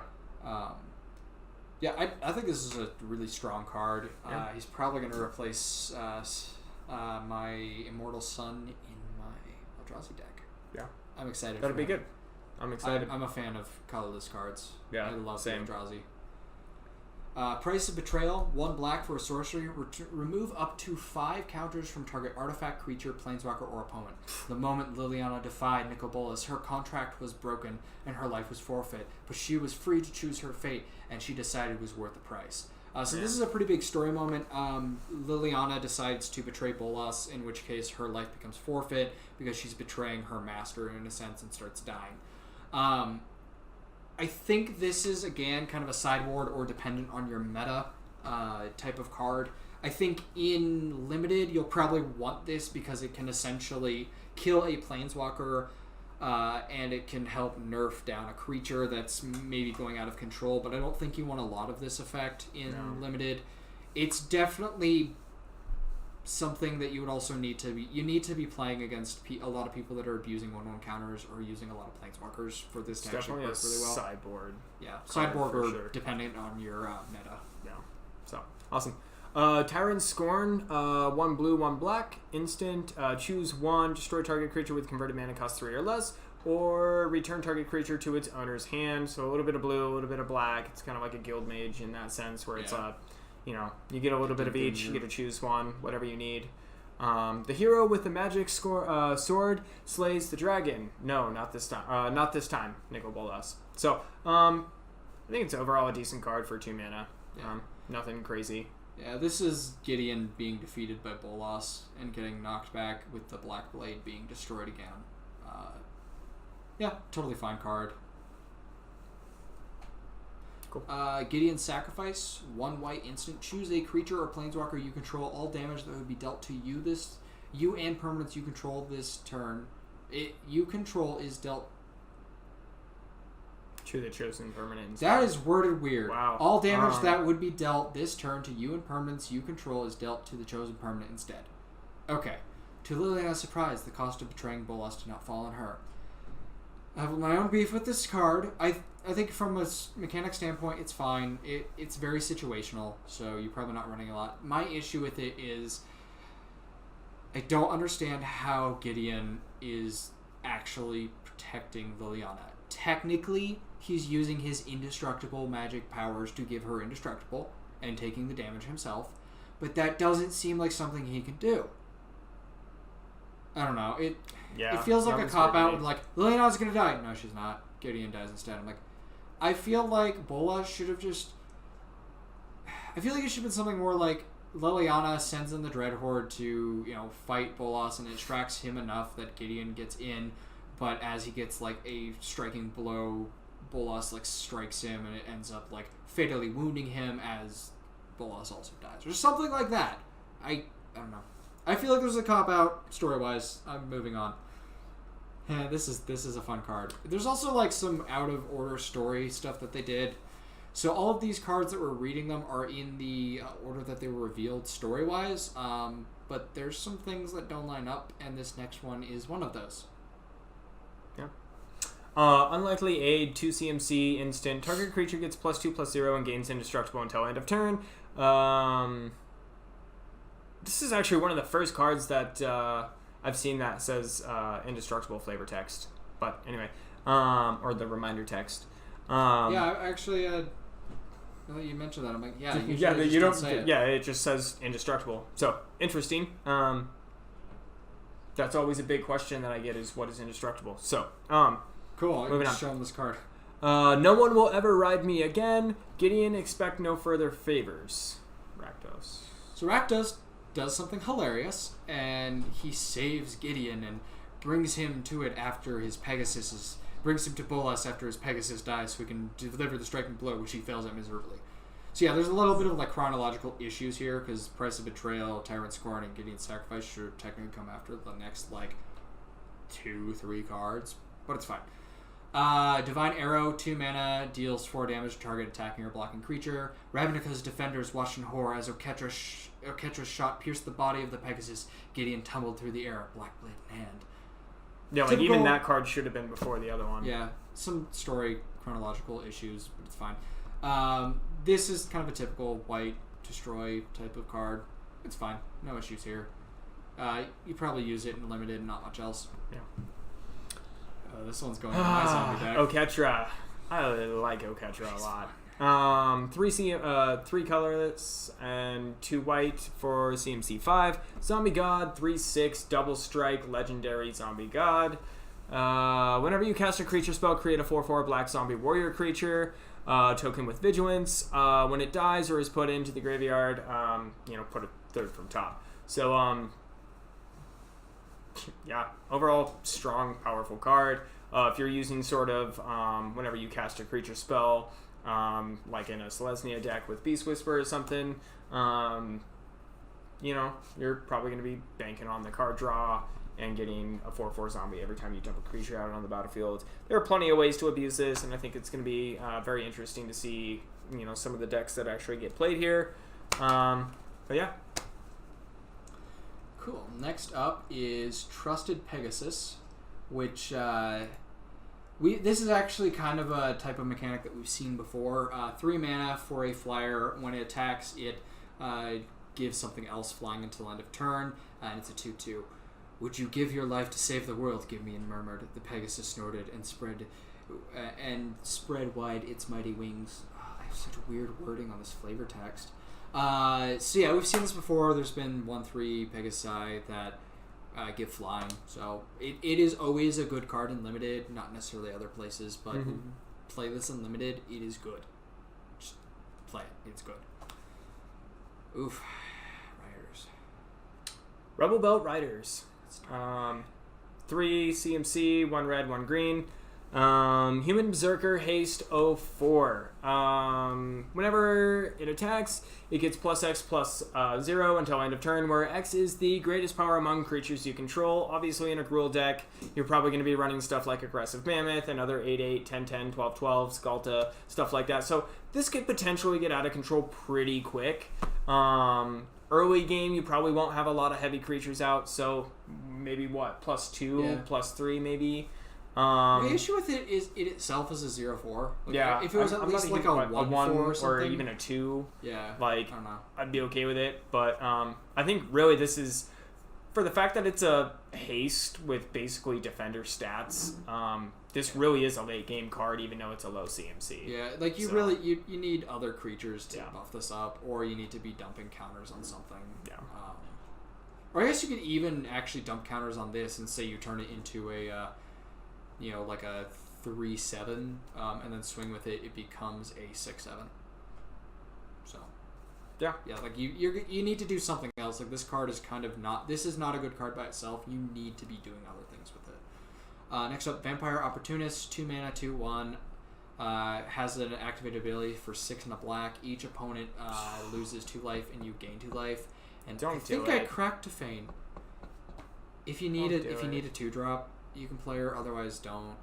It's not worth it. 6 mana. For that ability. There are so many zombie cards out there that literally do this in a nutshell for like 2 mana. Or free sometimes. It's just like this all you is need terrible. to do is attack. Like most of the cards in my black-white deck are like, at the beginning of your upkeep, your opponents lose a life, you gain a life. And it's like, cool, I would never pay 7 mana for this card. Even if I needed a 2/1 creature early game, if in like a limited situation, and I got, shafted into this card, I would run it. Outside of that, I would never use that mana ability in my entire life. No. I think if you're like desperate, you might. Maybe. No, it's not good. It's not even good. Limited. Literally. Yeah, no, whatever. I'm done. Charity Extractor, 4 CMC, 3, and then a black. Human Knight, 1/5 with lifelink. Oh, man, why did they do this to me? I don't want to talk about this card anymore. Move on. I'm over it. It's also not good. Why? No war. I would rather have it be. I would rather have it be a 5/1 and know that it was going to die, but at least get the 5 life for it. Yeah, I think he's a defender. He's fine. Like if you're trying to build a control-y deck, he's fine. But there are. Yeah, I'm kind of with you. If it was like a 2/4 at least. 2/4 would be fine. I would be fine with that. Whatever. Duskmantle Operative, 2 mana, 2/2.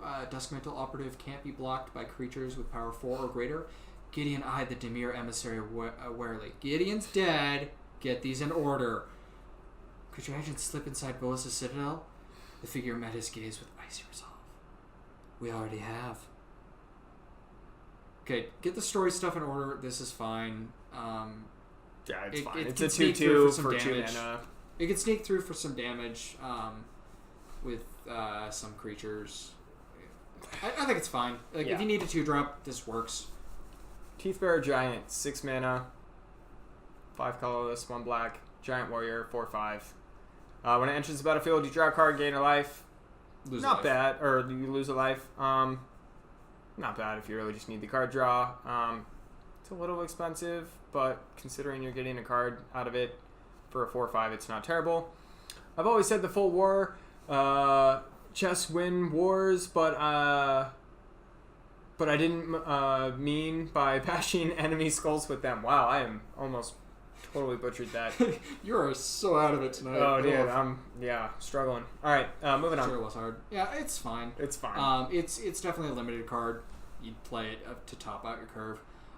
Next up, D-Spark, an instant for a white and a black. Uncommon. Exile target permanent with converted mana cost 4 or greater. Liliana whispered to whatever consciousness Oketra and Bantu had left. You are gods. He is the usurper. You know what to do. I think this is actually pretty strong removal. Yeah. Typically, when you're using this type of removal, you're wanting to hit something. I'm like thinking strong. like artifacts or enchantments that are sitting on the battlefield that are maybe kind of screwing you over. Yeah, like this is maybe a creature if you need it, but you're probably not going to see this played a lot in Standard just because often, like, it's going to be a sideboard card in Standard if someone's like, I need to deal with something that's really, really big and I need to be more effective about it. I think this is a Commander card because usually there are a lot of those big permanents going around that you can just get rid of. It's a good card, but this is actually a story spotlight where it's again after Gideon sacrifices himself to save Liliana, and I'm still not sure how exactly that's working. If someone would love, I'm gonna read this and hopefully it has some answers, but I'm still like, guys, what? Anyway, Liliana uses the God Eternals to rip out Bolas' Spark. I don't know. She turns on. I don't know. I'm still kind of disappointed in this. Moving on. all right. So many awkward pauses. Poison Realm, 3. Wow.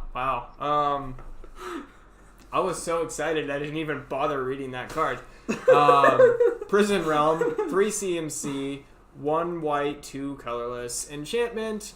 When it enters the battlefield, exile target creature or planeswalker an opponent controls until Prison Realm leaves the battlefield. When it enters the battlefield, you also get to scry 1. After Millennia, is that what it is? Millennia. Yeah.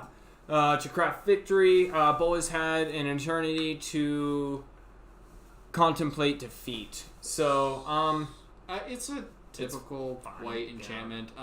This is good removal in limited. You can exile something until this leaves. Now, they always run the chance of getting it back, but typically, at least in limited, there's not a lot of like the enchantment removal going around. That's usually a sideboarded in card. yeah.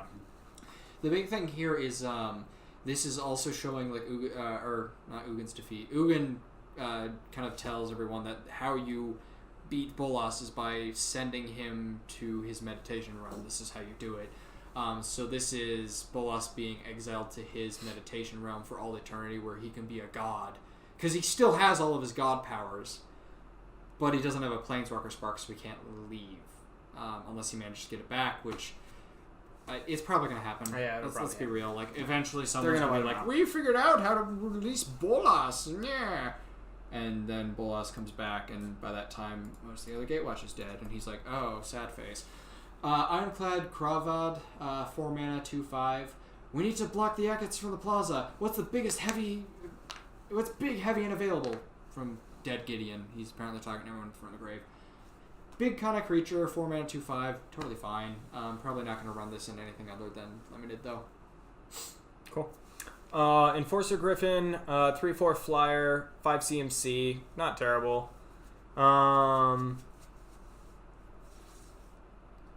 Yeah. Yeah, I think again this is another kind of limited card where it's you play it in limited. It's not necessarily doing anything else other than that, though. Yeah, I mean, it's just a larger flying creature, which typically tends to get overlooked in limited, which I actually tend to go for those kinds of creatures. Like, they're definitely strong. This is just more of one of those situations where it's like, in limited, you want it. In other ones, you're probably wanting something a bit stronger. Yeah. This next card I am super excited about. I Right. want at least one foil of it. Charmed Stray. It is a 1-mana cat creature, which, if you can't tell, we like cats.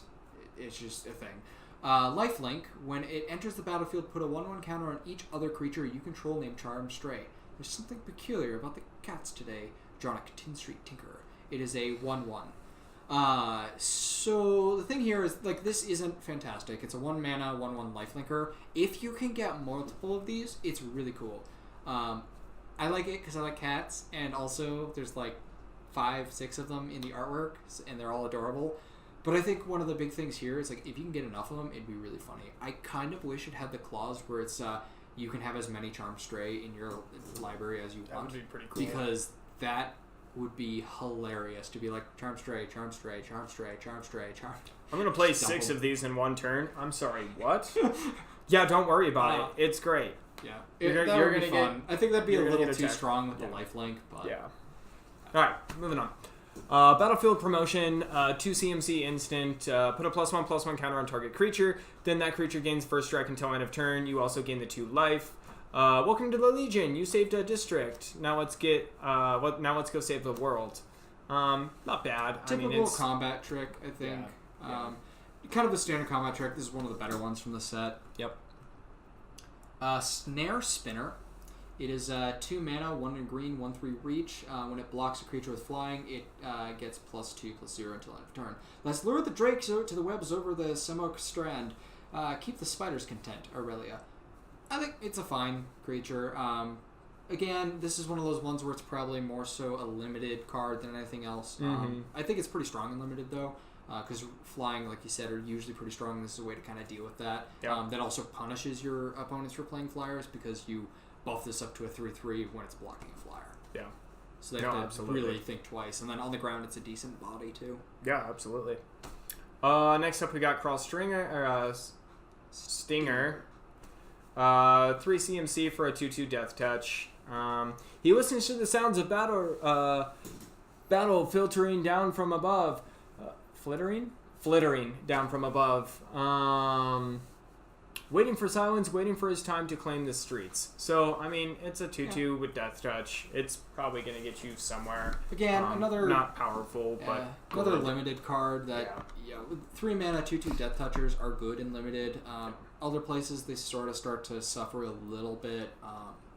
My favorite ones is whenever you get something that's like a 8/8 Death Touch creature. It's like, it's already 8/8. Like, what do I need to Yeah, kill? why do I have need Death to Touch? kill something else? Like, that's like It's like, that's the overkill. point. Like, it's gonna die, but it's gonna kill anything big. So it's like, it's Yeah. usually that, again, just don't mess with me mentality, where it's like, all right, I don't care that you have a 12/12. I have a 1/1 Death Touch. At me, bro. Like, Yeah. so cool. Moving on. Elite Guard Mage. 2, a white and a blue for a human wizard 2/3. Flying, when it enters the battlefield, you gain 3 life and draw a card. Be careful. You'll have more than Davin to contend with if you hope to breach Nuprov, Lavinia to Chandra Nalar. Again, this is more of a limited card. I think in a limited, this is fine. The 3 life and the draw card are both decent. Very good and limited. Not really yeah. great anywhere else. Yeah, like, I think in some decks you might want this, but it'd be more of a budget build or like trying to just, play with what you have type of thing. Yeah. Cool. Bleeding Edge, 1 and 2 black, sorcery. Up to 1 target creature gets -2/-2 until end of turn, and then you get a amass 2. Again, if you're building an amass deck, probably want this in there. I think there's better removal in this set. Yeah. Like, this isn't the greatest, but at the same time, if you're doing the amass and you need to kill something small, this is fine. Yeah. I think you probably want to make sure you have some of the other removal, but if you need like one more piece, this is fine. New Horizons, which is actually a reprint. Yeah. 3 mana, enchantment aura, enchant land.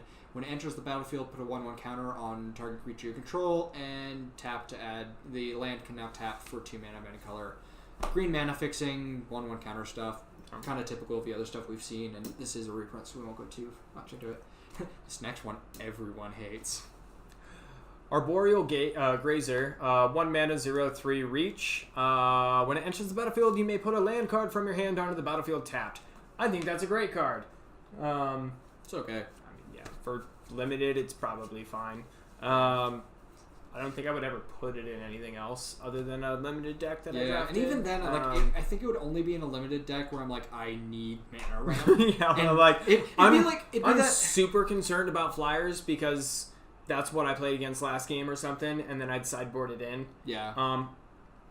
Outside of that, I can't really say that I put it in anywhere else. So yeah, but I think even in those cases, you probably just grab another flyer because you probably have access to that. Yeah. Really, it's one of those things where it's like, this is I need this because I didn't get New Horizons, and I need one more mana consistently. I don't know. It's just not good. Yeah. Don't play it. Yeah. Unless you absolutely have to. Next up, Heartwarming Redemption. 2 mana, a red and a white for an instant. Uncommon. Discard all the cards in your hand, then draw that many +1. You gain life equal to the number of cards in your hand. Kithian, which is actually Gideon's original name before he became a planeswalker, had known war every day of his life. Now he finally knew peace. So Gideon's dead. He's in the afterlife. Those are all of his friends that he killed.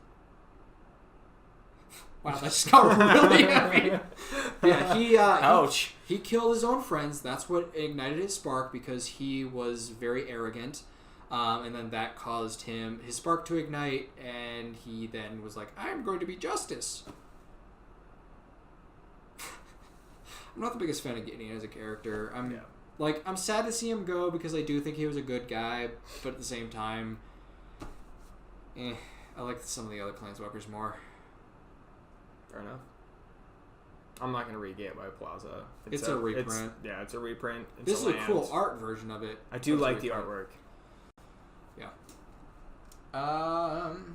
Now we're coming into Prismite, 2 mana artifact creature for a 2/1. Pay 2 to add 1 mana of any color.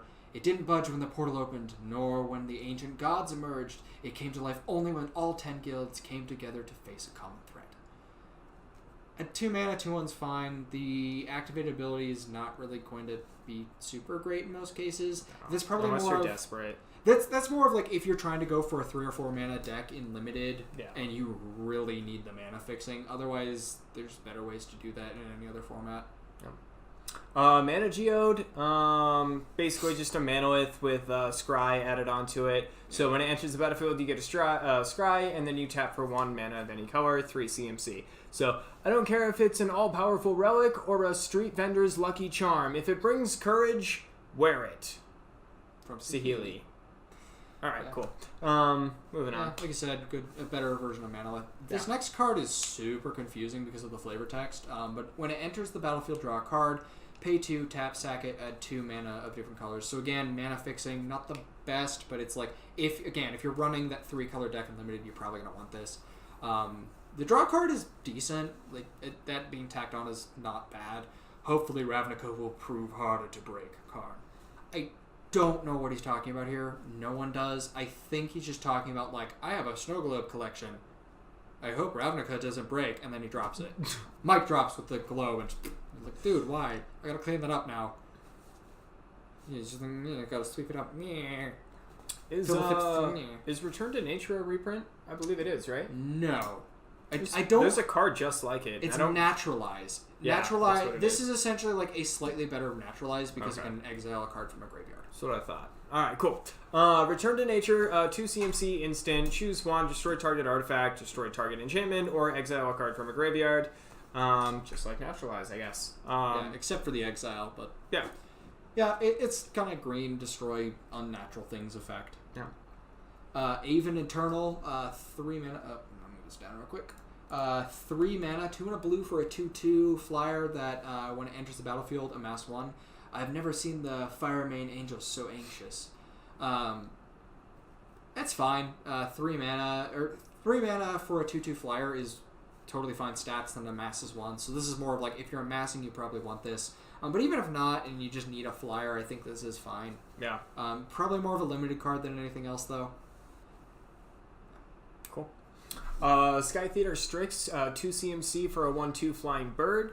Whenever you cast a non-creature spell, it gets +1/+0. It's basically just for an is-it deck, honestly. Yeah. You're going to be casting a lot of spells. Hopefully you buff your flyer up quite a bit, especially in limited. It's probably going to be useful. And then you swing in with hopefully like a 4/4 flyer or something, or a 4/5 flyer or something. Those would be So- like 4, regardless of what it is, it'd be 2, so it'd be like a 4/2. Yeah. I think it's fine. Again, more of a limited card. You kind of have to build around it a little bit. Thunder Drake's kind of the same boat. 4 mana, 3 and a blue for a 2/3 flyer. Whenever you cast your second spell each turn, put a 1/1 counter on Thunder Drake. The arrival of the planar bridge caused an eddies in the aether, creating some entirely new species while transforming others. It's fine. It's kind of the same thing as like the Sky Theater Strix, where it's you build around it. It's more of a limited card than anything else. Yeah. And you really like it. This one's a little harder to do too because you have to cast that second spell. So you would actually want to cast this first and then something else on top of it in order to get that counter on there. But, yeah, it's fine. I do like the artwork. It's Wall gorgeous. of Runes, 1 drop for a 0/4 defender wall. Yeah, you get a scry. It's decent. It's really good for like that like early game Yeah. board state where you're just like, hey, like maybe I'm running something a little more mid game and I need to make sure that I'm gonna have that early game protection. Yeah, this it's is more probably so, a decent card. I feel like it's more so like a sideboard card that you'd bring in Yeah. against a really aggressive deck where you're Yeah. like, I just need to stop you for like 2 turns while Yeah. I get my cards ready to go Yeah. combat this. Callous Dismissal, 1 and a blue, return target non-land permanent to its owner's hand and amass 1. They make it clear we are nothing to them. So again, kind of, this is a typical blue bounce type of thing. Simic Guildgate, again, this is only in the Jace Planeswalker deck, so you can't get this in a pack, unfortunately. Although the weird thing is, this will still be standard legal for a while, so this makes it so that I believe... I want to look at it, but it makes it so that Simic and Orzhov might be in standard a little longer, although they might rotate out at the same time as the past 2 sets. Standard rotation is weird. It's complicated and weird. Moving on. Cool. Plain-wide Celebration, 7 CMC, 5 and 2 green. Sorcery, choose 4. Wow, you can choose the same one more than once, which is pretty cool. So, create a 2/2 citizen token creature. That's all colors. Return target permanent card from your graveyard to your hand. Proliferate or gain 4 life. For 7 mana, Proliferate 4 times is actually pretty good. Look, this is actually just a pretty strong card. Yeah, I actually really enjoy this card.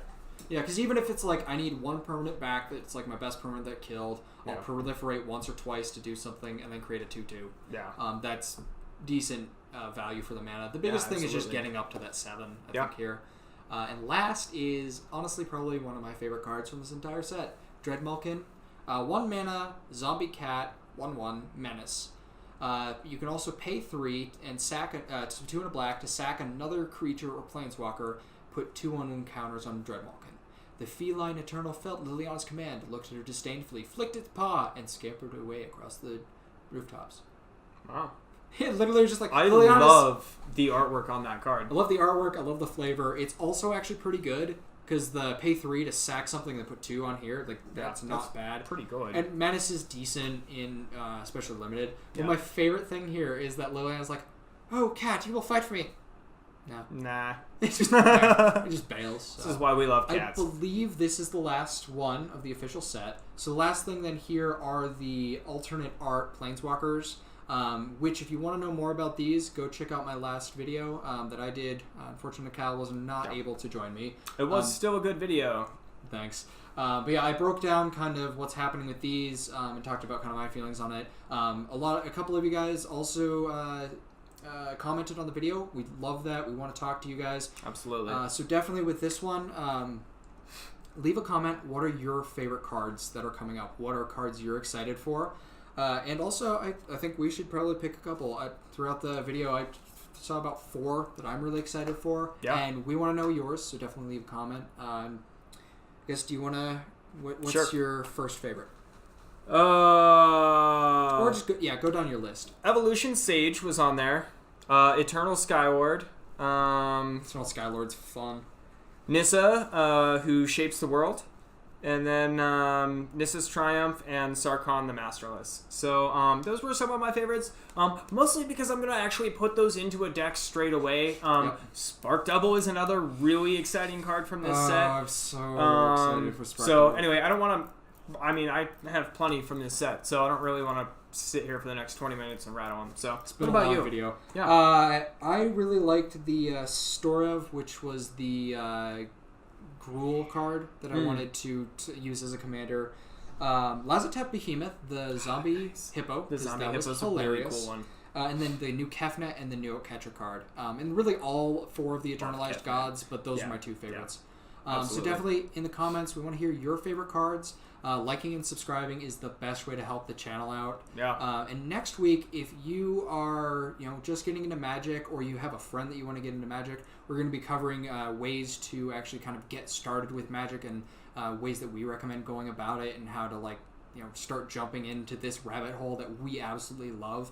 So definitely tune into that video if you're interested. If you have friends that are interested, definitely send them our way. We'd love to hear from them and love to start we're always the willing to do some conversation. deck tech stuff and Yeah. answer questions. Hopefully, once we get our live streaming a little bit more organized and a little working, Figure that out.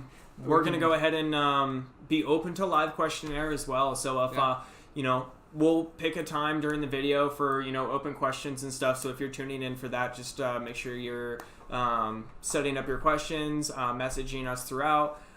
Feel free to leave messages during the live stream. Yeah. We'll just have a set section of the video that we go ahead and answer questions there at the end. So just stay tuned for that as well. Yeah, and if you leave a comment, if you miss our live stream, we'll also be happy to talk to you guys there. Yeah. But anyway, have a great night. Yeah, thanks we for are tuning both in, guys. very tired Yeah. because it's now Almost 1 1 o'clock in the morning.